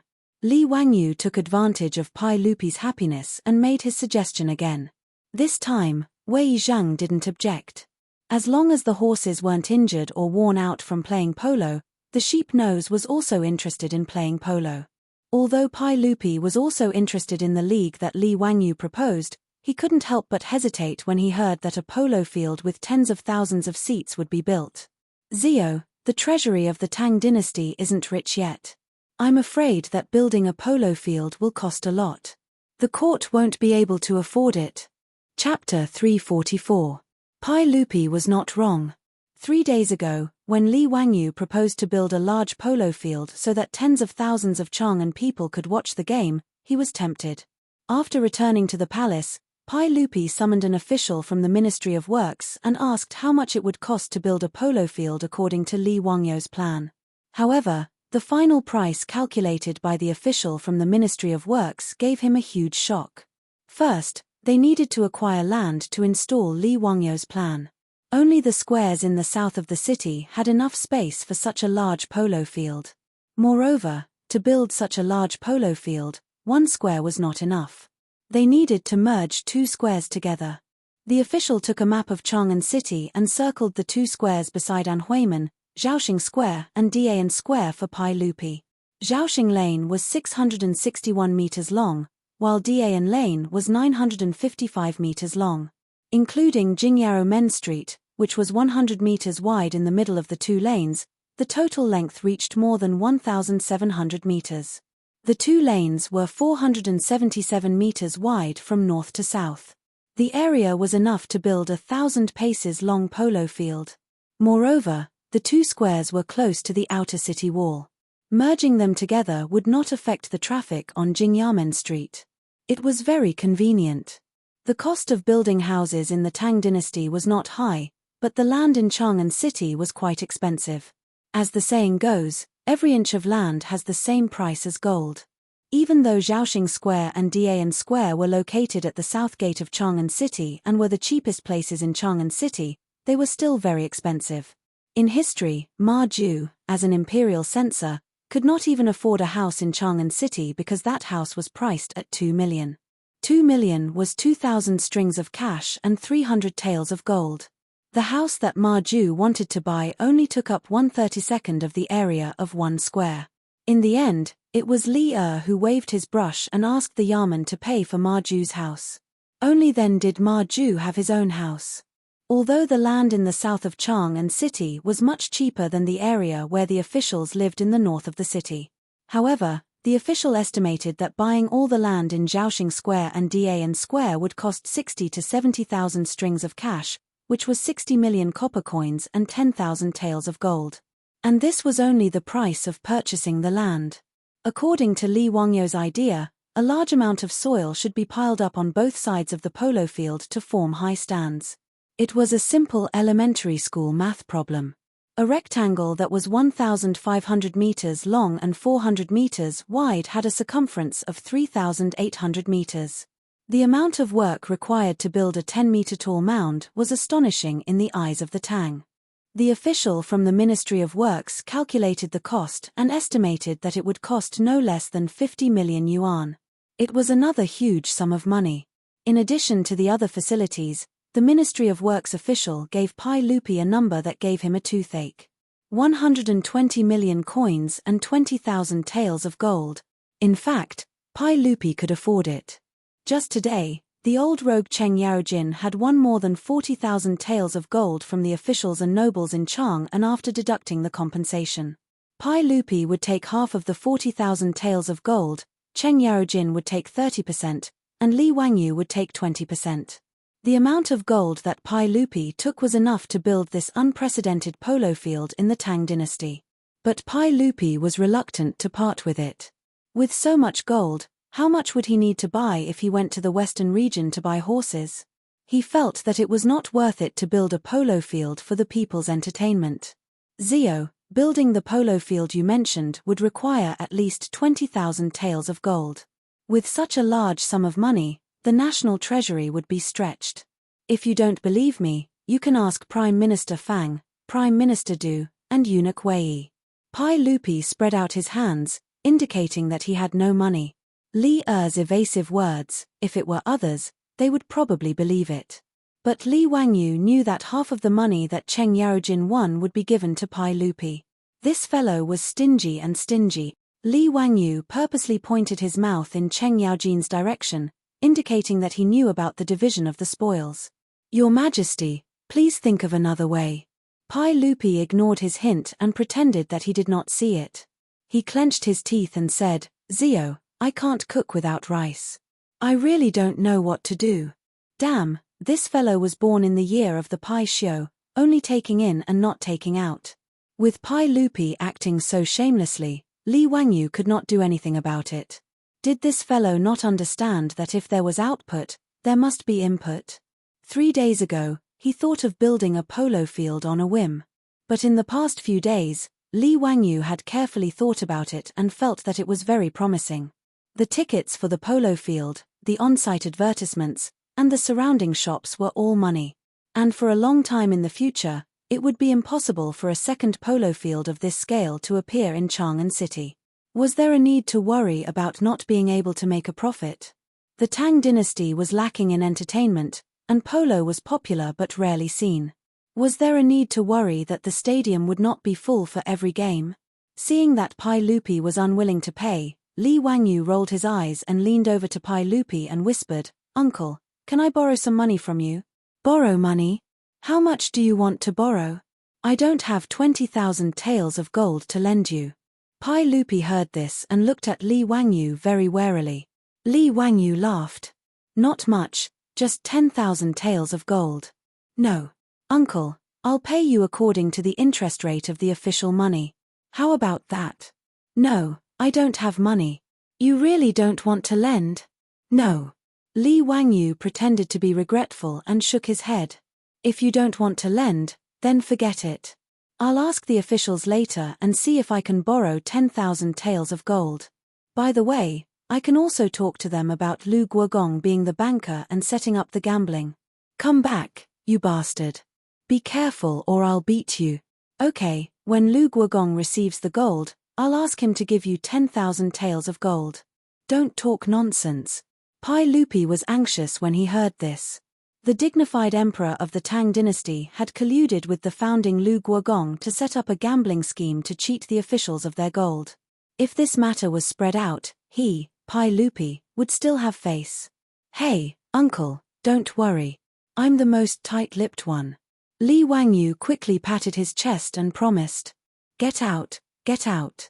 Don't let me see you again today. You bastard, you're pissing me off." Pai Lupi turned around and left. He didn't want to say another word to Li Wangyu. Empress Zhongsun and concubine Yang both covered their mouths and chuckled. They followed Pai Lupi and left. After Pai Lupi left, Li Wangyu was very proud. He didn't have the slightest bit of unhappiness when the fops asked him to treat them at Ping Kang Fang. It was all thanks to this group of lovable fops who forced him to watch the polo match at the Northern Imperial Army's barracks. As a result, watching the polo match not only raised his title by one level, but also earned him a huge polo field in Chang'an City. Of course, he was most satisfied with the horse Zhao Yebai. Li Wangyu loved the horse so much that he couldn't put it down. He was also extremely grateful to Zhong Liang, the boy who gave him money. A good person. The Tang dynasty needs such a good person, but as the saying goes, a handsome person can't be handsome for more than 3 seconds. Li Wangyu's complacent mood didn't last for long. Chapter 345. The morals of the officials and nobles of the Tang dynasty were still above average. At the very least, no one was as shameless as the old hooligan Cheng Yarojin and reneged on the bet. In less than 2 days, each family sent people to deliver gold to Duke Lu's mansion to clear the gambling debts. This time, Cheng Yarojin didn't cause any trouble for Li Wangyu and happily sent 20,000 taels of gold to him. 1 tael of gold in the Tang dynasty was equivalent to 30 grams in modern times. 20,000 taels of gold was equivalent to 600 kilograms. It wasn't too heavy and a 4-wheeled carriage could easily carry it away. However, such a large amount of gold was sent to Dingju Village's barren residence. Oh, it was now the Viscount residence. The old housekeeper Li Heng was quite frightened. The old man had never seen so much gold. Even though it was locked in the residence's treasury, he was still so worried that he couldn't sleep well. Li Wangyu and his beautiful superior also felt that it wasn't appropriate for the family to save so much money. However, there were no banks in the Tang dynasty. Every family saved their money in their own residence. Even though he was distressed, he didn't have any good ideas to solve this problem. He did have the intention to hire more troops to guard the house, but the Li family's old residence in Dingju village was too small. The people in the house were already cramped and there was no place for them to stay. He could only wait for half a year for the manor to be completed. Only then could he expand his family's power. Fortunately, Dingju village had always been safe and sound. Moreover, it was famous outside. Ordinary thieves didn't dare to cause trouble in Dingju village. Li Wangyu had caused so much trouble when he went out. His beautiful superior was speechless. Among the entire Dingju village and Lai Hot, She and Li Wangyu were the calmest when it came to his promotion. However, the beautiful superior was in favor of Li Wangyu wanting to build a polo field. It wasn't that she liked playing polo. It was just that she knew better than Li Wangyu what such a large stadium meant. Li Wangyu had never been to Europe or America. Huaxia's large stadiums weren't profitable. Most of them were operating at a loss. However, when his beautiful boss studied in the United States, she had a good understanding of the operation of European and American sports stadiums. As long as the number of guests was guaranteed, profits were inevitable. Her view was the same as Li Wangyu's. In the Great Tang, in this era where sports stadiums had yet to appear, building a polo field that could accommodate tens of thousands of spectators in a city with a population of 1 million was an extremely lucrative prospect. As for how to operate the polo field in the future, the beautiful boss also gave a lot of suggestions, which made Li Wangyu, who had been confused before, suddenly see the light. For the next few days, Dingju village was unusually lively. Just like when Li Wangyu had just been knighted, all the officials and nobles in Chang'an sent gifts to congratulate him. As for those who were familiar with Li Wangyu, they would visit him in person. The Lai Hot was filled with guests every day, and banquets were held from morning to night. The two disciples, Ma Ju and Yang Liban, were even more excited for their junior division commander. The two of them even specially asked for leave from their respective yamen and went to Dingju village to help Li Wangyu receive the guests. It was also thanks to the help of these two disciples. Otherwise, Li Wangyu suspected that he would be the first nobleman in the Tang dynasty to die of exhaustion because of a knighthood promotion. The villagers were even more honored that their lord had been promoted, and they all came to congratulate him. For this reason, Li Wangyu could only let Niu Wu buy pigs and kill sheep, and hold a banquet in the village to make the village lively again. After a few days, he finally sent away all the people who came to congratulate him. Li Wangyu quickly asked Niu Yong to escort 10,000 taels of gold to the Ministry of Works to buy land. Li Wangyu accepted all the suggestions that the Ministry of Works officials gave to Pai Lupi. He looked at the map of Chang'an City and personally went to Zhaoxing Square and Dan Square to investigate. He felt that these two squares were the most suitable for building a polo field. Hu Xianzi personally sent 10,000 taels of gold to the Ministry of Works, which even alerted the Minister of Works, Duan Lun. In Chang'an City, there was nothing that could be kept a secret. The news that Li Wangyu wanted to build a polo field had already spread to all the officials. Regarding this, the officials all had different opinions. Some mocked Hu Xianzi's youthful nature and did not know the immensity of heaven and earth. Spending 20,000 taels of gold to build a polo field for fun was truly extravagant and extravagant. Some sat and watched, feeling that if this polo field could really be built, it would be one of the sights of Chang'an City. There were also polo enthusiasts who supported Li Wangyu's plan to build a polo field of this scale. In short, this matter stirred up a wave of spring water in Chang'an City.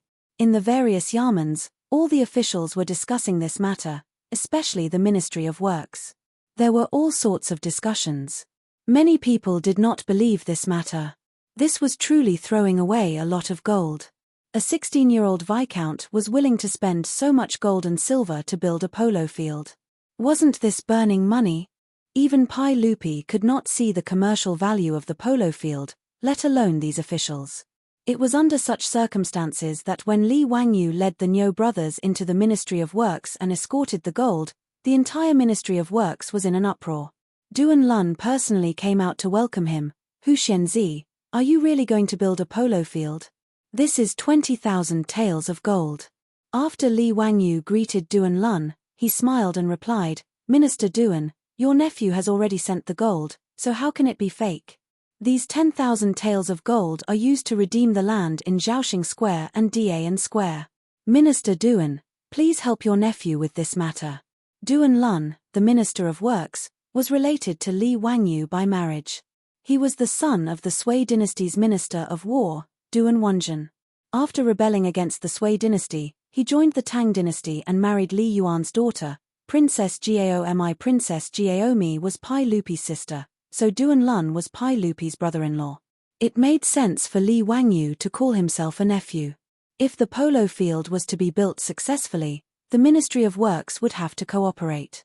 Not only did they need to redeem the land, but they also needed to recruit workers to build the polo field. Since ancient times, there had been too many shenanigans involved in construction projects. Li Wangyu did not wish for the gold that he had painstakingly dug out from Li Er's mouth to be embezzled by others. Hu Xianzi is indeed a young hero. You are really generous. Don't worry, I will help you with this matter. As long as you have enough money, the polo field will be completed in at most a year. Duan Lun twirled his beard and nodded with a smile. Li Wangyu hurriedly bowed again. Thank you, Minister Duan.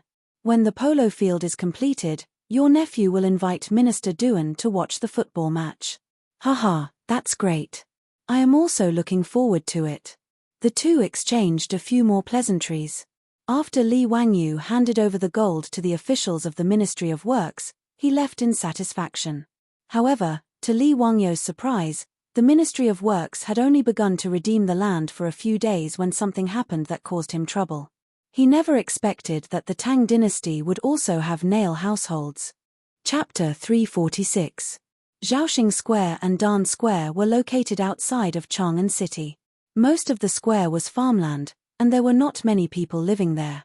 Farming in the city was a habit of Chinese cities. For a huge city like Chang'an, even if it was surrounded by the enemy, they would not lack food for a short period of time. As for Hu Xianzi wanting to buy their land, the people in these two squares did not have much of an opinion. After all, Hu Xianzi had paid the copper coins according to the market price, which was enough for them to buy land from other squares. The matter of the Ministry of Works helping Li Wangyu to buy land went smoothly. However, there were exceptions to everything. The Ministry of Works officials met with a family in Dan Square who refused. Even if the Ministry of Works officials offered a 20% premium, this family would not sell their land. When the news reached Li Wangyu, it made him slightly shocked. The Tang dynasty actually had people who refused to sell their land. Not to mention the fact that he had given enough money to buy the land, just his face as the founding Viscount and the Ministry of Works officials were not enough to make this family lower their head. This was something worth pondering.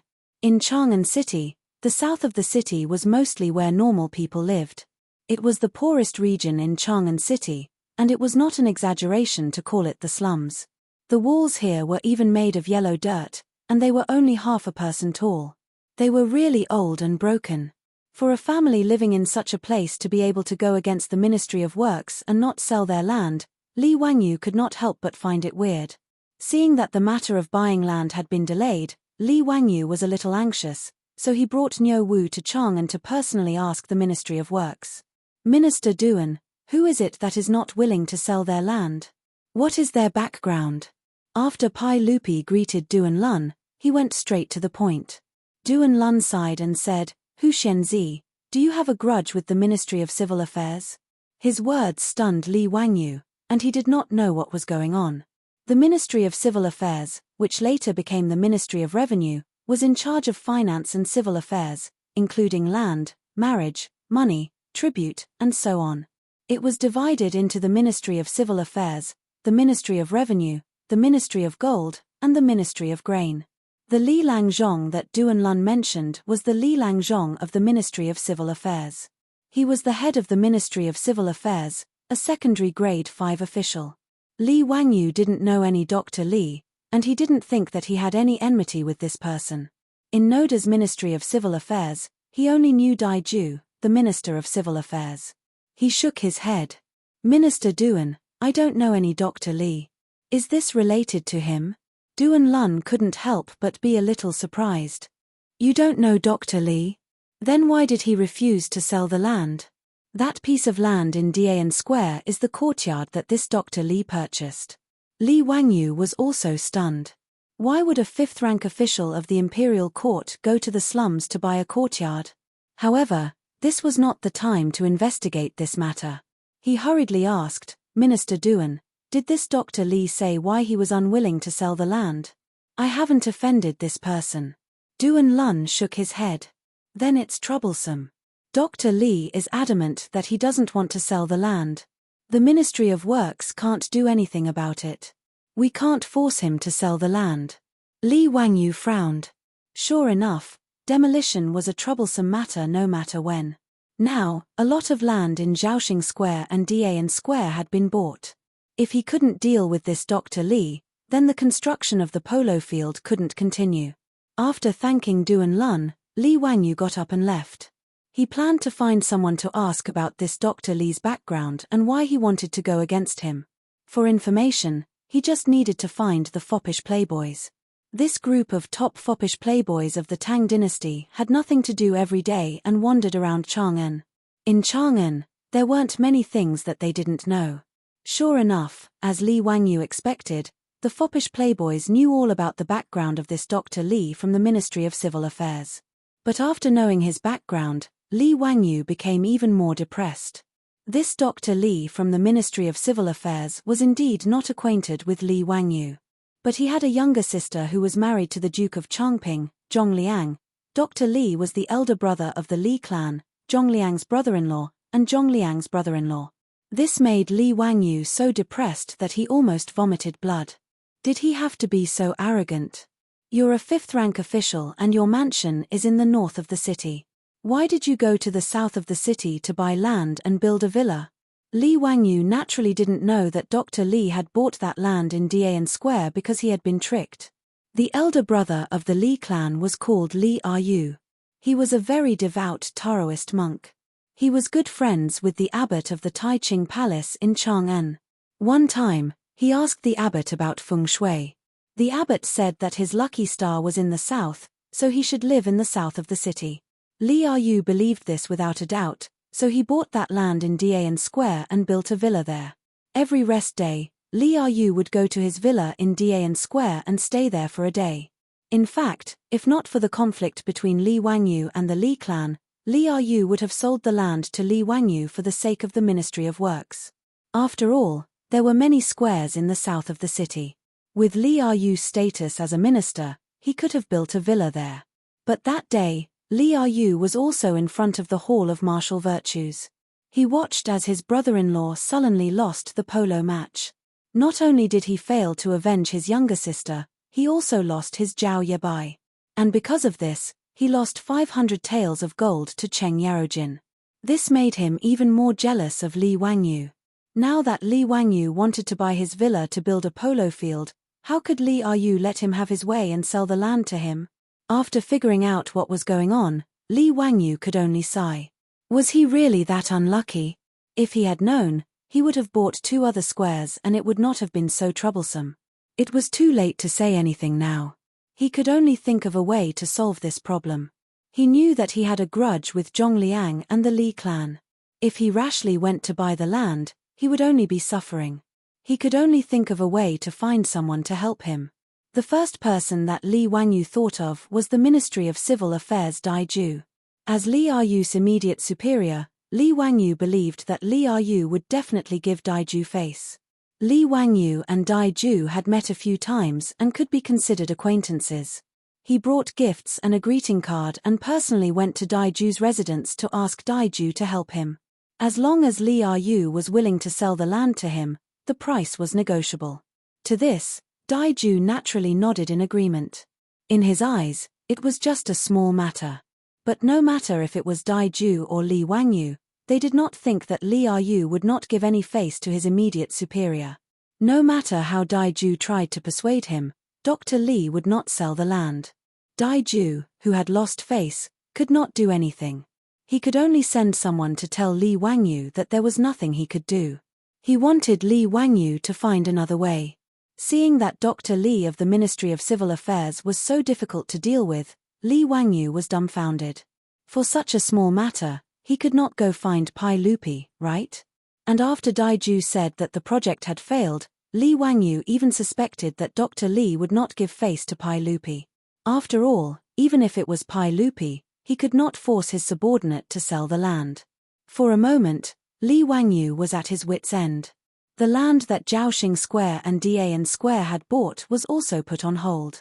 Li Wangyu was still trying to think of a way to deal with this stubborn person. He did not expect that because of the construction of the polo field, he would be impeached by the imperial censor in the court. Chapter 347. The aristocratic families, led by the Wang clan of Taiyuan, did not let go of their conflict with Li Wangyu just because he had been promoted. However, Li Wangyu was not in the imperial court and was just an idle noble. It was difficult for them to take advantage of Li Wangyu. However, Li Wangyu wanted to build a polo field in Chang'an, which provided a target for the aristocratic families to attack him.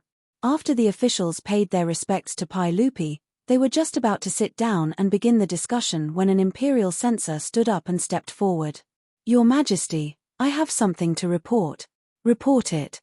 "I am impeaching the founder of Hu County. He is arrogant and extravagant. He is greedy for pleasure and wants to spend 20,000 taels of gold to build a polo field just for the pleasure of hitting balls. He is truly extravagant." "Your Majesty," the Confucius said, "do not worry about scarcity, but about inequality. Do not worry about poverty, but about insecurity. The founder of Hu County should not be allowed to indulge in his extravagant ways. He is an extravagant person who wastes his wealth and brings harm to himself." When Pai Lupi heard this, he could not help but frown. Everything was going well, so why was Li Wangyu being impeached? He did not care about the censor's impeachment. If Li Wangyu was willing to spend money to build a polo field, why should he care about them? Naturally, he could not casually say this, so he continued to listen to the censor. "Your Majesty," the Confucius said, "there is only so much wealth in heaven and earth. Frugality is a virtue. Prohibition of extravagance is a good government." However, the founder of Hu County spent a lot of money to build a polo field. He also forcefully bought land from the people, causing public resentment. "I ask Your Majesty to punish the founder of Hu County and ban the construction of a polo field." When Pai Lupi heard this, he could not help but curse the censor for looking for trouble. "If you say that Li Wangyu is extravagant, why don't you go and see what kind of life those aristocratic families are living?" In the hall, the people close to Li Wangyu all had unhappy expressions. They all felt that the censor's impeachment was a waste of time and was looking for trouble. As an imperial censor, Ma Ju naturally had to speak for his teacher. He immediately stood up and retorted, "Your Majesty, the founder of Hu County spent a lot of money to build a baseball field. But it was not for his own selfish desires. It was built for the people of the Tang dynasty." Pai Lupi pretended to be surprised and asked cooperatively, "Oh? What do you mean?" Ma Ju bowed, "Your Majesty, the baseball field built by Huxian County can accommodate tens of thousands of citizens at the same time. The people of the Tang dynasty like to play ball, but they usually don't have the chance to see it. If the baseball field is built, the tens of thousands of people in Chang'an can have fun with His Majesty. This is a wonderful thing. How can it be called arrogant and extravagant?" He glanced at the censor from an aristocratic family and said in a clear voice, "Mr. Huxian spent a lot of money to benefit the people of Chang'an. What he did was to help the people of Chang'an. He should be rewarded by His Majesty." Ma Ju paused and continued, "As for the land redeemed by Mr. Huxian County, the people complained. Let me ask you, what kind of people did they complain about? Why didn't I hear any complaints from the people of Zhaoxing and Dan, but they were very satisfied with the land redeemed by Mr. Huxian County? This." The censor was a little speechless. He couldn't say that Minister Li of the Ministry of Civil Affairs complained, could he? For a moment, he was speechless. Hearing Ma Ju's words, all the officials in the hall nodded and agreed with Ma Ju. After all, they couldn't see the commercial value of the baseball field. Even in Pai Lupi's eyes, Li Wangyu had too much money to burn. That was why he used his own money to build such a huge baseball field. It was not an exaggeration to say that such an act was selfless and helped the people of Chang'an. Even many officials secretly cursed Li Wangyu for being a spendthrift. Of all the things he could do, he used 20,000 taels of gold to build a baseball field. He really had nothing better to do. After the censor was rebuked by Ma Ju, he couldn't help but look at the heads of the aristocratic families. After hesitating for a moment, he continued, "Your Majesty, a few months ago, Mr. Huxian County owed the Yamen of Huxian County a huge sum of 2 million taels of gold. How could he take out 20,000 taels of gold to build a baseball field?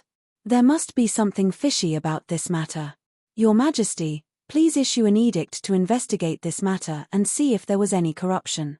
In the Tang dynasty, there was no crime of having a huge sum of money of unknown origin. The censor's words were purely groundless accusations, and he was trying to frame Li Wangyu.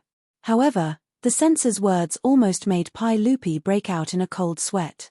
He couldn't tell the officials that Li Wangyu's 20,000 taels of gold were won by him and Cheng Yaojin from the officials in a bet.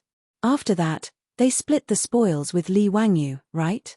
Just as Pai Lupi was thinking about how to answer, the old scoundrel Cheng Yaojin stood up and pointed at the censor, scolding him. Bastard, Mr. Huxian County's 20,000 taels of gold was given to him by me. What, do you have a problem with that? Given. Cheng Yaojin's words made the officials in the hall speechless. Old man, can't you be a little more reliable? That was 20,000 taels of gold, not 200 copper coins. Cheng Yaojin, you said you gave it to Mr. Huxian County. Don't you feel guilty? Why don't you give it to me? However, since Cheng Yaojin said so, what could they do? Are you going to bite this old man? Why did Lu Guogong give Mr. Huxian County so much gold? The censor still wanted to argue. Cheng Yaojin's spit was all over his face. None of your business. The censor's face turned red from Cheng Yaojin's scolding, and he didn't know how to answer. After Cheng Yaojin's pestering, Pai Lupi couldn't help but breathe a sigh of relief. He didn't want to continue arguing about this matter, so he said, Mr. Huxian County is willing to build a baseball field for the people. It is a good story. We are happy to see it happen. Don't mention this matter again. Once Li opened his mouth, it could be considered as setting the tone.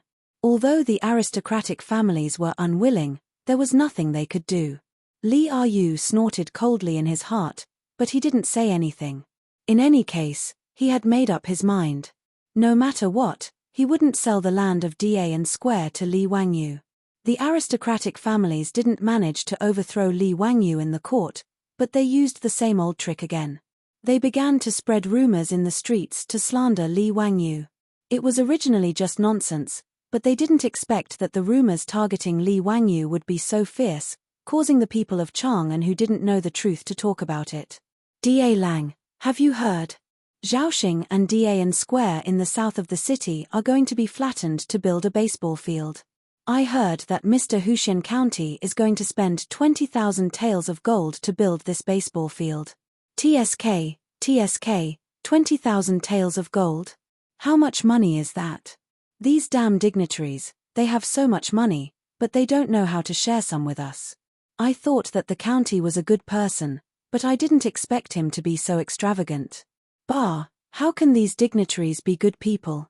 They should all be beheaded. Sure, lower your voice. Do you want to die? I heard that the talents of Zhaoxing and Da and Square are pitiful. They were directly driven out by Mr. Huxian County and became beggars. Their good homes are gone just like that. This county is so young, but is so rich and heartless. He really deserves to die. Because of the people's hatred of the rich, rumors like this fermented through the mouths of the people, and it caused the anger of the people in Chang'an. Li Wangyu's name was stinking in the streets for a while. In this regard, Li Wangyu, who was thinking hard about how to buy land from Li Yu in Dingju village, knew nothing about it. Chapter 348. In fact, how much money Li Wangyu spent had nothing to do with the people. But in the eyes of the illiterate people of the Tang dynasty, being rich was a sin in itself. As the saying went, I'm right when I'm poor, but you're not benevolent when you're rich. Most people had this idea about the rich merchants and aristocratic families. This was also one of the reasons why the rebels of the past dynasties could always attract enough response as long as they shouted the slogan, equal status, equal wealth. Of course, the people couldn't be blamed for this. Even in the prosperous Tang dynasty, under such a feudal system, all kinds of injustice could be found everywhere. It was quite normal for the people to hate the rich and powerful. However, Li Wangyu had suffered an unexpected calamity. After a wave of rumors spread by the aristocratic families, coupled with the common people's innate hatred for the rich and powerful, Li Wangyu had been tricked just like that.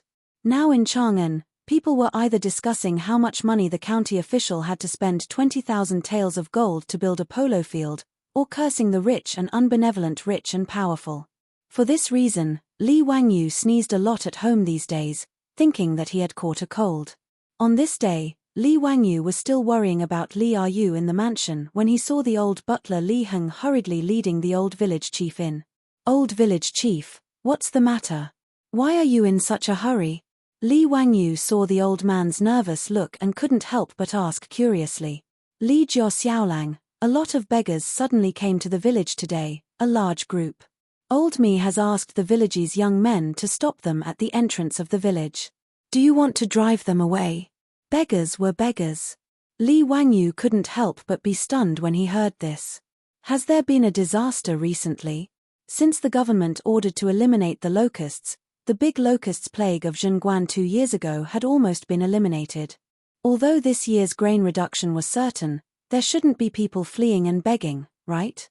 And even if they wanted to flee, shouldn't it be in July or August, when there was a shortage of food? It was only the end of April and the beginning of May. How could there be groups of beggars? The old villager shook his head and said, "They don't look like refugees. They look more like beggars in Chang'an. They speak with the accent of Chang'an." Li Wangyu asked curiously, "Beggars in Chang'an? Why would these people come to my Dingju village to beg for food?" Dingju village was located in Chang'an, 100 miles away from Chang'an city. Although it had only been half an hour on horseback, it was obvious that these beggars did not come here on horseback. It would take a day to walk 50 kilometers on foot. What attracted these beggars from Chang'an city to Dingju village? Even the old villager was confused. He had lived his whole life, and this was the first time he had encountered such a thing. Let's go. Let's go to the village entrance and see what's going on." Li Wangyu simply stood up and beckoned the old villager to walk towards the village entrance. When they arrived at the entrance of the village, they saw that it was already crowded with people. There was indeed a group of beggars dressed in rags outside the village. They were clamoring to enter the village, and there were no less than 100 of them. At the entrance of the village, there was a group of old soldiers leading the village's young and strong men. They held weapons and stared at the beggars covetously, not allowing them to move forward. Although the houses in Dingju village were still dilapidated, there were many copper coins hidden in each house. The old villager naturally did not want to let so many beggars into the village, fearing that they would cause trouble. The villagers also came to watch the commotion. The women and children pointed at the beggars outside the village and laughed from time to time. Niu Yong and Niu Wu saw so many beggars and were afraid of trouble, so they stopped Li Wangyu from going forward. The two of them held weapons and squeezed to the front of the village's young and strong men. "Who are you? Why have you come to my Dingju village?" Niu Yong asked loudly. "Sirs, we have no one to depend on and are very pitiful. We have specially come to ask for help from the founder of Hu County. Please take pity on us and help us. We want to see Hu County and ask for your help. Please have mercy on us. Please take pity on us and help us." The group of beggars clamored and shouted all kinds of things. Some even sang a beggar's song. There are only 12 hours in a day, and there are only 2 or 3 rooms. Each room only asks for 1 coin. Heaven, heaven, heaven is so pitiful. This group of beggars was so noisy that it gave the Niu brothers a headache. They wanted to give them some clothes and food to send them away. "How can beggars like you meet our Langjun? I'll get someone to prepare some clothes and food for you. Leave quickly. You all have hands and feet. What can't you do? Why must you beg for food? Sirs, we don't want clothes or food. Please give us some gold. We will leave immediately and won't bother you." "What?" The beggar's words stunned Niu Yong, Niu Wu, and the young and strong men of Dingju village. They don't want clothes or food, but they want gold. Where did this group of lunatics come from? Yes, that's right. Hu County has so much gold that he doesn't have anywhere to spend it. It's spread throughout Chang, and that Hu County throws away his gold casually like he's throwing away his worn-out shoes. If that's the case, why don't you give it to us? Yes, everyone in Chang'an says so. Hu County has so much gold that he can't fit it in his house. If he has mountains of gold and silver, please take pity on us. Just a little bit from the nobleman's fingers will save us. I'm not greedy. Just give me a piece of gold leaf. The beggar's words almost made the villagers laugh. Even Li Wangyu, who was behind the crowd, shook his head with a wry smile. Which bastard spread this rumor? He had mountains of gold and silver in his house. He really didn't know what he was talking about. He didn't know that a rumor was fiercer than a tiger. Li Wangyu's 20,000 taels of gold had been exaggerated beyond belief by countless people in Chang'an. In addition, some people added fuel to the fire. Now Li Wangyu had become the richest man in the Tang dynasty. It was said that all the utensils in Hu County's house were made of gold. Even the trees in his yard were made of gold, from the trunks to the leaves. Some people even said with certainty that they had seen with their own eyes that Hu County's stones in his house were made of gold. He just threw them on the ground casually and didn't even bother to look at them. And so on. The people of the Tang dynasty tried their best to imagine how rich Li Wangyu was with their own imagination. For such rumors, people with a little brain would naturally laugh it off and not take it seriously. But the beggars in Chang'an believed it. Attracted by the Li family's endless gold, this group of beggars formed a group and walked for a whole day before they came to Dingju village. They just wanted to ask Li Wangyu to give them some gold. The beggars' words naturally made the villagers of Dingju village laugh. They looked at the beggars with a little sympathy before, but now they looked at them as if they were crazy. Beggars didn't want clothes, food, and copper coins. They actually asked for gold. This was the first time they had heard of such a thing. You want to go to heaven? Why don't you just go to Taiji Palace and ask the sage to give you the throne? Li Wangyu was also speechless. He didn't want to bother with this group of crazy people. He wanted Niu Yong and Niu Wu to drive them away. While they were making a fuss, they saw more than a dozen strong horses galloping toward the village outside the village. Chapter 349.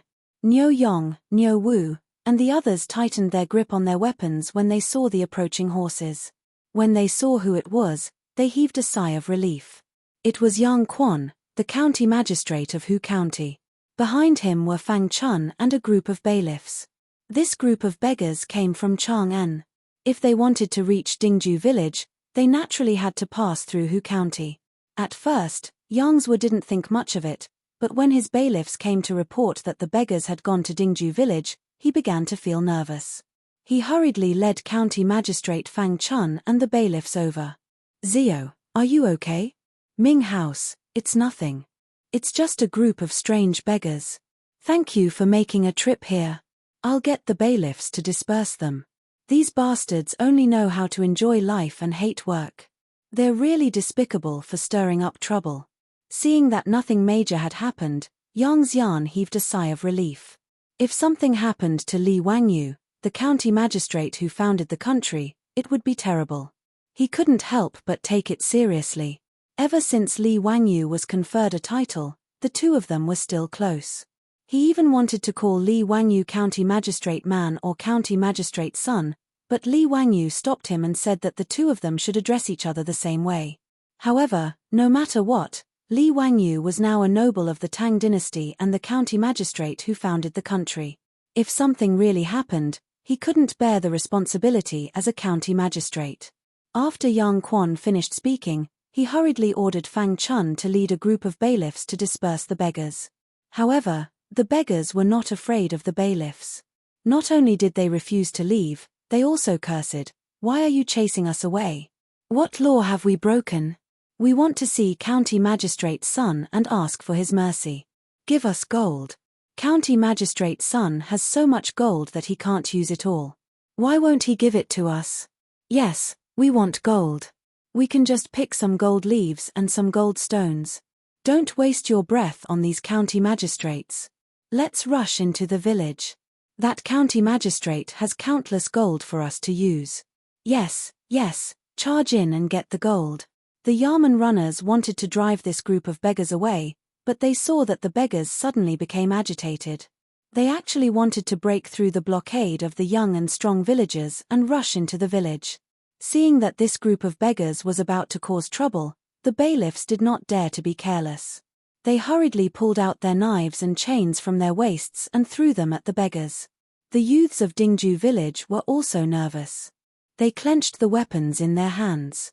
All the beggars who wanted to attack the village were all beaten to the ground. More than 100 beggars, in front of Dingju village's group of strong and powerful youths, as well as the county yamen runners. Naturally they did not have an easy time. It didn't take long for them to be knocked to the ground. Many of the remaining beggars wanted to run away, but they were all chased back by the bailiffs and tied together with ropes. Li Wangyu was at a loss. He was still confused about the farce in front of him. What the hell was going on? What on earth happened in Ming House? Why did a large group of beggars from Chang'an City come to our Dingju village to cause trouble? Li Wangyu asked Yang Quan. Yang Quan had a strange look on his face.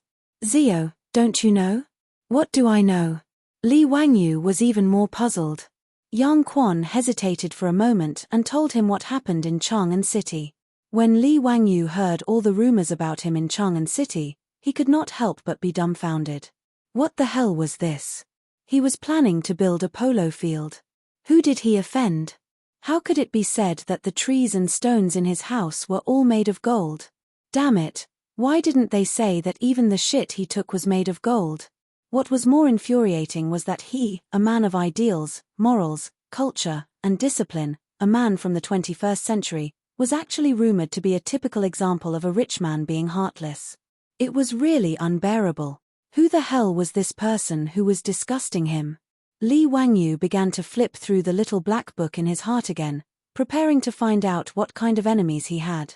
After thinking about it, it seemed that there was no one else who could and would do this except for those shameless aristocratic families. He had forgotten that his method of pasting big characters and small posters to the aristocratic families did not seem to be any better than the aristocratic families spreading rumors.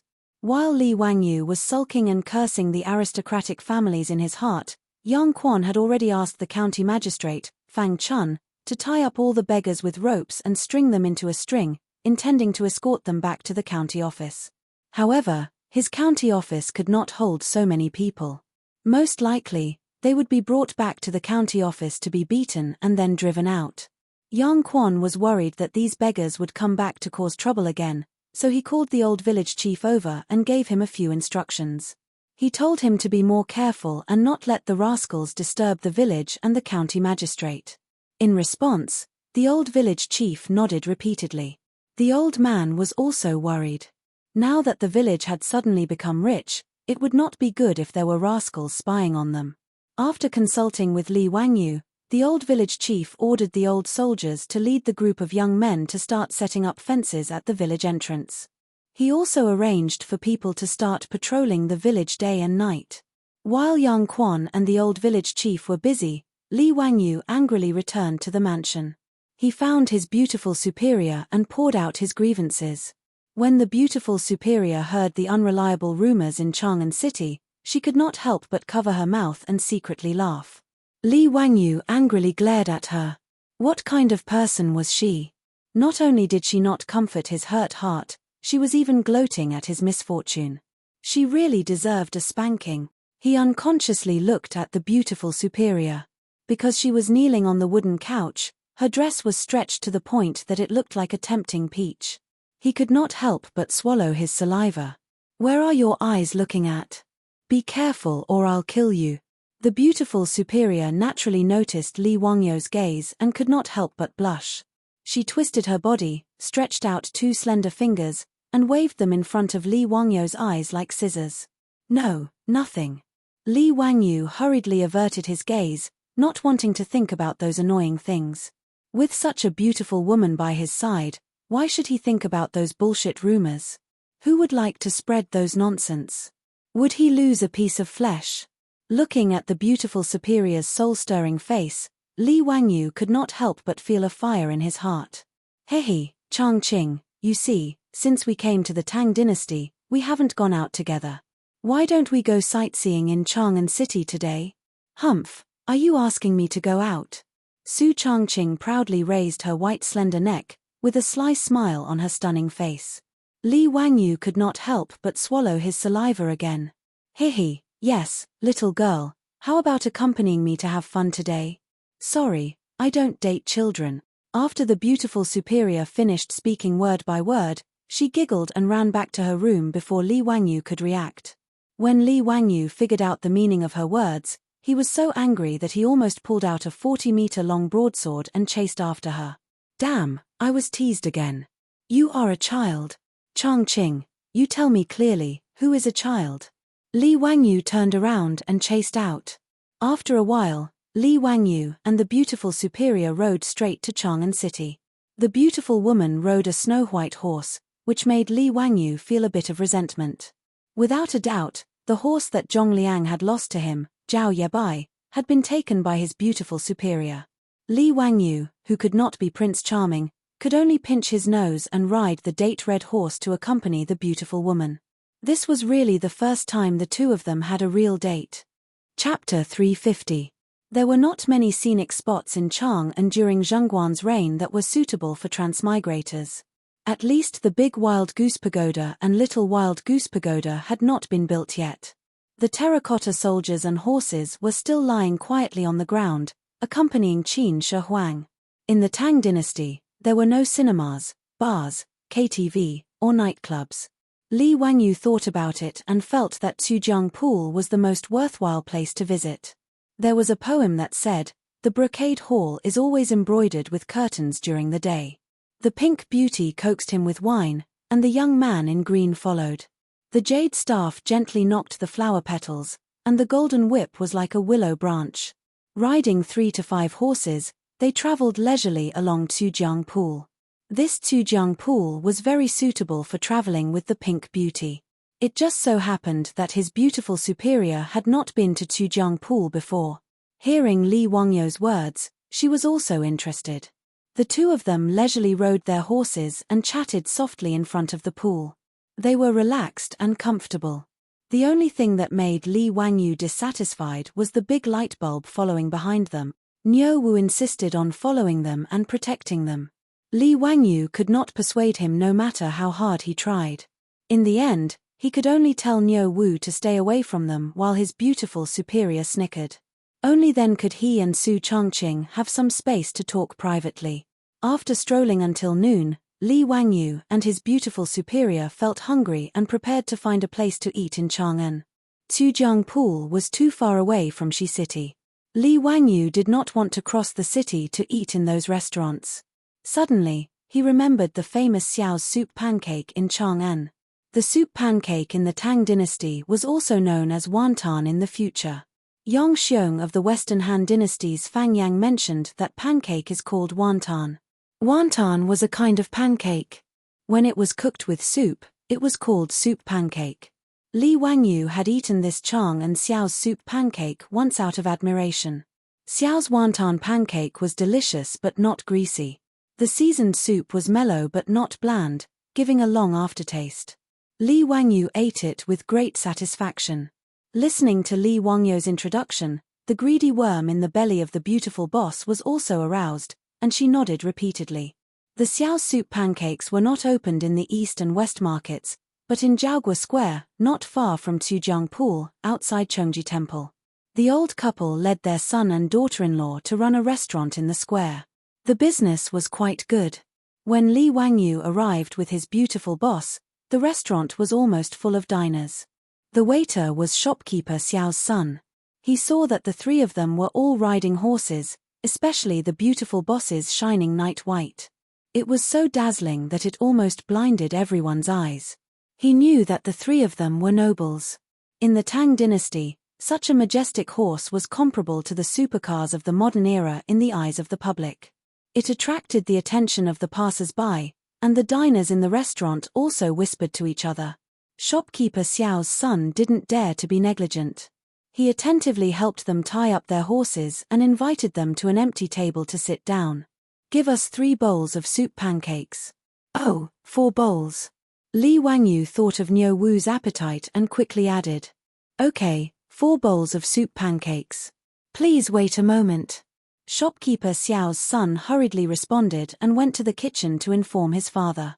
The restaurant of the Xiao family was not big, and the diners sat very close to each other. When Li Wangyu and the others waited for the dishes to be delivered, they could clearly hear the diners' conversation. The beautiful boss's shining night white attracted a lot of envious voices. People who loved horses in the Tang dynasty could be found everywhere. Many diners commented on the majestic white horse clearly and logically. They were very envious, and Li Wangyu felt a little complacent in his heart. "WN Sanlang, look at this white horse. How much is it worth?" "Hehe, that's a big deal. In the West Market, it only costs 10 strings of copper coins to pull a horse, but in the army, it costs 50 strings of copper coins to pull a horse. I think this white horse is even more expensive. You can't buy it for less than 100 strings of copper coins." The diner called WN Sanlang's voice was not low, and all the diners in the restaurant could not help but gasp. "Hiss, so expensive? WN Sanlang, are you trying to fool us?" "Hey, what's there to fool you? I've been working in the cattle and horse market in the West Market for so many years. How can I not know this?" WN Sanlang's words made the diners look at Li Wangyu and the others differently. At this time, Li Wangyu and the others' wontons had been delivered. They just pretended not to hear and buried themselves in the food. Everyone's discussion soon shifted from the precious shining yebai to the rumor of 20,000 taels of gold for the construction of a polo field in Chang'an. Li Wangyu could not help but frown when he heard that. Actually, compared to the famous founder of Hu County, what does this horse count for? "I'm afraid you don't know. I have an elder brother who works in that county's residence. TSK, I'm not afraid to scare you to death if I tell you this, but in the residence of this county's founder, even the chestnut used for the toilet is made of gold and inlaid with all kinds of gems. Just those gems, any one of them can be exchanged for several horses like this." The man's words caused everyone in the restaurant to gasp again. Li Wangyu, on the other hand, almost choked to death because of his words. Bragging really doesn't pay tax. Also, your elder brother works in my house. This bragging really makes it seem as if it's true. Li Wangyu felt that if he was not talking about himself, he might have believed it. Damn, so what Yang Quan said was true. This rumor is getting more and more exaggerated. If it continues to spread, Li Wangyu will probably become the god of wealth who can turn stone into gold. The beautiful boss naturally heard this and couldn't help but cover her mouth and laugh. This made Li Wangyu so angry that he glared at her. Niu Wu's mouth was wide open. He thought that he was hallucinating. He was about to stand up and refute, but Li Wangyu pulled him back and shook his head, indicating that he should not speak. The atmosphere in the restaurant became livelier because of the bragging man's words. That's why that county spent so much money to build a baseball field for him to play in. It was a small matter. It's just a pity that the people of Jiaoxing and Dian were chased out of their houses in the middle of the night in order to make room for that county. A perfectly good home was gone just like that. I heard about this matter. That county had countless gold in his house, but he was still so stingy. Not only did he not give them the money to buy the land, but he also let the people in his house kidnap women. TSK, the people of those two houses are in trouble. Their homes are gone, and even their slightly beautiful daughters were taken to the county's founder's house to be ravaged day and night. Isn't that right? Fortunately, my house is in Anla House, which is just across Anhuiman Street from that Dian house. These days, the cries of the people of Dian House can be heard through the walls of the house. It's too pitiful. That county really doesn't know shame and acts like a beast. He's so extravagant and lascivious. I thought that someone who could write such a strange book as The Three Kingdoms must be a great scholar. I didn't expect him to be so unbearable. When Li Wangyu heard this, he could no longer hold it in. He slammed the table and stood up. The beautiful boss's face also turned cold. Her mischievous expression was gone. Niu Wu's clenched his fists. The veins on his neck bulged in anger. It's fine to say that I'm rich and heartless, but to even talk about raping women and ravaging them day and night. This is simply forcing me to feed *T into my mouth. Damn it. Chapter 351. The sound of Li Wangyu slamming the table was so loud that it attracted everyone's attention. Li Wangyu angrily asked, "Everyone, aren't you afraid of being punished by the authorities for making up such rumors?" However, his words only caused the restaurant to be silent for a few seconds before being mocked by everyone. "Bah, Why can't we talk about what that county magistrate did? Only county magistrates are allowed to set fires, but commoners aren't allowed to light lamps. This Lord Xiao Lang must be from a wealthy family. That's why he's so protective of that county magistrate, right? They're all jackals of the same tribe. So what if he's rich? Just because he's riding a good horse, he dares to shout and shout. If it were any other day, these diners wouldn't have dared to curse at someone riding a horse like Yebai. However, today, everyone in the restaurant was condemning that county magistrate. It was as if they were of one mind and the law couldn't punish the majority. Thus, even though they knew that Li Wangyo's group of 3 had extraordinary identities, they still attacked them. The beautiful woman's face was frosty as she coldly said, "Everyone, why are you insulting my innocence without any evidence? When has that county magistrate ever kidnapped a woman or occupied someone's land? It would have been better if she hadn't said anything." Her words caused everyone in the restaurant to laugh. "Haha, young lady, why aren't you properly taking care of your husband and children in your residence? Why are you spouting nonsense? We all saw what that county magistrate did with our own eyes. How is he insulting your innocence? His appearance isn't bad, but I didn't expect him to have the heart of a poisonous scorpion. How much gold did that county magistrate give you for you to protect such a beast like him? I'm afraid this young lady isn't this young man's mistress, is she? Or perhaps she's a girl from Peace Square?" Li Wangyu had already been enraged by these rumors in the marketplace. At this time, when he heard them humiliating his beautiful superior, he couldn't bear it any longer. He directly picked up the bowl of hot soup on the table and threw it at the person who said that his beautiful superior was the miss from Peace Square. The Xiao soup pancakes used the best chicken soup as the base. It tasted delicious, but the temperature of the chicken soup was also quite high. The bowl of soup splashed onto the head of the person who had spoken just now. The scalding soup made him wail like a ghost and howl like a wolf. Seeing Li Wangyu suddenly launch an attack, the customers in the restaurant were stunned for a moment before they flew into a rage. All of them suddenly stood up and rushed toward Li Wangyu and the other 2. For a moment, the Xiao family's small eatery was in a mess. When Niu Wu saw that his Lang Jun had made a move, he didn't hesitate. He waved his big fist and smashed it toward the surrounding diners. With his martial arts, it couldn't be easier for him to deal with these ordinary people. With just 2 or 3 punches, he knocked down several people. However, as the saying goes, the Tang people revered martial arts while the Song people revered literature. Although these diners were all common people, they didn't fear Niu Wu's fist at all. Instead, after he knocked down a few people, the others became even more fierce and surrounded him. After Li Wangyu threw the bowl of soup, he also felt a bit of regret. In this eatery, there were more than 10 diners, but Niu Wu was only one person. With his small body, he couldn't help much. If by any chance he got into a fight and hurt his beautiful superior, then it would be too late for regrets. Seeing that all the diners had surrounded him, Li Wangyu quickly pulled his beautiful superior behind him. He reached out and picked up the bowl and chopsticks on the table again and smashed it toward the diners. The eatery was in chaos. The Xiao family's shopkeeper and his son hurriedly shrank behind the counter and repeatedly called for everyone to stop. But at this time, how could everyone stop? Niu Wu naturally had a lot of skills. If he really hardened his heart and pulled out the weapon at his waist, then these diners would probably all be lying on the ground. But it was only a verbal disagreement and a fight, so Niu Wu naturally couldn't hurt people. And with his bare hands, although he was brave and fierce, he might not be able to deal with the siege of more than 10 people. Li Wangyu saw that Niu Wu was being besieged and that there were several people on his side surrounding him again. He quickly picked up the bowl of soup on the table and made a gesture to throw it out again.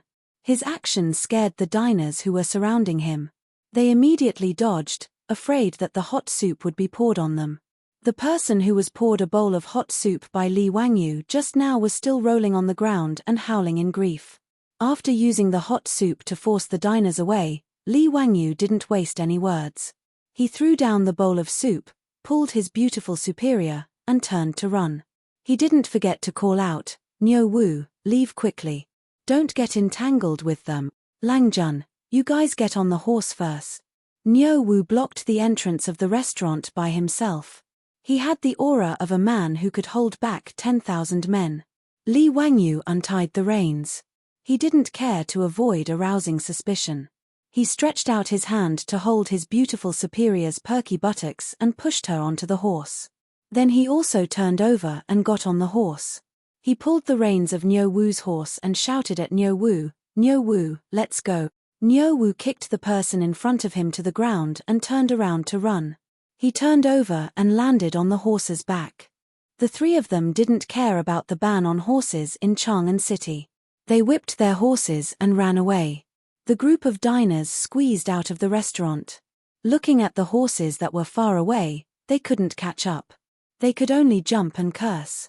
Li Wangyu urged the horse to run straight out of Zhao Guofang. Then he laughed and pulled the reins. The conflict just now had let him vent his anger. He was in a good mood. Niu Wu, send 10 copper coins to Xiao's soup pancake shop as compensation. Today, the Xiao's soup pancake shop had suffered an unexpected disaster. Because of the fight between Li Wangyu and the others, the shop was smashed into a mess. Li Wangyu was naturally not an unreasonable person. Although today's incident was caused by the diner's obscenities, it had nothing to do with Xiao's soup pancake shop. He naturally had to compensate. Niu Wu grinned and nodded with a smile. The beautiful female boss rolled her eyes at Li Wangyu in a flirtatious manner and rebuked, "Look, why are you building a polo field all of a sudden? Now you've made yourself a pest that everyone in Chang'an City hates. Let's see how you're going to deal with it." Of course, she didn't really blame Li Wangyu. She just complained out of concern. Li Wangyu also smiled bitterly. He didn't know that it would cause such a big trouble. Have the people of Chang'an City gone mad? There are people who believe such ridiculous words, and all of them speak as if it's true. The beautiful superior also sighed. Everyone has the idea of getting rich quickly, but it's difficult to realize. You've been so high profile and spent so much money to build a polo field. Besides, some people added fuel to the fire. Naturally, their envy turned into jealousy. Li Wangyu was furious. He obviously wanted to add some cultural entertainment for the people of the Tang dynasty, but they didn't know how to appreciate his kindness. The matter of buying land had not been solved. Now his reputation in Chang'an City was so bad because of the rumors. Li Wangyu really regretted it. If he had known it, he would not have built a polo field. But now, it was too late to say anything. If he couldn't find a way to solve this matter, he really didn't need to come to Chang'an City in the future. More than 1 million people in Chang'an City could drown him with their saliva. Li Wangyu looked up and sighed. So what if I'm rich? Who did I offend? Chapter 352. Li Wangyu was indeed very annoyed. He had clearly done a good thing, but was misunderstood and even abused by the other party. It was hard for him not to get angry. Just like that monkey son, he was clearly fighting a monster, but was misunderstood by Tang Sanzang, who not only chanted the golden hoop spell, but also drove the monkey away. It was really sullen.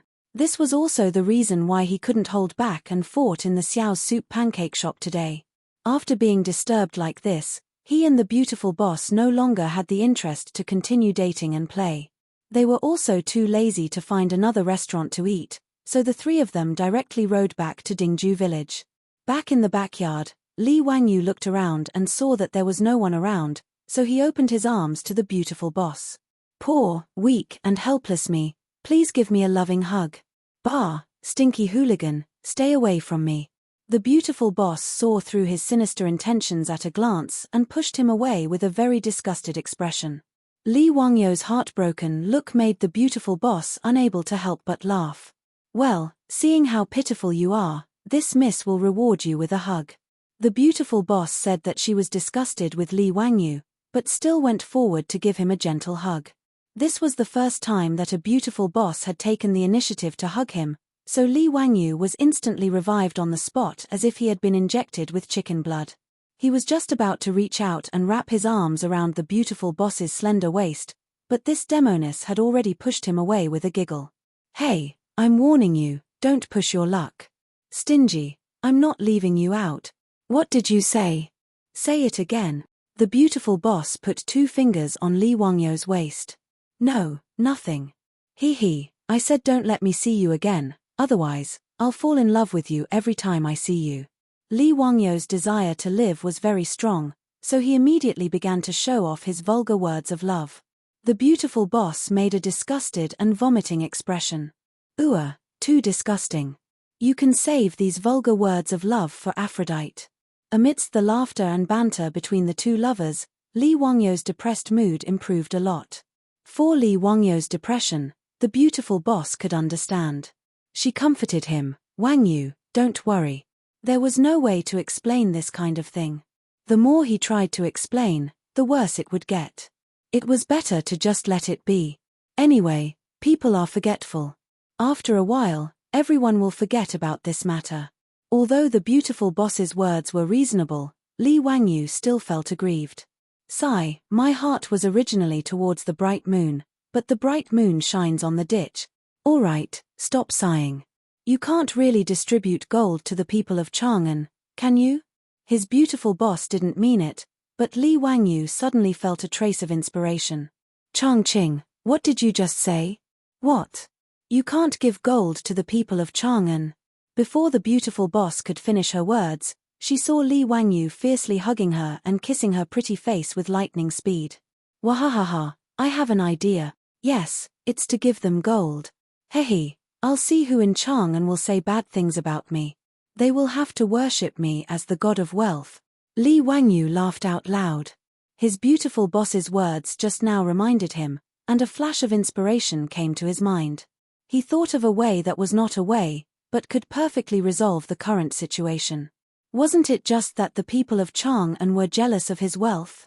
How big of a deal was it? If he gave them a chance to become rich, would he still be afraid of the people talking bad about him? He was laughing, but he didn't notice that the beautiful boss's cheeks had turned red, and her eyes were about to kill someone. Li Wangyou. The beautiful boss, who was suddenly attacked by Li Wangyou, was embarrassed and angry. She went berserk. It was only then that Li Wangyou realized what he had just done. He hurriedly ran away. With great difficulty, he managed to escape the pursuit of his beautiful boss. Li Wangyou giggled as he touched his lips. The feeling was quite good. After smirking for a while, he began to seriously think about the idea he had just come up with, which was to issue lottery ticket. Li Wangyou bought lottery tickets a lot in the future. However, it was obvious that he didn't have much luck. On the day he transmigrated, the highest winning amount was only 5 yuan. However, there was a reason why this thing could be popular all over the world. Lottery tickets with gambling properties could satisfy people's curiosity and adventurous mentality. Although the winning rate was very low, under the temptation of a huge prize and a small investment, it still stimulated people to buy it tirelessly. As a veteran lottery fan, Li Wangyou knew a lot about lottery tickets. This thing could be traced back to ancient Rome more than 2,000 years ago, which was Rome a few hundred years before the Tang dynasty.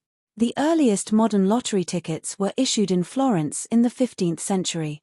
Therefore, even in the Tang dynasty 1,300 years ago, if Li Wangyou wanted to issue lottery tickets, there wouldn't be any problems.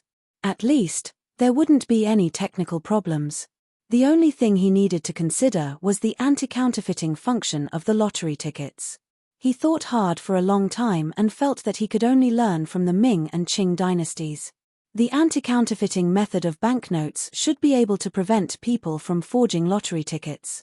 The more Li Wangyou thought about it, the more he felt that it was feasible. Moreover, there were huge profits to be made by issuing lottery tickets.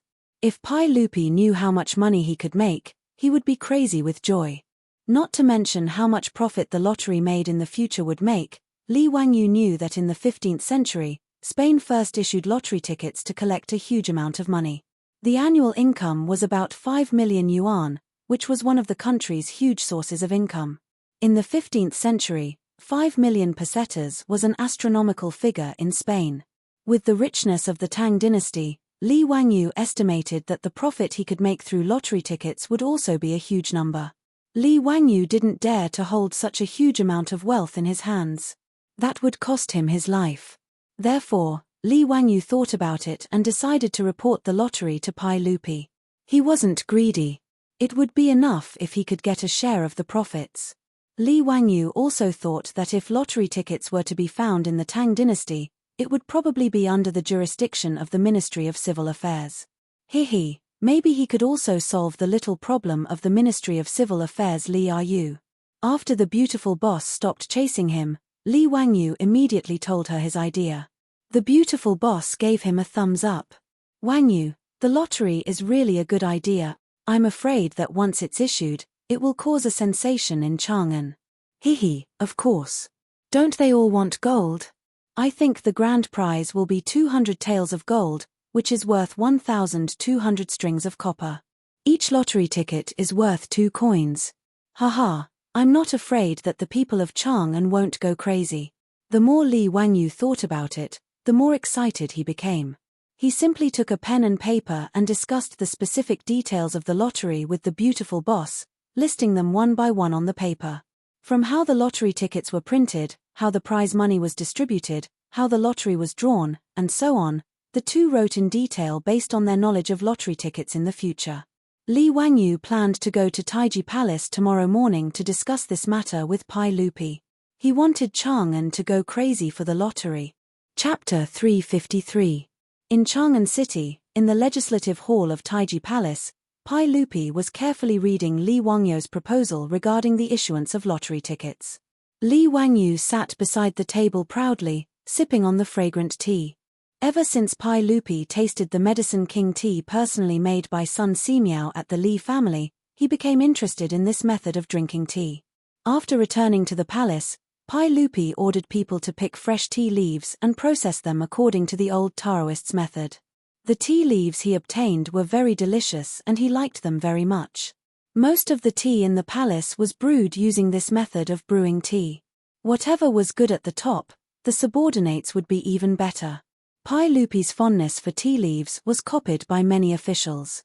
Now in Chang'an City, this method of brewing tea leaves directly was gradually becoming popular. However, the tea leaves that had not been stir-fried did not have a strong aroma. Moreover, the tea leaves had a pungent smell. Li Wangyu leisurely drank his tea while thinking about these trivial matters. He wondered when he should make the stir-fried tea leaves.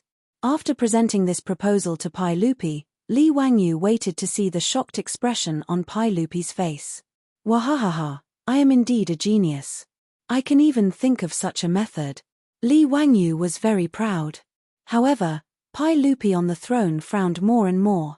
Not only did he not show the shock and joy that Li Wangyu imagined, but he also looked confused and puzzled.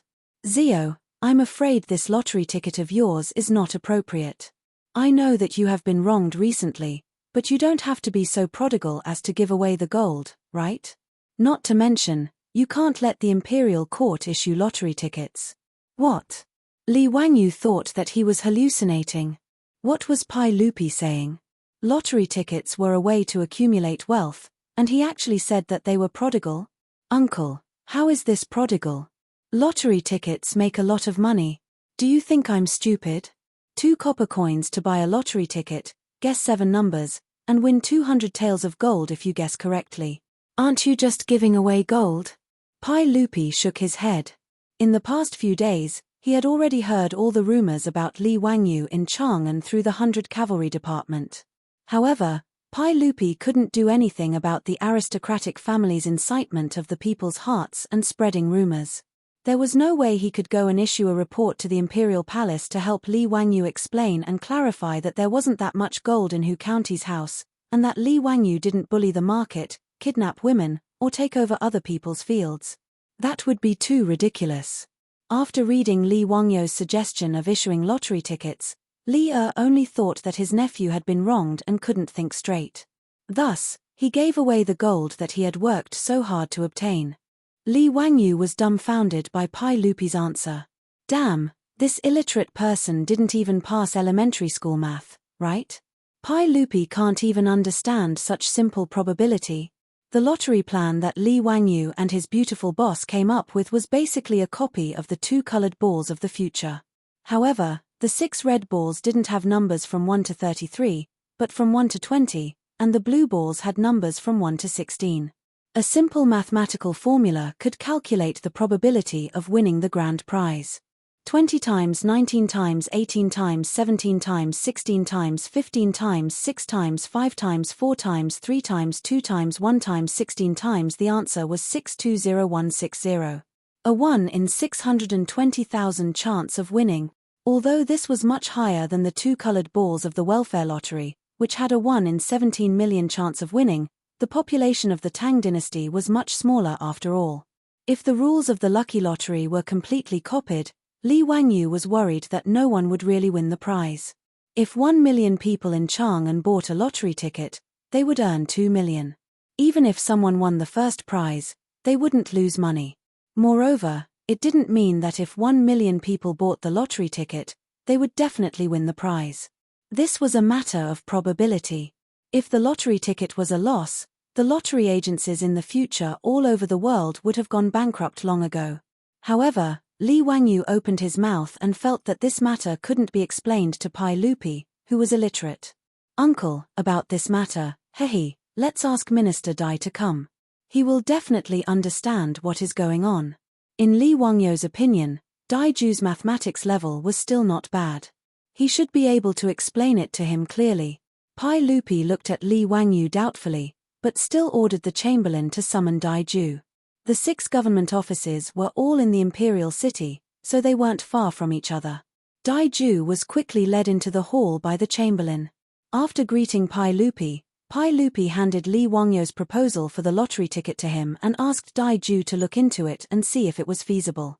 To Li Wangyu's surprise, Dai Ju, who was considered a top mathematician in the Tang dynasty, actually shook his head after looking at his lottery ticket proposal. "That's not appropriate. Huxianzi, forgive this old man for speaking bluntly, but your lottery ticket is too risky. If many people win, wouldn't you have to pay out a lot of gold at once?" Li Wangyu was completely dumbfounded. What was going on? Even Dai Ju, the Minister of Civil Affairs, couldn't see through such a lucrative lottery ticket. He opened his mouth for a long time, but didn't know how to respond. The reaction of the ruler and his subject was truly beyond his expectations. For a moment, Li Wangyu didn't know what to think. After thinking about it, Li Wangyu didn't want to waste his breath trying to convince the ruler and his subject. Since they didn't want the money that was sent to them, they couldn't blame him. Li Wangyu planned to issue his own lottery ticket. Once Pai Lupi saw the benefits of the lottery ticket, he would naturally return to his old ways. When the time came, it would be fine for him to hand over the lottery ticket, but when the time came, he would have to ask for more benefits. Thinking of this, Li Wangyu couldn't help but smile. He looked at Pai Lupi and Dai Ju with a look of superiority. "Your Majesty, since you and Minister Dai both feel that this lottery ticket is not feasible, then forget it. Your nephew will issue it himself. Your Majesty, please allow it." Li Wangyu bowed to Pai Lupi, but his smile was like that of a fox that was about to steal an old hen. "Ziyu, why do you have to do this? The common people are ignorant. There is no need to pay too much attention to the rumors. Your family's adults are no longer alive. As your uncle, I can't watch you act recklessly and be a hedonistic prodigal son. This matter cannot be allowed. I won't allow it." Pai Lupi still believed that Li Wangyu had become muddle-headed from anger. That was why he thought of issuing a lottery ticket. Winning 200 taels of gold for 2 copper coins was, in his opinion, giving away money. Li Wangyu saw that Pai Lupi didn't allow it and couldn't help but become anxious. This was a good opportunity to make a fortune and wash his reputation clean. How could he let Pai Lupi ruin it like this? "Uncle, it's not what you think. This matter really has a lot of potential. Just believe in your nephew. When have you ever seen your nephew do a losing business? Ziyu, there's no need to say more. I won't allow it." Pai Lupi's resolute attitude almost caused Li Wangyu's nose to become crooked from anger. This fellow was blocking someone's path to wealth, yet he still acted as if he was doing it for his own good. Li Wangyu really didn't know what to say. As expected, the truth was in the hands of a few people. Li Wangyu naturally didn't want to let it go like this. His eyes spun for a long time and he thought of a way that wasn't really a way. Chapter 354. Li Wangyu naturally would not give up on the idea of issuing lottery tickets. Since Pai Lupi refused to budge, he had to find another way. Pai Lupi had his own plan, but he had his own. After being rejected by Pai Lupi, the next day Li Wangyu unexpectedly changed out of his usual self. He wore the official robes of a county official and came to Chang'an to attend the court session. Those who were familiar with Li Wangyu all asked curiously, why did he come to court today? The two disciples, Ma Ju and Yang Liban, were also confused. They had long known about their little division master's lazy personality. He was definitely not the kind of person who would visit a temple for no reason. Today, he came to attend the court session for the first time, but they did not know why. Cheng Yarojin was even more curious when he saw that Li Wangyu was holding a wooden box in his hands. "Young man, what are you holding in your arms?" "Greetings to Uncle Cheng, this is just a small toy." "Hee, a small toy."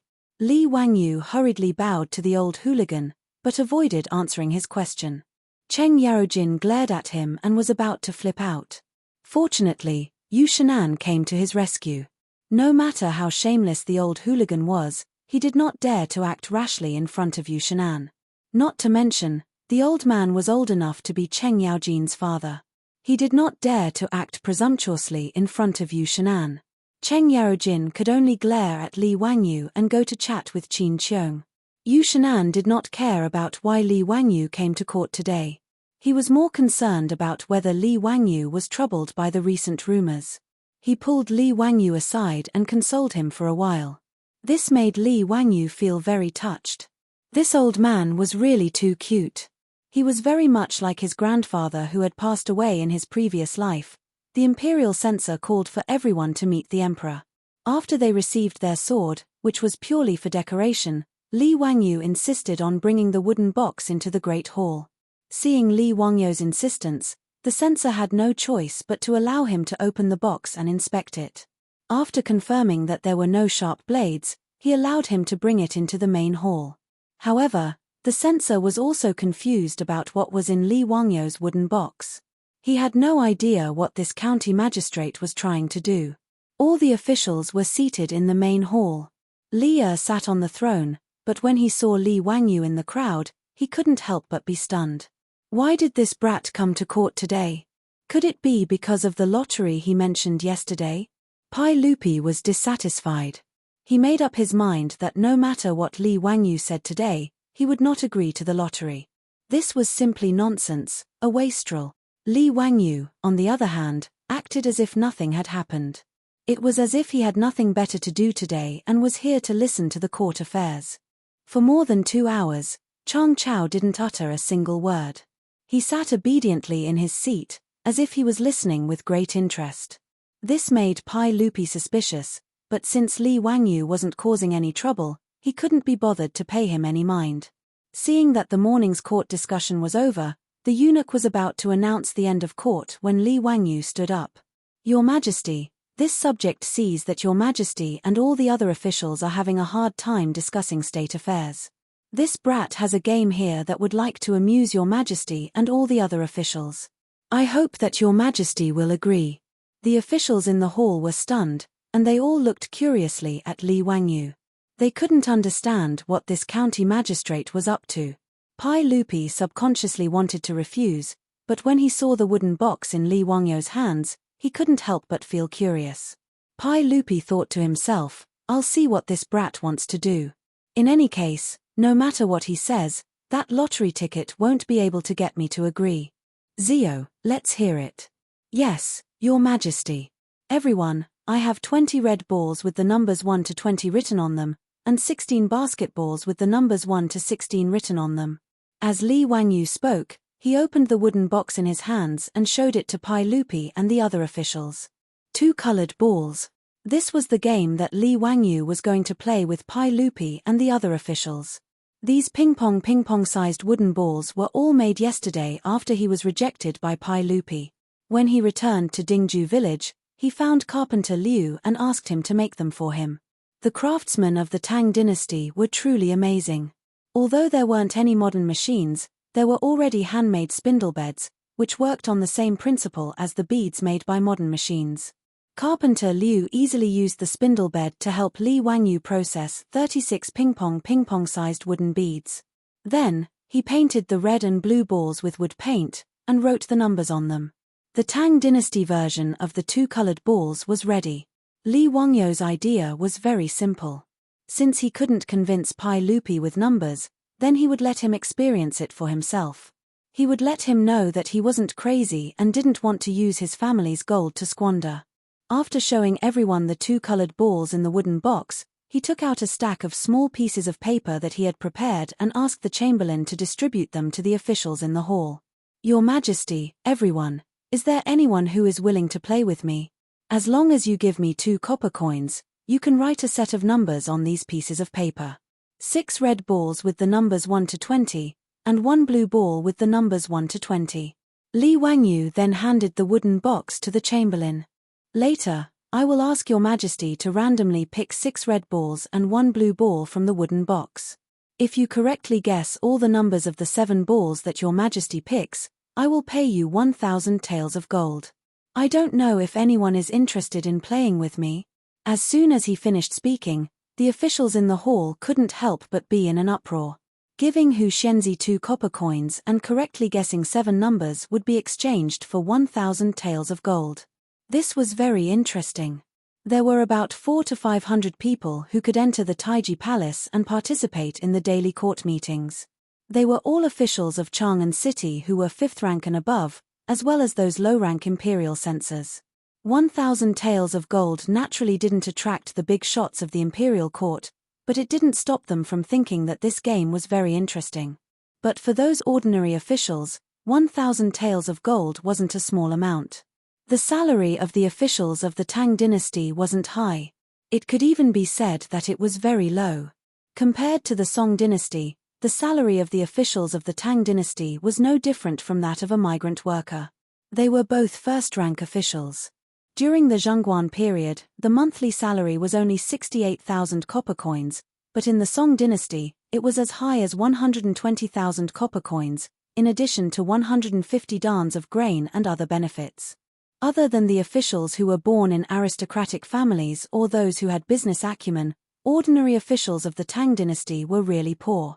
In history, when Ma Ju was an imperial censor, he wanted to buy a house worth 2 million taels of gold, but he couldn't afford it. As for 1,000 taels of gold, that was 6 million taels of gold. It was equivalent to 800 months of salary for a first-rank official of the imperial court. Li Wangyu's words couldn't help but cause the majority of the officials in the hall to become restless. "Hu Xianzi, you're not joking, are you? You're really giving you 2 copper coins? If you correctly guess the number that His Majesty will draw, you'll get 1,000 taels of gold. Haha, it's even interesting. Hu Xianzi, this old man will give you 10 copper coins. Can you write down 5 sets of numbers? I'll bet 20 copper coins. Write down 10 sets of numbers." Li Wangyu repeatedly confirmed that his words were correct and asked Pai Lupi to testify for him. Moreover, there was no limit to how much the officials could bet. They could bet as much as they wanted. For a moment, the hall of the Taiji Palace was bustling with noise and excitement. Chapter 355. When Li Wangyu proposed this game of 2-colored balls, even Pai Lupi, who had always opposed his lottery, became interested. He waved his hand to summon an eunuch and had him give him a piece of paper so that he could place a bet.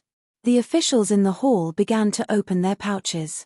The smallest was 2 copper coins, while the largest was 100 copper coins. Even Ma Ju and Yang Liban chuckled at their junior division commander. They threw out their copper coins and began to place their bets. As the officials placed their bets, they also began to discuss Li Wangyu's actions. 2 copper coins for 1,000 taels of gold. Had this county son gone mad? If many people guessed the number today, wouldn't he have to pay out tens of thousands of taels of gold? In the eyes of the gambling addicts of the Tang, such an unfair game was simply madness. Just what does county son Huxian mean by this? Does the officials know? Haha, perhaps there's too much gold and the residents can't fit it all in. The rumors on the streets say that county son Huxian's daughters are all gold. It seems like they're true. Someone used the rumors to ridicule Li Wangyu, though none of the officials took them seriously. 2 copper coins for 1,000 taels of gold. I've never heard of such a thing. I think that County Sun Huxian will lose miserably today. With so many people here, is he afraid that no one will guess the 7 numbers correctly? If many people really do guess correctly, will County Sun Huxian be able to take out so much gold? What's there to worry about? Isn't there a sage as a witness? Are you afraid that County Sun Huxian will renege on his debt? Besides, County Sun Huxian is preparing 20,000 taels of gold to build a baseball stadium. Is he afraid that he won't have enough money? Haha, I'm afraid that after today, all the gold that County Sun Huxian is preparing to use to build a baseball stadium will change owners. This old man still can't see through this County Sun's intentions. It's truly strange. Qui Gong, why do you care what he's planning? In any case, it's fine as long as he has the gold. Perhaps County Sun Huxian has gone mad, haha. Some of the officials ridiculed and some made fun of him, but this did not stop them from placing their bets. Even the eunuchs in the hall who were distributing paper and collecting copper coins couldn't help but ask Li Wangyu if they could also place their bets. Regarding this, Li Wangyu naturally smiled and nodded in agreement. He laughed as he watched the officials place their bets. He was in a good mood. He didn't believe that in this hall, there would only be 400 to 500 people who would be able to win the prize. If there was really someone with heaven-defying luck who had a 1 in 620,000 chance of winning the prize, then he would accept it. Actually, if Li Wangyu had suggested this method of playing, he would definitely be at a disadvantage if he encountered the future lottery players. This was because the probability of winning was 1 in 620,000. In other words, if someone bought all the numbers, they would only need 620,000 bets. With this conversion, he would only need a little over 1.2 million copper coins to win the 1,000 taels of gold. One must know that 1,000 taels of gold was worth 6 million copper coins. Therefore, when Li Wangyu issued the lottery, the special prize was only 200 taels of gold, which was equivalent to 1,200,000 copper coins.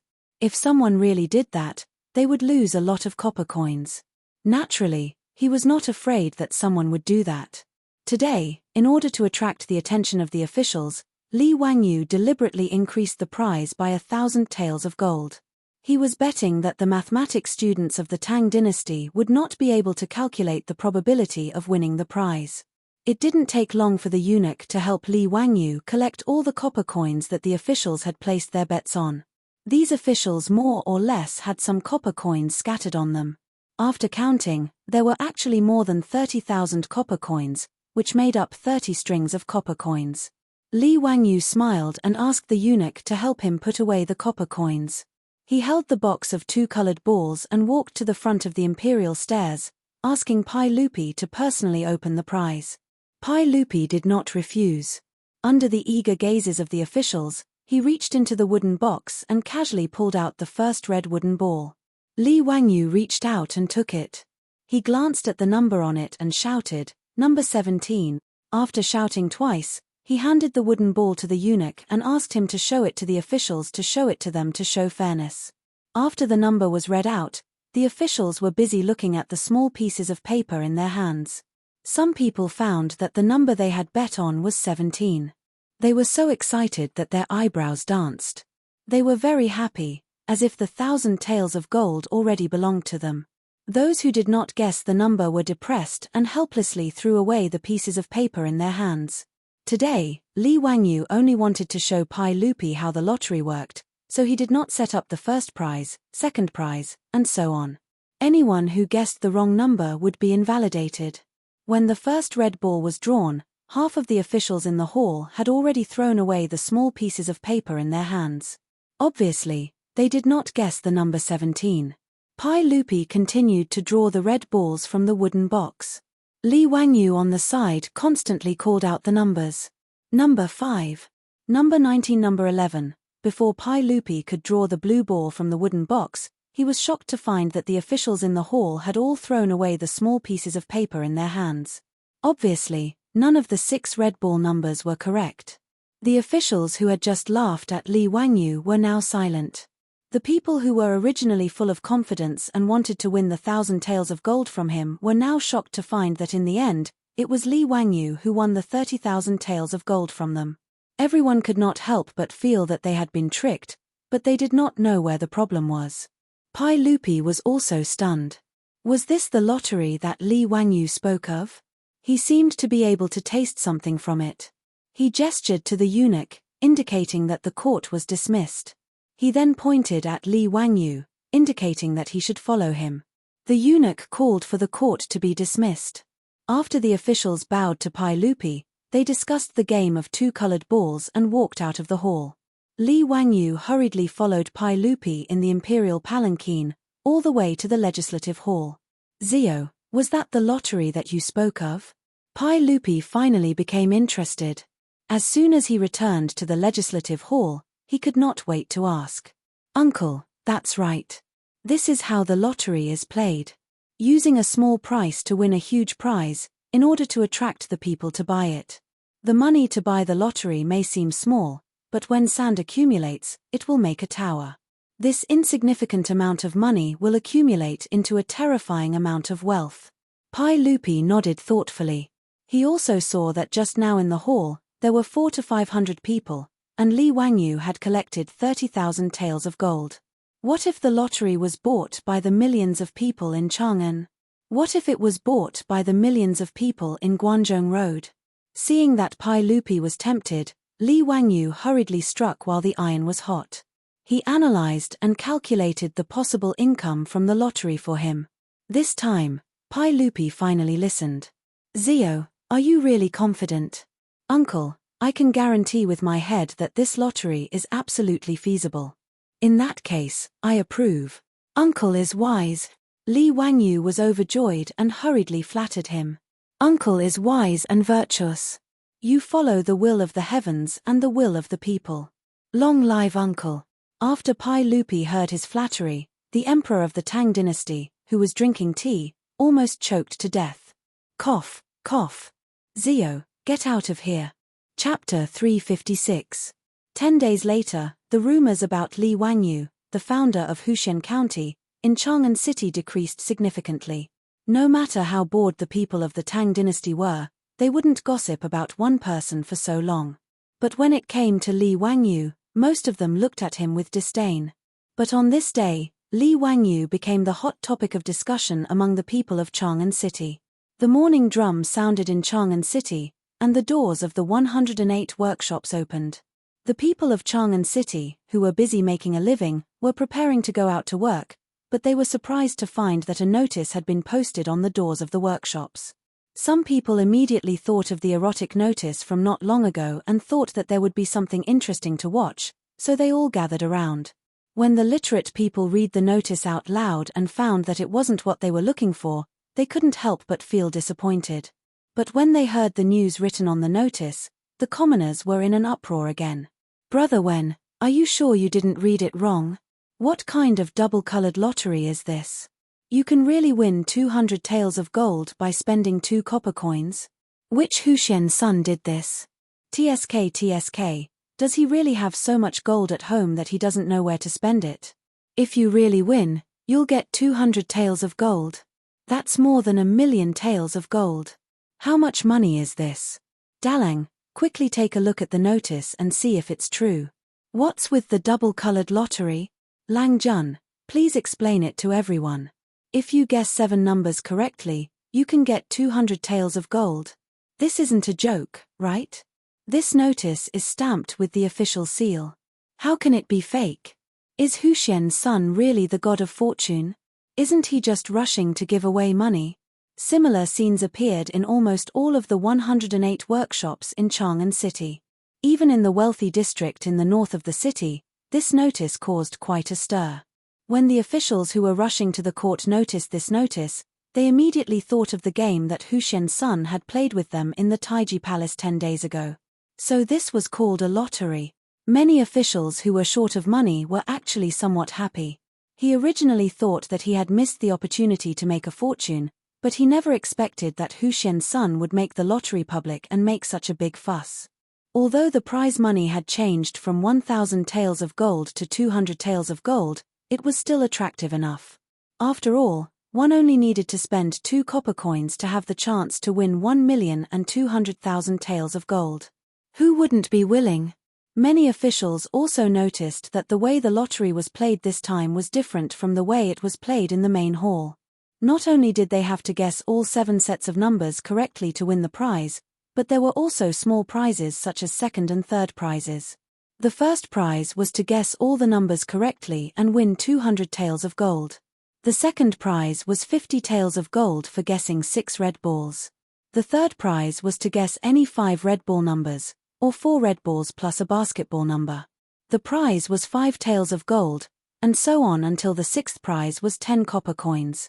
Li Wangyu had almost completely copied the rules of the Huaxia double-colored welfare lottery.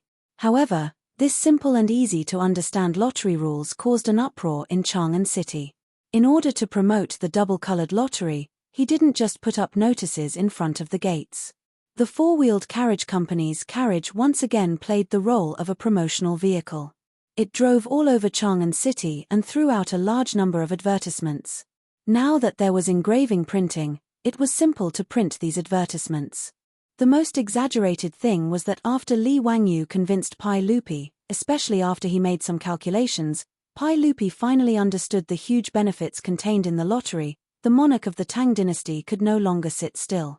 With Pai Lupi's tacit approval, large advertising banners were hung above several important city gates in Chang'an City for the first time. Make a fortune. The double-colored lottery will help you. Buy the lottery and win the big prize. Gain both fame and fortune. Winning 1,000,000 taels of gold is not a dream. Luck is in 2 copper coins. 1 lottery ticket, 1 chance, 1 big prize, 1 lifetime of benefit. Buy more, buy less, buy as much as you want. Early, late, and early, you must win. These advertising slogans that Li Wangyu directly plagiarized from the lucky lottery advertisements of the later generations stimulated the people of the Tang dynasty as if they had been injected with chicken blood. They were all looking forward to the unfamiliar lottery ticket. It was as if they really only needed to spend 2 copper coins to get the 200 taels of gold. Under the instructions of Pai Lupi, the Ministry of Civil Affairs cooperated with Li Wangyu to operate the double-colored lottery ticket. In Chang'an City, 6 lottery sales points were set up in Pingkang Square, Bujing Square, Changsha Square, and Shenyang Square, where the 2 counties of Chang'an City were located. More than 20 scribes from the Ministry of Civil Affairs were responsible for these 6 sales points. There were also government runners from the 2 counties of Chang'an City to maintain order. Both Chang'an County Magistrate Kui Zhuo and Wanyan County Magistrate Lu Deijing had some understanding of the lottery. During the daily court session, these 2 mayors of the capital of the Tang dynasty were also in the court. They also used their wallets to buy a few numbers. Although they did not win, they were quite interested in the lottery. Now, with Pai Lupi's edict and the instructions of Minister Dai of the Ministry of Civil Affairs, they naturally did their best to cooperate and transferred the government runners from the counties to help maintain order. There was no computer network in the Tang dynasty. Everything had to be done manually, including filling in the lottery tickets and statistics.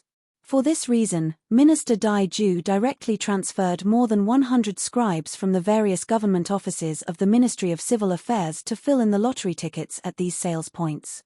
Dai Ju thought that he was well prepared, but he underestimated the attraction of the lottery to the people of the Tang dynasty. They could win 200 taels of gold by spending 2 copper coins. This huge stimulation of wealth made the people of Chang'an City all jealous after they understood what the lottery was. They did not even go to work. They hurried back home to take out their money bags and rushed to the nearest sales point to buy the lottery tickets. Some believers of Buddhism and Taoism first ran to the temple and Taoist temple to burn incense and pray that they would win the lottery. Some people even asked the Taoist masters to help them calculate the numbers they would win. The Taoist masters who did the divination were stunned for a while. Some people murmured and grabbed a handful of copper coins to calculate which 7 numbers they should buy. Some people who liked to gamble even took out their counting chips and started to calculate. The 6 sales points in Chang'an City were instantly crowded by the surging tide of people.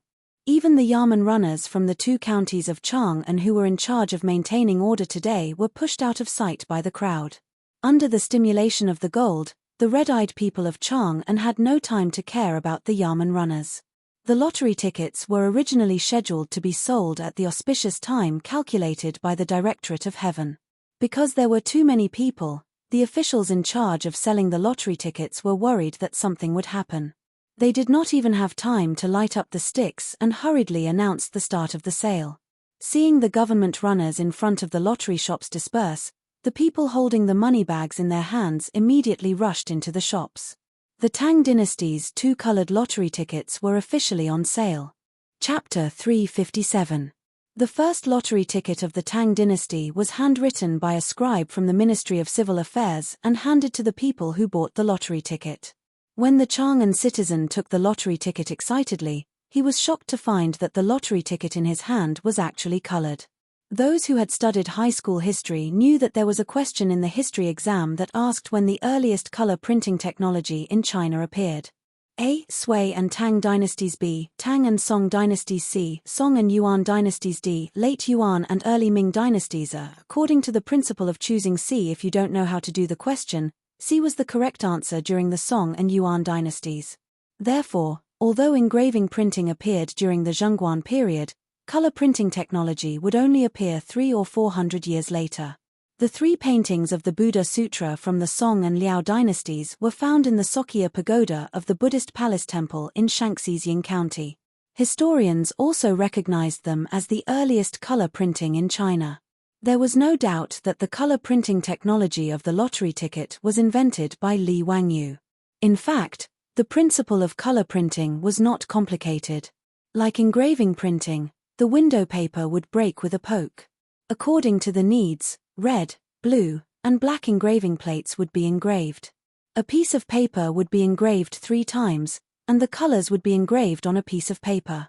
The reason why Li Wangyu wanted to create this color overprint technology was to prevent counterfeiting.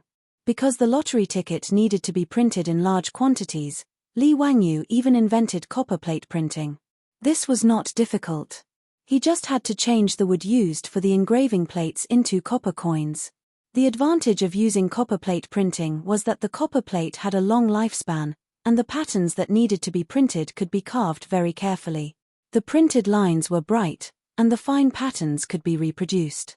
With Pai Lupi's instructions, the best craftsmen in the supervisor were all convinced. In just a few days, this set of complicated copper plate engraving printing technology was created.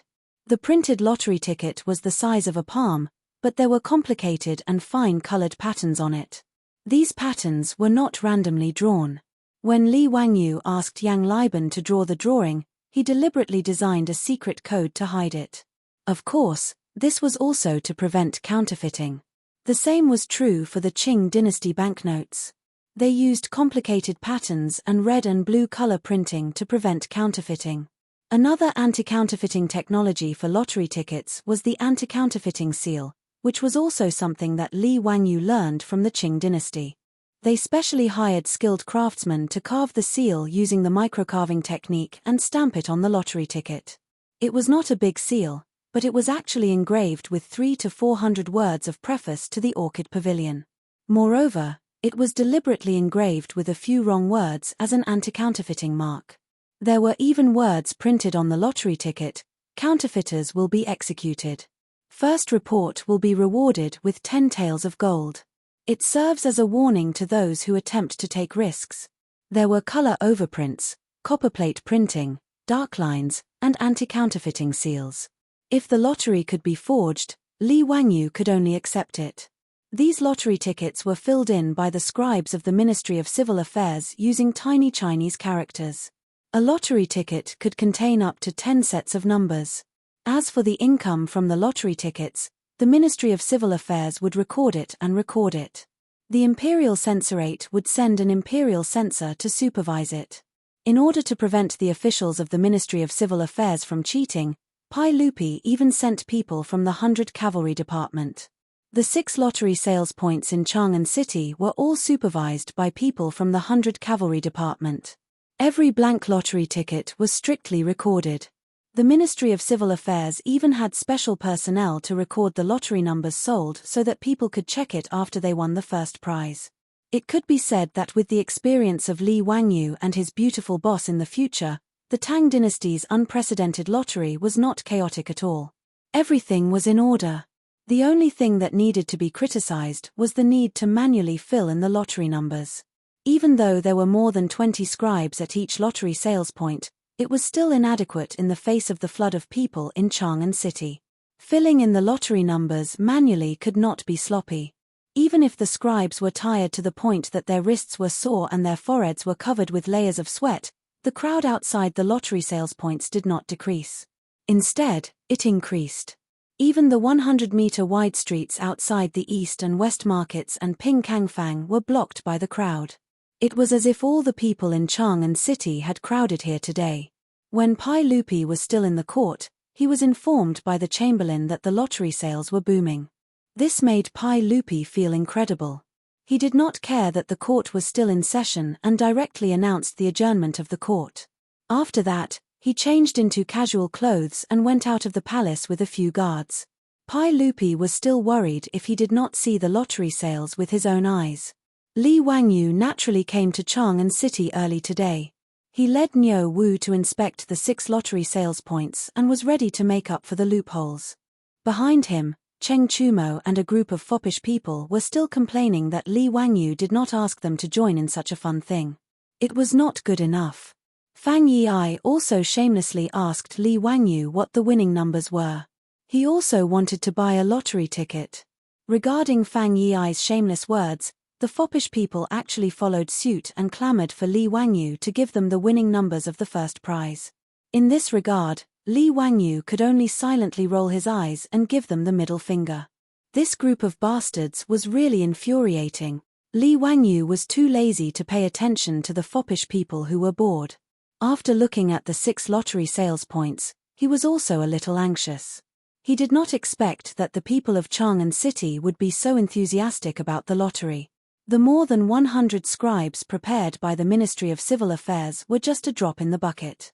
The attraction of 200 taels of gold was not small. Li Wangyu wondered if the people of Chang'an City had all come to buy lottery tickets after seeing the notices and advertisements. Li Wangyu hurriedly rode his horse to the imperial city. He was going to the Ministry of Civil Affairs to discuss with Daiju and see if he could transfer more scribes to the 6 lottery sales points to help. The group had just arrived at the Vermilion Bird Gate when they coincidentally met Pai Lupi, who was out on patrol. Everyone hurriedly greeted him. "Zio, you came at the right time. I was just about to go to the 6 markets to take a look. How is the situation now?" "Uncle, there are too many people." Li Wangyu wiped the sweat from his forehead. Little nephew and Minister Dai both underestimated the enthusiasm of the people to buy lottery tickets. Now the 6 markets are packed with people who want to buy lottery tickets. The scribes of the Ministry of Civil Affairs are simply too busy. Little nephew is going to find Minister Dai to see if he can transfer more people to help. Are there really that many people buying lottery tickets? It is indeed so. Little nephew estimates that there are already no less than 70 to 80,000 people gathered in the 6 markets, waiting to buy lottery tickets. When Pai Lupi heard that there were so many people gathered, he was also a little nervous. He waved his hand to summon the eunuch beside him and gave him an order. Order the Imperial Guards to immediately send Imperial Guards to the 6 markets to maintain order.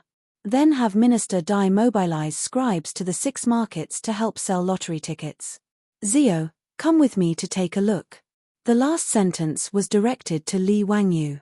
The uncle and nephew pair led Cheng Chumo and his group of foppish people to the nearest peace square. Chapter 358. Pai Lupi's prompt decision to mobilize the Imperial Guards to maintain order was a very wise choice. Otherwise, the lottery sales in Chang'an today would have caused a lot of trouble. The 6 markets selling lottery tickets were already overcrowded. Whether it was the Yamen runners of Chang'an or the Marquis in the market, even if they shouted until their throats were broken, they could not stop the people from crowding forward. With so many people crowding here, if an accident happened, the crowd would panic and cause a large-scale stampede. The consequences would be unimaginable.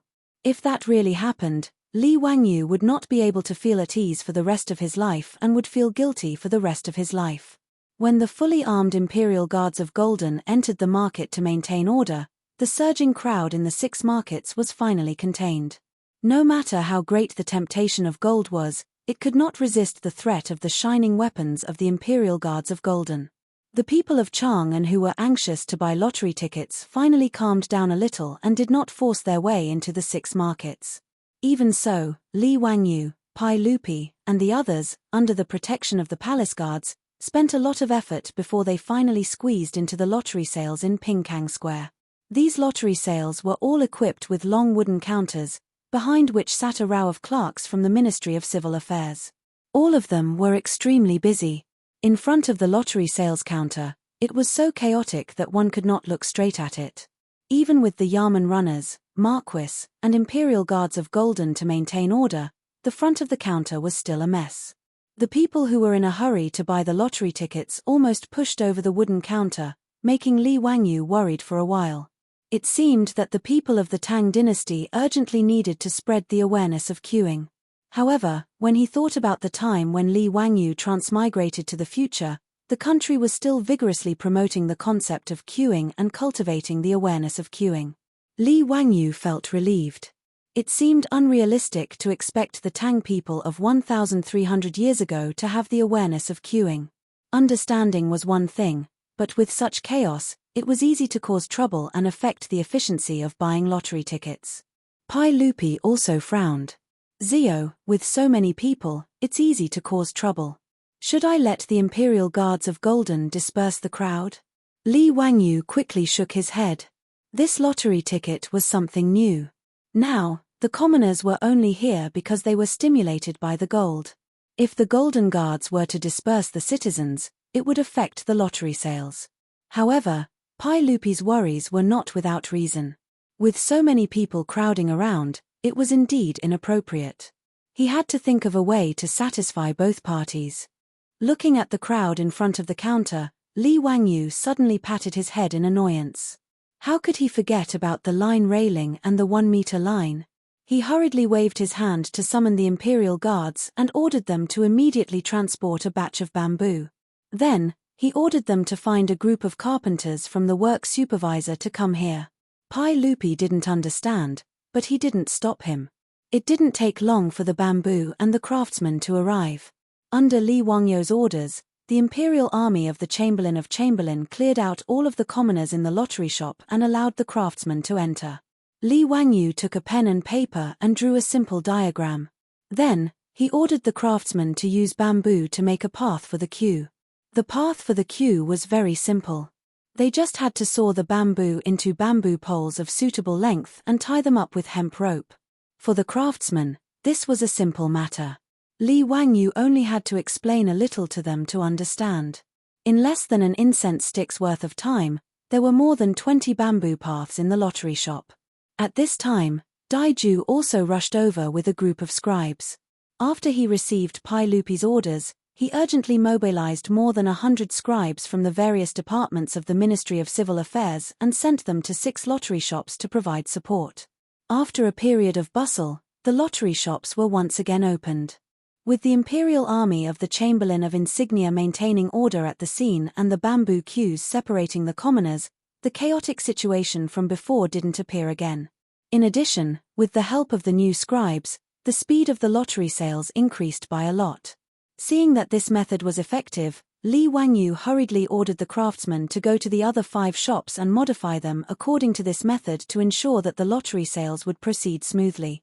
Seeing the commoners excitedly holding up the lottery tickets they just bought and squeezing out of the crowd, Pai Lupi couldn't help but feel a little emotional. Zio, is this the right thing to do? I'm a little uncertain. Look at them, each and every one of them is holding on to hope. The probability of winning is 1 in 10,000. Isn't this cheating them? However, Li Wangyu didn't see it this way. He shook his head and said, Uncle, as long as this lottery is done properly, it should be a good thing for the country and the people. 2 copper coins isn't a burden to the commoners. However, little drops make a mickle. When this money is gathered together, it can fill the national treasury. It can also allow the imperial court to have more than enough power to protect the commoners. This is a great merit. The protection he was talking about was the measures to protect the commoners and allow them to reproduce. In other words, it was the welfare system of the Tang dynasty. The rights of Ju recorded, to protect the commoners in 6 ways. The first is to be kind to the young, the second is to provide for the elderly, the third is to shake up the poor, the fourth is to compensate the poor, the fifth is to relieve the sick, and the sixth is to live in peace and prosperity. This was the 6 policies of protection. Kind to the young was to raise children, old age was to support the elderly, shake up the poor and relieve the poor were to help the poor, relieve the sick was to protect public health, and live in peace and prosperity was to stabilize the rich. What Li Wangyu said was not wrong. Just like the welfare lottery of the later generations, in his advice to Pai Lupi, he also divided the sales of the lottery into several parts. 40% would be the lottery's bonus, 30% would be collected into the national treasury, 20% would be used to protect the commoners, and the remaining 10% would be split 60-40 between the palace and the Li family. Although Li Wangyu had been busy for half a day and it seemed that he had only obtained 4% of the shares, this was still a lottery ticket.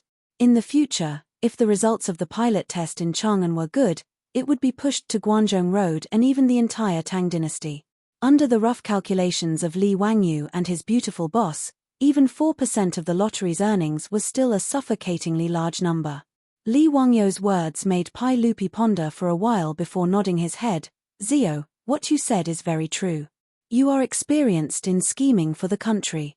If this matter is really successful, I will definitely give you a reward and increase your nobility. Ah! Increase my nobility again? If Pai Lupi said this to anyone else, they would probably go crazy with joy. However, Li Wangyu was shocked and hurriedly declined. Uncle, this is what I should do. Please don't mention the matter of increasing my nobility again. I am already very satisfied as a founding viscount. I am still young, and I am afraid that the court officials will criticize me if I am given a nobility title. Please don't mention this matter again. Li Wangyu's words made Pai Lupi snort coldly. Humph, Zio, you have contributed greatly to the country. What can others say? If anyone has an opinion, let them come and speak to me. Pai Lupi's domineering words made Li Wangyu smile bitterly. He wasn't being pretentious, but it was really too troublesome to increase his nobility title. For the nobles of the Tang dynasty, being able to be increased by Pai Lupi was not only equal to glory and wealth, but also a kind of honor. As for Li Wangyu and his beautiful boss, they still didn't really consider themselves as Tangs. It had been 3 months since they transmigrated, and for them, the prosperous Tang dynasty was still like a dream or a game.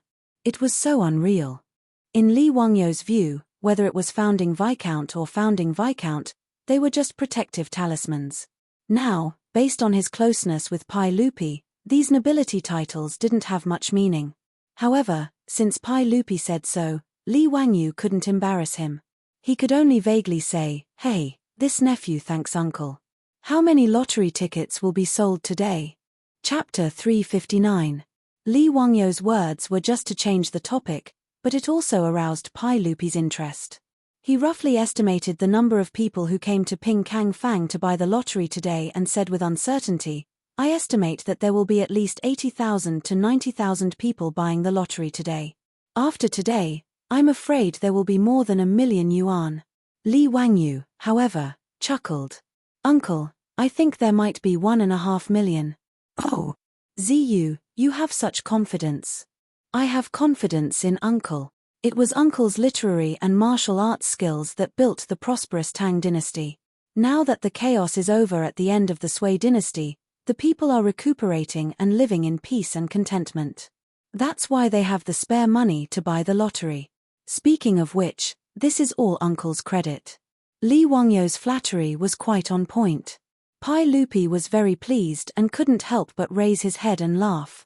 On the other hand, Cheng Chumo and the other debauchees secretly gave Li Wangyu a thumbs up, expressing their admiration for him. The Tang dynasty naturally didn't have a thumbs up gesture, but Li Wangyu had this habit.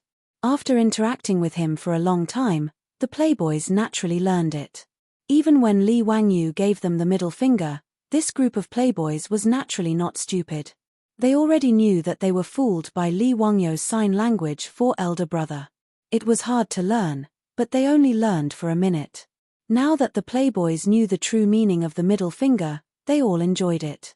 Li Wangyou regretted teaching this group of scoundrels. Pai Lupi didn't plan to deal with court affairs today. He led Li Wangyou and his group to all 6 lottery sales points. He even took out 20 copper coins and personally queued up to buy 10 lottery tickets. On that day, after the drums were beaten and the people dispersed, Li even pulled Li Wangyou and asked him to wait with him for the Ministry of Civil Affairs to calculate the sales amount. When the final lottery sales amount was released, Li could not help but suck in a breath of cold air. 2,400,000. Not only was Pai Lupi surprised by this number, Li Wangyou also did not expect it. Daiju's face was also wrinkled like a chrysanthemum. Congratulations, Your Majesty. Master Huxian wasn't lying. This lottery ticket is truly amazing. That's 2,400,000 coins in a day. I can't imagine how much you can sell in 10 days. If the lottery is successful, I congratulate Your Majesty. The reason why Daiju said it would take 10 days was because Li Wangyou's lottery drawing plan was to draw the lottery 3 times a month, once every 10 days. If he could reach today's sales in 10 days, that would be 24 million yuan. According to the lottery money distribution plan, the Ministry of Civil Affairs could take 30% of the lottery money from the treasury, which was 7.2 million yuan. 200,000 strings of cash a year, and this was only the initial stage. As the lottery was pushed to Guangzhong Road, there would be tens of millions of people, and its ability to amass wealth would be even more astonishing. Even 200,000 strings of cash was a shocking number. During the most prosperous period of the Tang dynasty, the central government's revenue was only about 34 million strings of cash. Of this, the revenue from corn was 25 million stones, cloth was 25 million bolts, and money was only 2 million strings of cash. In other words, even during the peak of the Tang dynasty, the country's revenue was only 2 million strings of cash. And this money had almost no surplus. The 1.4 million strings of cash was the monthly salary of the court officials and the prefectures, as well as the expenses for materials and horses. The 600,000 strings of cash needed to be added to the military and military rations. When there was a lack of copper coins, the Great Tang would often use silk as currency. This was a common problem throughout the dynasties, and it was also one of the reasons why the Song dynasty gave birth to paper money. During the early years of Zhengguan, the annual income of the Tang dynasty was only about 1 million strings of cash. If they could really earn 200,000 strings of cash through the lottery, it would be truly shocking.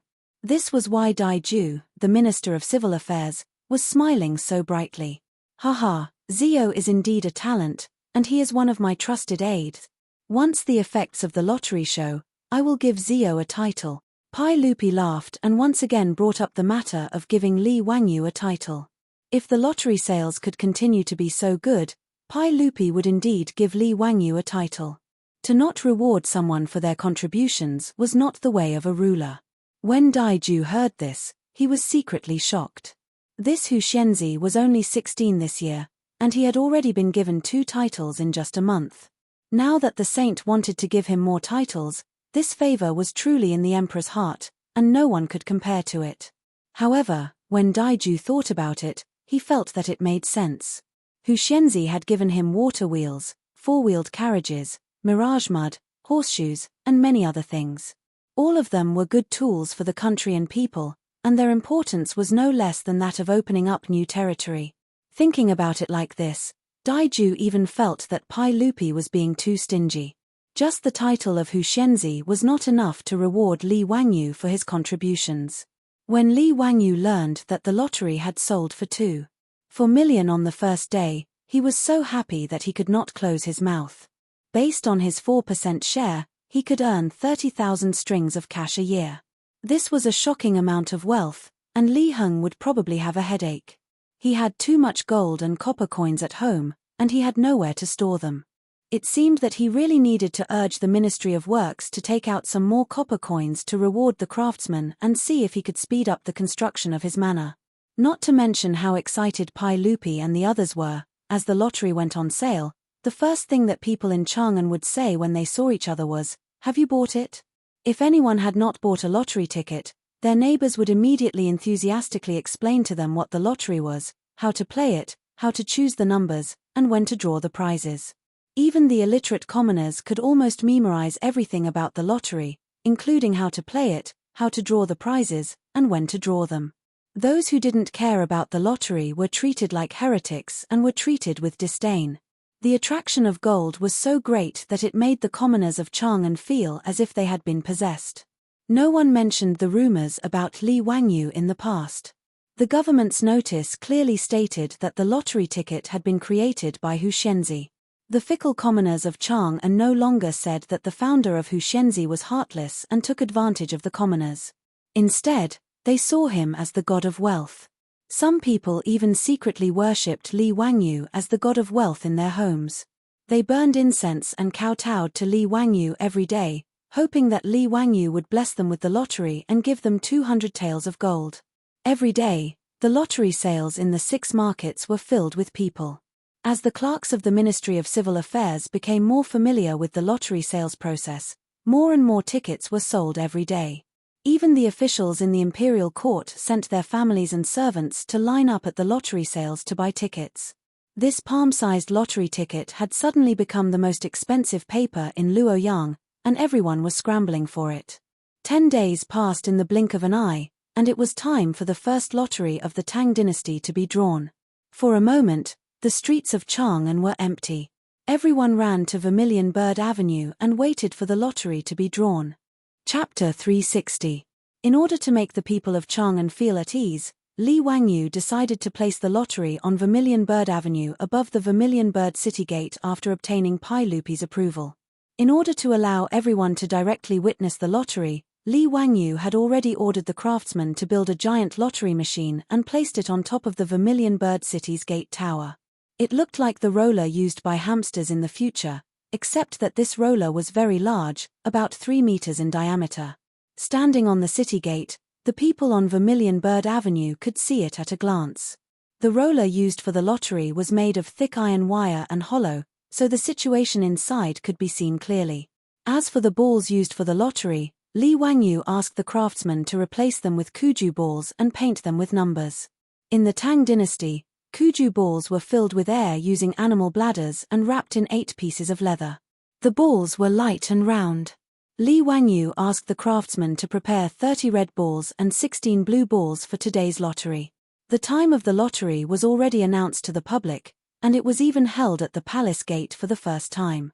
On this day, the people of Chang'an all walked out of their houses and went to Vermilion Bird Avenue to see the lottery. Noda's Vermilion Bird Avenue was full of people, and there were still people coming from all over Chang'an. A rough estimate showed that there were no less than 100,000 people here to see the lottery today. The 150-meter wide Vermilion Bird Avenue stretched from the Golden Light Gate Avenue south of the Vermilion Bird Gate to 4 to 5 streets, 7 to 8 miles long, and it was packed with people. In fact, in an era without live television, no matter how big the lottery machine on the Vermilion Bird City Gate was, people 2 miles away would not be able to see it clearly. Even so, the people of Chang'an enjoyed it. Even if they could not see the scene on the Vermilion Bird City Gate, they were still whispering to each other, enthusiastically discussing whether they could win the lottery.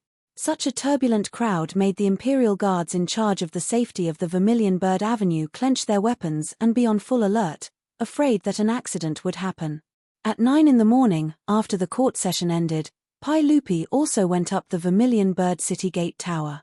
Today was the day of the lottery, and he was going to personally draw the lottery. When they saw the yellow-robed Pai Lupi appear, the hundreds of officials who had been waiting at the city gate all bowed in greeting. And the more than 100,000 people of Chang'an on the Vermilion Bird Avenue also knew that His Majesty had appeared. They all knelt down and shouted "Long live" 3 times.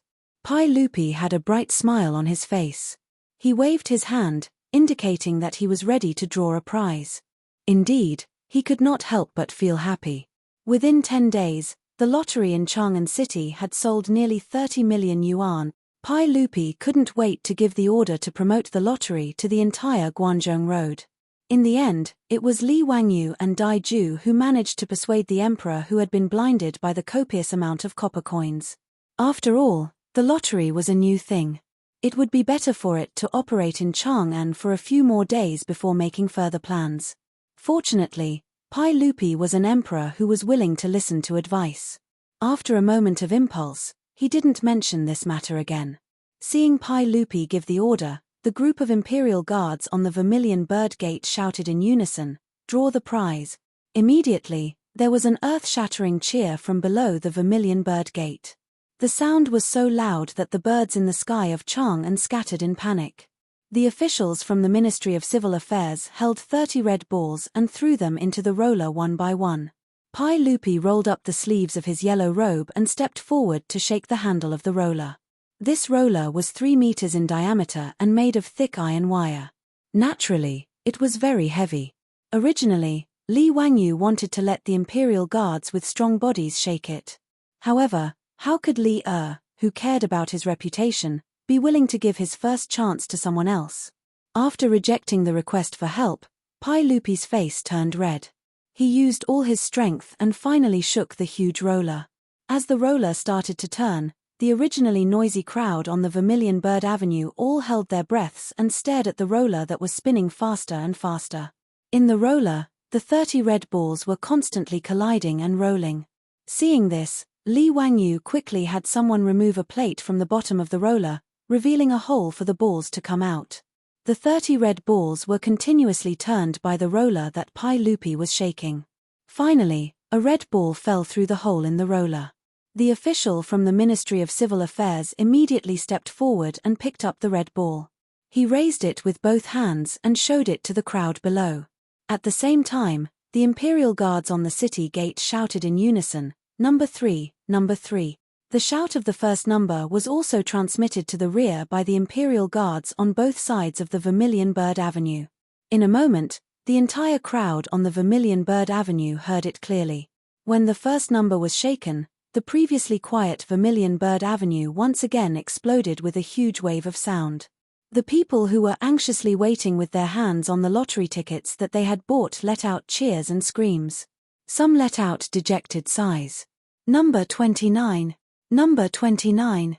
The numbers of the lottery tickets were shaken continuously. Below the Vermilion Bird Avenue, the numbers were revealed from time to time, causing a commotion. When the last number of the blue ball was shaken, the Vermilion Bird Avenue was filled with all kinds of cries and howls. "I've won! I've won! Second prize! Daozu above, I've won! Ha ha ha ha, 50 taels of gold!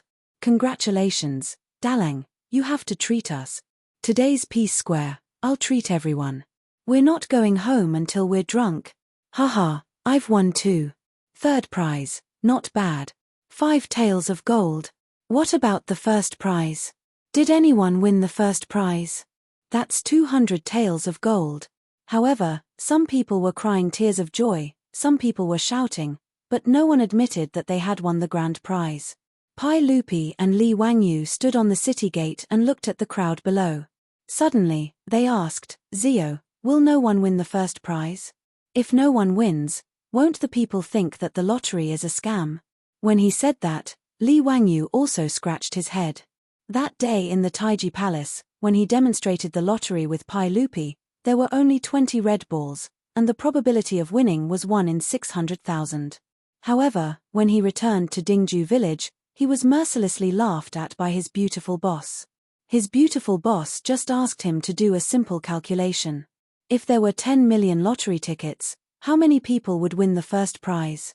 Li Wangyu couldn't help but break out in a cold sweat when he did the calculation. According to his original idea, if there were only 20 red ball numbers, he would have lost so much that he wouldn't even have his underwear left. He would really become a child of wealth.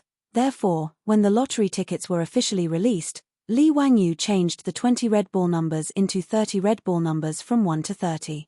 As a result, the probability of winning the first prize changed from 1 in 640,000 to 1 in 9.5 million.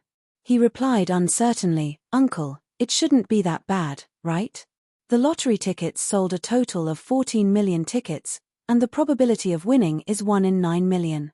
Logically speaking, At least 1 or 2 people should have won the grand prize. What if no one wins the grand prize?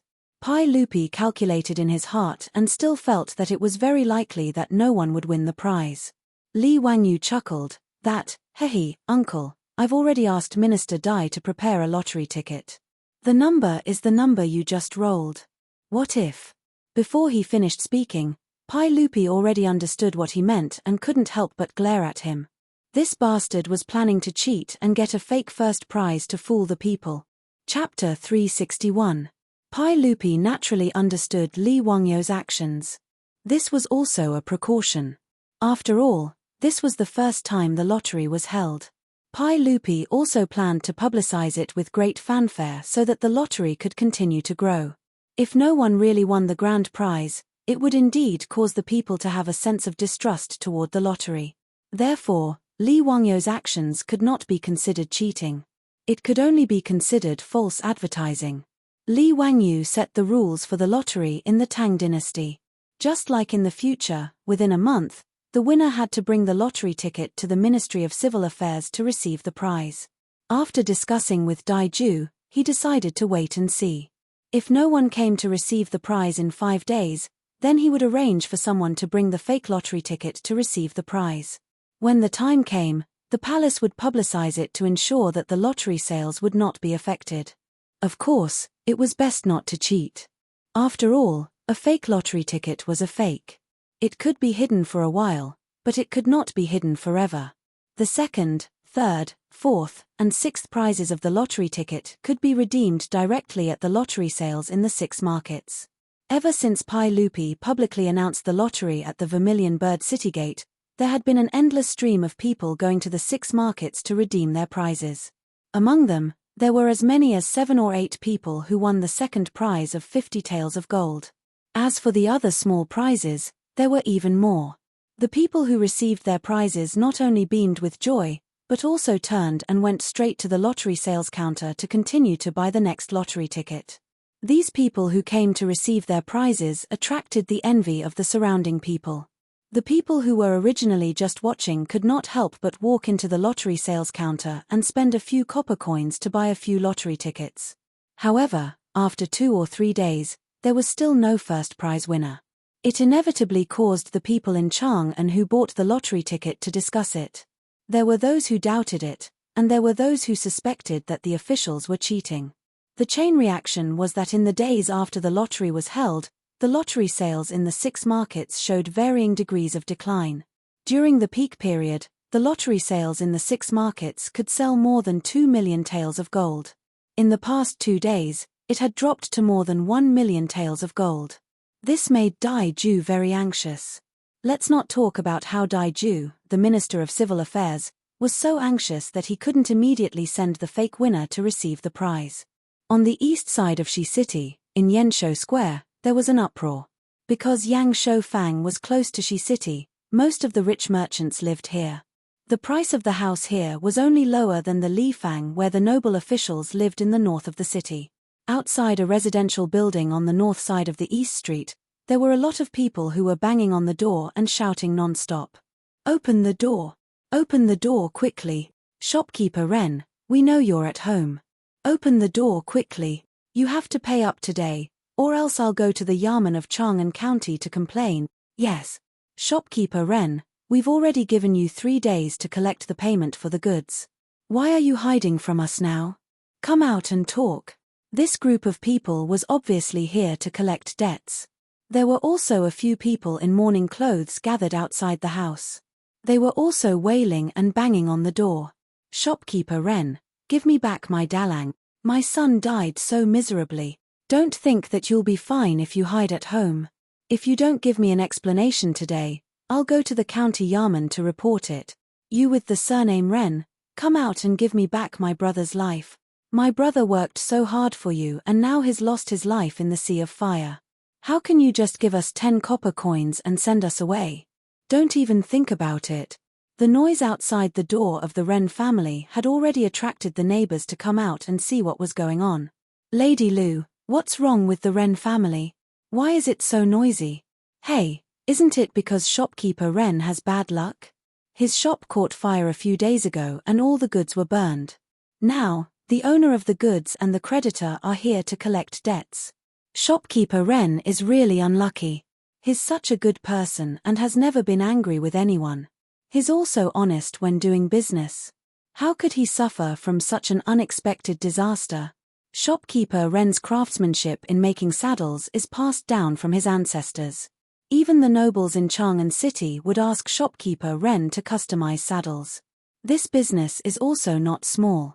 Even if the shop was burned, it shouldn't be to the extent of being chased for debts, right? A neighbor who knew the Ren family asked in confusion. Shopkeeper Ren, who was being chased for debts, ran a saddle shop in Chang'an West City. He specialized in making saddles, reins, and other utensils. Because of his excellent craftsmanship, his business had always been good. A neighbor who knew about this explained, "I heard that a few days ago, a nobleman asked Shopkeeper Ren to customize a set of saddles. He requested that it be made of good leather and wood and also inlaid with gold and jewels on the saddle. After Shopkeeper Ren received the deposit, he spent a lot of capital to buy a batch of precious wood and leather. He also bought a lot of gold and jewels on credit. In the end, it was all burned. Now, the saddle can't be delivered and the gold and jewels on credit are also being chased by others." The neighbors shook their heads and sighed. They felt that Shopkeeper Ren was really unlucky. Someone asked in confusion, "Who are those wearing mourning clothes?" "It's the family of the shop assistant." They felt that the money given by Shopkeeper Ren was too little and came to make a fuss. Shopkeeper Ren was really wronged. The Marquis of West City said that the shop assistant who was on night duty accidentally knocked over the oil lamp. This caused the fire and the shop assistant was burned to death. It's already good that Shopkeeper Ren didn't ask for compensation from his family. He even gave 10 strings of money for the fire, which can be considered as benevolent. But the shop assistant's family felt that the money was too little and came to him crying and demanding compensation. Bah, that family has no shame. They burned all of the boss's goods and still want compensation. They're really shameless. That's right, sigh, public morals are really degenerating day by day. Buddha above, I hope that Shopkeeper Ren's family can safely survive this disaster. When the neighbors were discussing and banging on the door, the Ren residence was also closed with a gloomy atmosphere. "Wife, bring Xiao Lang back to stay with your family for a few days. I have my own ways to deal with the family matters." "Husband, what other ways do you have now? The family owes almost 500 strings of copper. Unless you sell this residence, how will you repay the debt?" Madame Ren cried while wiping her tears. "No, I can't sell this residence. This is my ancestral property, how can I sell it? How can I be an unfilial descendant and shame my ancestors? Then what other ways do you have? Those people outside are making a fuss every day. Even the shop assistant's family asked for 50 strings of copper. They're really shameless. All right, stop talking. The dead can't be brought back to life. Forget it. With my ancestral skills of making saddles and reins, how can I starve to death? Sigh, if there's no other way, I'll ask the master of Ximing Temple to borrow money for the kitchen." Shopkeeper Ren's words made his wife suddenly stand up and grab his robe tightly. "Husband, you can't borrow money for the kitchen. Those monks eat people without spitting out the bones." "Wife, what can I do if I don't borrow money for the kitchen? I've asked the county government of Chang'an County. It's not that easy to borrow money." "Sigh, you don't have to say any more. I know what to do. Although the profits from the kitchen are high, as long as we get through this crisis and rebuild the store, I'll definitely be able to repay the kitchen." But Chapter 362. The fragrant kitchen mentioned by the Ren couple was referring to the temple's loan. The fragrant kitchen was the temple's kitchen and had close contact with the people. Over time, the fragrant kitchen became the temple's name for loan sharks among the people. Even though the temple was lending money, the interest was not low at all. It was still okay to borrow for food, and the interest was 50%. However, if one borrowed for copper coins, the interest was 10% a month and 120% of the principal for a year. In other words, if one borrowed 100 strings of cash from the temple, they would have to return 10 strings of cash each month as interest, and return 100 strings of cash a year later. The 120% annual interest rate of the fragrant kitchen made many borrowers unable to repay and went bankrupt. Now that the Wren family owed 500 strings of cash, if they wanted to rebuild the saddle shop, they would need at least 100 to 200 strings of cash. In other words, if the Wren family wanted to get through this difficult time, they would need at least 700 strings of cash. The Wren family had several generations of experience in the saddle shop and also had some assets. In addition to real estate and shops, they also had a few thousand strings of cash. In the future, it was equivalent to a few million. Originally, even if the shop had a fire, it would not have been so serious that they would be forced to borrow for the fragrant kitchen. However, shopkeeper Wren, who had always been cautious, could not resist the persuasion of his friends and was attracted by the dozens of times profit. He invested most of his family's assets into his friend's caravan. He spent a lot of money to buy silk and entrusted his friend's caravan to transport to the western region. A bolt of silk from the Tang dynasty was worth 3,600 strings of cash. On the Silk Road, most of the trade was done through bartering. A bolt of silk was traded to various countries in the western regions, and could be exchanged for 2 stunning beauties, or a western region's precious horse. Regardless of whether it was a beautiful woman or a western region horse, they could be sold for at least 50 strings of cash after being transported back to Chang'an. Under the stimulation of the dozens of times profit, shopkeeper Wren directly purchased more than 200 bolts of silk and entrusted them to his friend's caravan. If everything went well, these 200 bolts of silk could become more than 400 horses a year later. After deducting the profit and expenses from the caravan to his friend, the Wren family's profit would be no less than 20,000 strings of cash. Marx said in Das Kapital, with 50% profit, capital will take risks. With 100% profit, capital will dare to trample on all human laws. With 300% profit, capital will dare to commit any crime, even at the risk of being hanged. Although shopkeeper Wren didn't dare to trample on the law, he still took a risk because of the high profits and invested all of his family's savings into it. His friend's caravan set off on time, but even if everything went smoothly, it would be at least a year before they returned. However, an unexpected fire forced shopkeeper Wren into a dead end. In the Wren family, Madame Wren was crying non-stop. She couldn't figure out how her family had become like this out of the blue. Shopkeeper Wren let out a long sigh. Sigh, we can't hide forever. This isn't a solution either. Today, I will go to Shimming Temple and pay off my debt first. Let's talk about other things later. Husband, is there really no other way? Shopkeeper Wren laughed bitterly. Could it be that copper coins can still fall from the sky? Sigh, it's all because your husband was greedy and invested all our savings into the caravan. Madame Wren wiped her tears and suddenly thought of something. She hurriedly ran back to the backyard and took out a piece of paper. Husband, a few days ago, I also bought a lottery ticket from that county's son. If I win, won't I have money?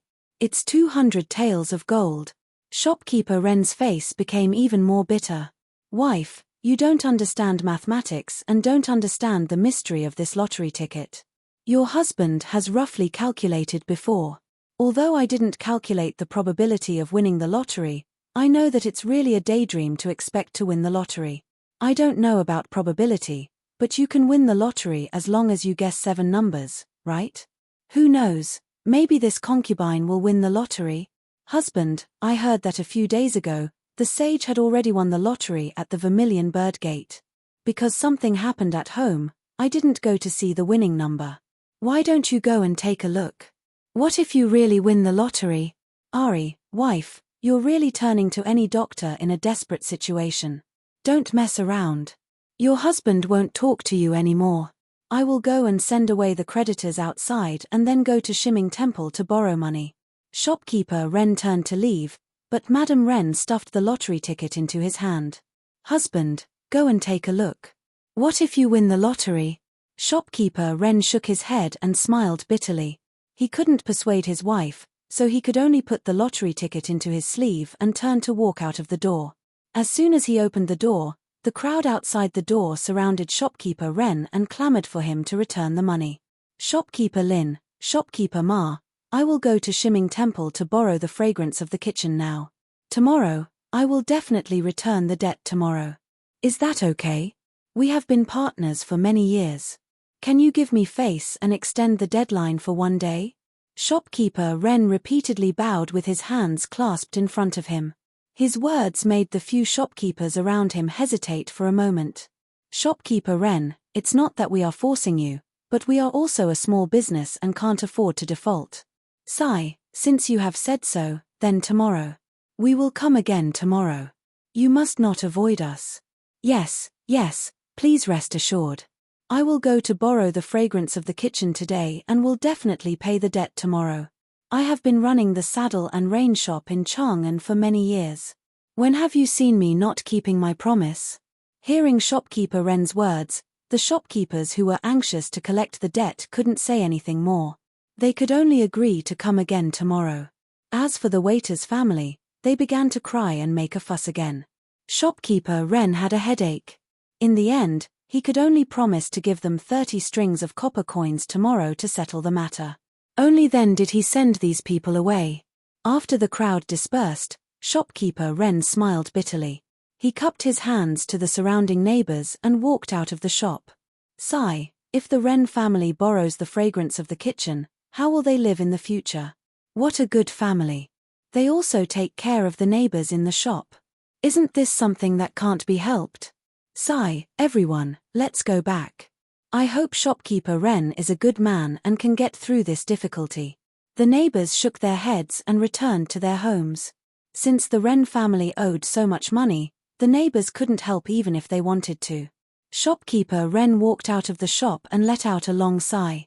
He prepared to walk towards Eternal Peace Shop in the south. Shiming Monastery was an Eternal Peace shop. Just as he walked a few steps, he inadvertently saw a lottery advertisement banner hanging on the wall of the shop. 100 taels of gold is not a dream. The winning prize is 2 copper coins. Shopkeeper Ren smiled bitterly and unconsciously touched the lottery ticket in his sleeve. His footsteps paused for a moment and he hesitated for a moment. He then turned his footsteps and walked towards the west side of the shop wall. In front of the lottery shop in the west side of the market, it was no longer as crowded and lively as it was a few days ago. Even though there was still an endless stream of commoners going in and out, the number of people buying lottery tickets had decreased by a lot. Shopkeeper Ren stood in front of the lottery shop and didn't dare to take a step in for a long time. As the saying goes, the greater the hope, the greater the disappointment. He didn't dare to look at the winning number of the lottery ticket.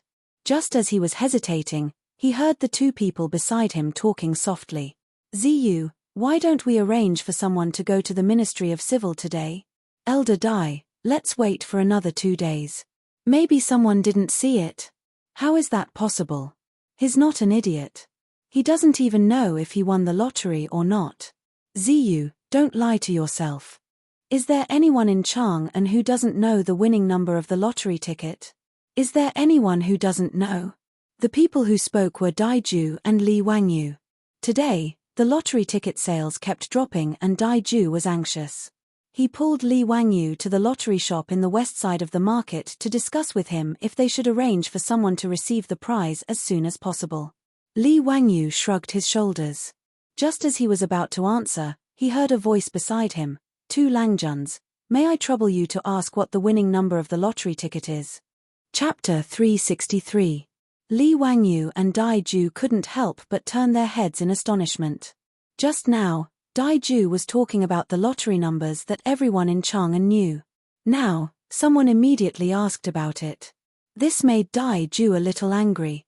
He wondered if this person was deliberately making him lose face as the minister of the Ministry of Civil Affairs. When they saw that the person who asked the question was a middle-aged man dressed like a merchant, they couldn't help but be stunned. My 2 Langjuns, may I ask what the lottery numbers are? It was shopkeeper Ren who asked the question. He didn't dare to step into the lottery sales place. He happened to see a young man and an old man in front of him talking about the lottery numbers, so he couldn't help but ask. Daiju saw that he didn't know the middle-aged merchant in front of him and knew that he had wronged him. The angry expression on his face eased. My Langjun, do you really not know the lottery numbers? Daiju asked curiously. Shopkeeper Ren cupped his hands and replied, yes. Something happened at home a few days ago, so I didn't have time to check. This lottery ticket was bought by my wife. I want to see if I've won. Haha, the lottery numbers were shaken out by the sage at the Vermilion Bird Gate 3 days ago. I remember very clearly that they are 3, 7, 11, 17, 20. Daiju smiled and stroked his beard. He naturally didn't think that the middle-aged man in front of him could win the lottery. However, as the minister of the Ministry of Civil Affairs, he felt very close to the people who bought the lottery tickets. Naturally, he didn't refuse and reported the lottery numbers. Shopkeeper Ren didn't care at first, but when he heard the 3 sets of numbers, his heart couldn't help but beat faster. His wife was the one who bought the lottery ticket. She even used the birthday of his wife, and his eldest son. His birthday was on the 17th day of the 3rd lunar month. His wife's birthday was on the 20th day of the 7th lunar month. His son's birthday was on the 29th day of the 11th lunar month. For the last blue ball, his wife bought 3, which meant a family of 3. Therefore, his wife only spent 2 coins on the lottery ticket in his sleeve. The numbers were 3, 7, 11, 17, 20, 29, and 3. Daiju continued to report the winning numbers. 20, 29. And the last blue ball was 3. Hihi, how was it? Did you win a prize, Langjun? His words were like spring thunder, exploding in shopkeeper Ren's ears. Langjun, you didn't lie to me, did you? Is this really a winning number? Shopkeeper Ren couldn't even speak clearly as he was tongue-tied. Of course. This old man has nothing better to do, so why would I lie to you? If you don't believe me, the lottery sales store will post the winning numbers. You'll know when you take a look. Daiju snorted with some dissatisfaction. Shopkeeper Ren didn't care about etiquette anymore. He lifted his robe and rushed into the lottery shop. Because he was running too fast, he even bumped into a commoner who had just bought a lottery ticket and was coming out. He almost tripped. He didn't care if he bumped into someone. Like a headless fly, he stumbled into the lottery sales shop. Li Wangyu and Daiju looked at each other. Suddenly, both of them had a guess. Grandpa Dai, this person, Zio, did he win the lottery? Both of them were stunned after they finished speaking. It couldn't be that coincidental, right? Were the two of them so coincidental that they met the person who had won the lottery today? Let's go in and take a look. Daiju was anxious. He grabbed Li Wangyu's arm and ran toward the lottery sales store. At this time, in the lottery sales store, there was a piece of paper pasted on the wall. The winning numbers were written in large characters. Shopkeeper Ren ran to the bottom of the winning numbers and looked up at the numbers one by one. The more he looked, the faster his heart beat. His excitement was like a pot of boiling water in his chest that was about to overflow. I won, I won, I won. At this time, there was only this sentence in Shopkeeper Ren's heart. His hands trembled as he took out the lottery ticket from his sleeve. He carefully checked the numbers on it word by word. 3, 7, 11, 3. At this time, Shopkeeper Ren almost stepped into hell a second ago, but suddenly rose to heaven a second later. Under the great stimulation of worry and joy, just like when Fan Jin passed the Juju exam, he read it over and over again. Then he clapped his hands and laughed loudly, saying, "Oh, I won, I won." As he spoke, he fell backward. He clenched his teeth and fainted. His shout attracted the attention of everyone in the lottery sales store. Whether it was the clerk of the Ministry of Civil Affairs or the people who came to buy the lottery ticket, they all heard his words. Just as they were wondering, they saw the person suddenly faint. Everyone was shocked.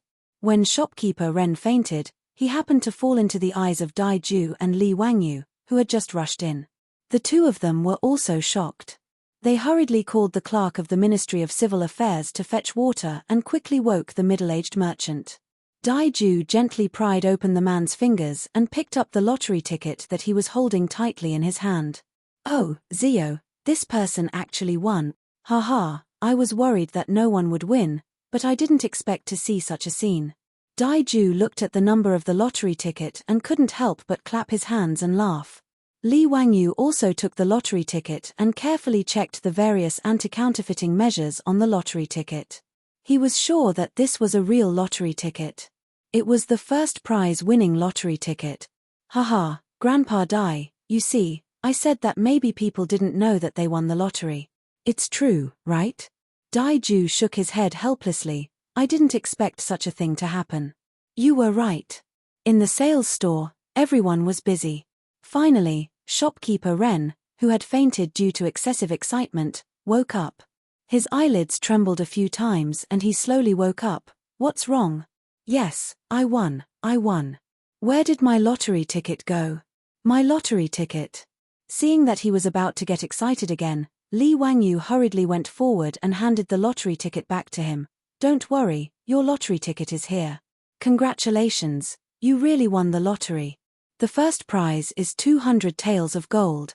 Shopkeeper Ren hurriedly took the lottery ticket that he now regarded as a treasure. Thank you, Mr. Xiao Lang. Thank you, Mr. Xiao Lang. He turned his head to look at the clerk of the Ministry of Civil Affairs in the sales store and asked, Excuse me, can I exchange this lottery ticket now? Where can I get the gold? Congratulations, you need to bring the public examination and the lottery ticket to the Ministry of Civil Affairs to get the prize money. Ministry of Civil Affairs. Shopkeeper Ren was a little hesitant. The Ministry of Civil Affairs official was in the Imperial City. As a businessman, when had he ever entered the Imperial City? Li Wangyu suddenly said, Grandpa Dai, why don't you make an exception and give the prize money to this Langjun here? The people can also see it with their own eyes. What do you think, Grandpa Dai? Okay. Dai Ju thought for a moment and understood Li Wangyu's meaning. He nodded and agreed.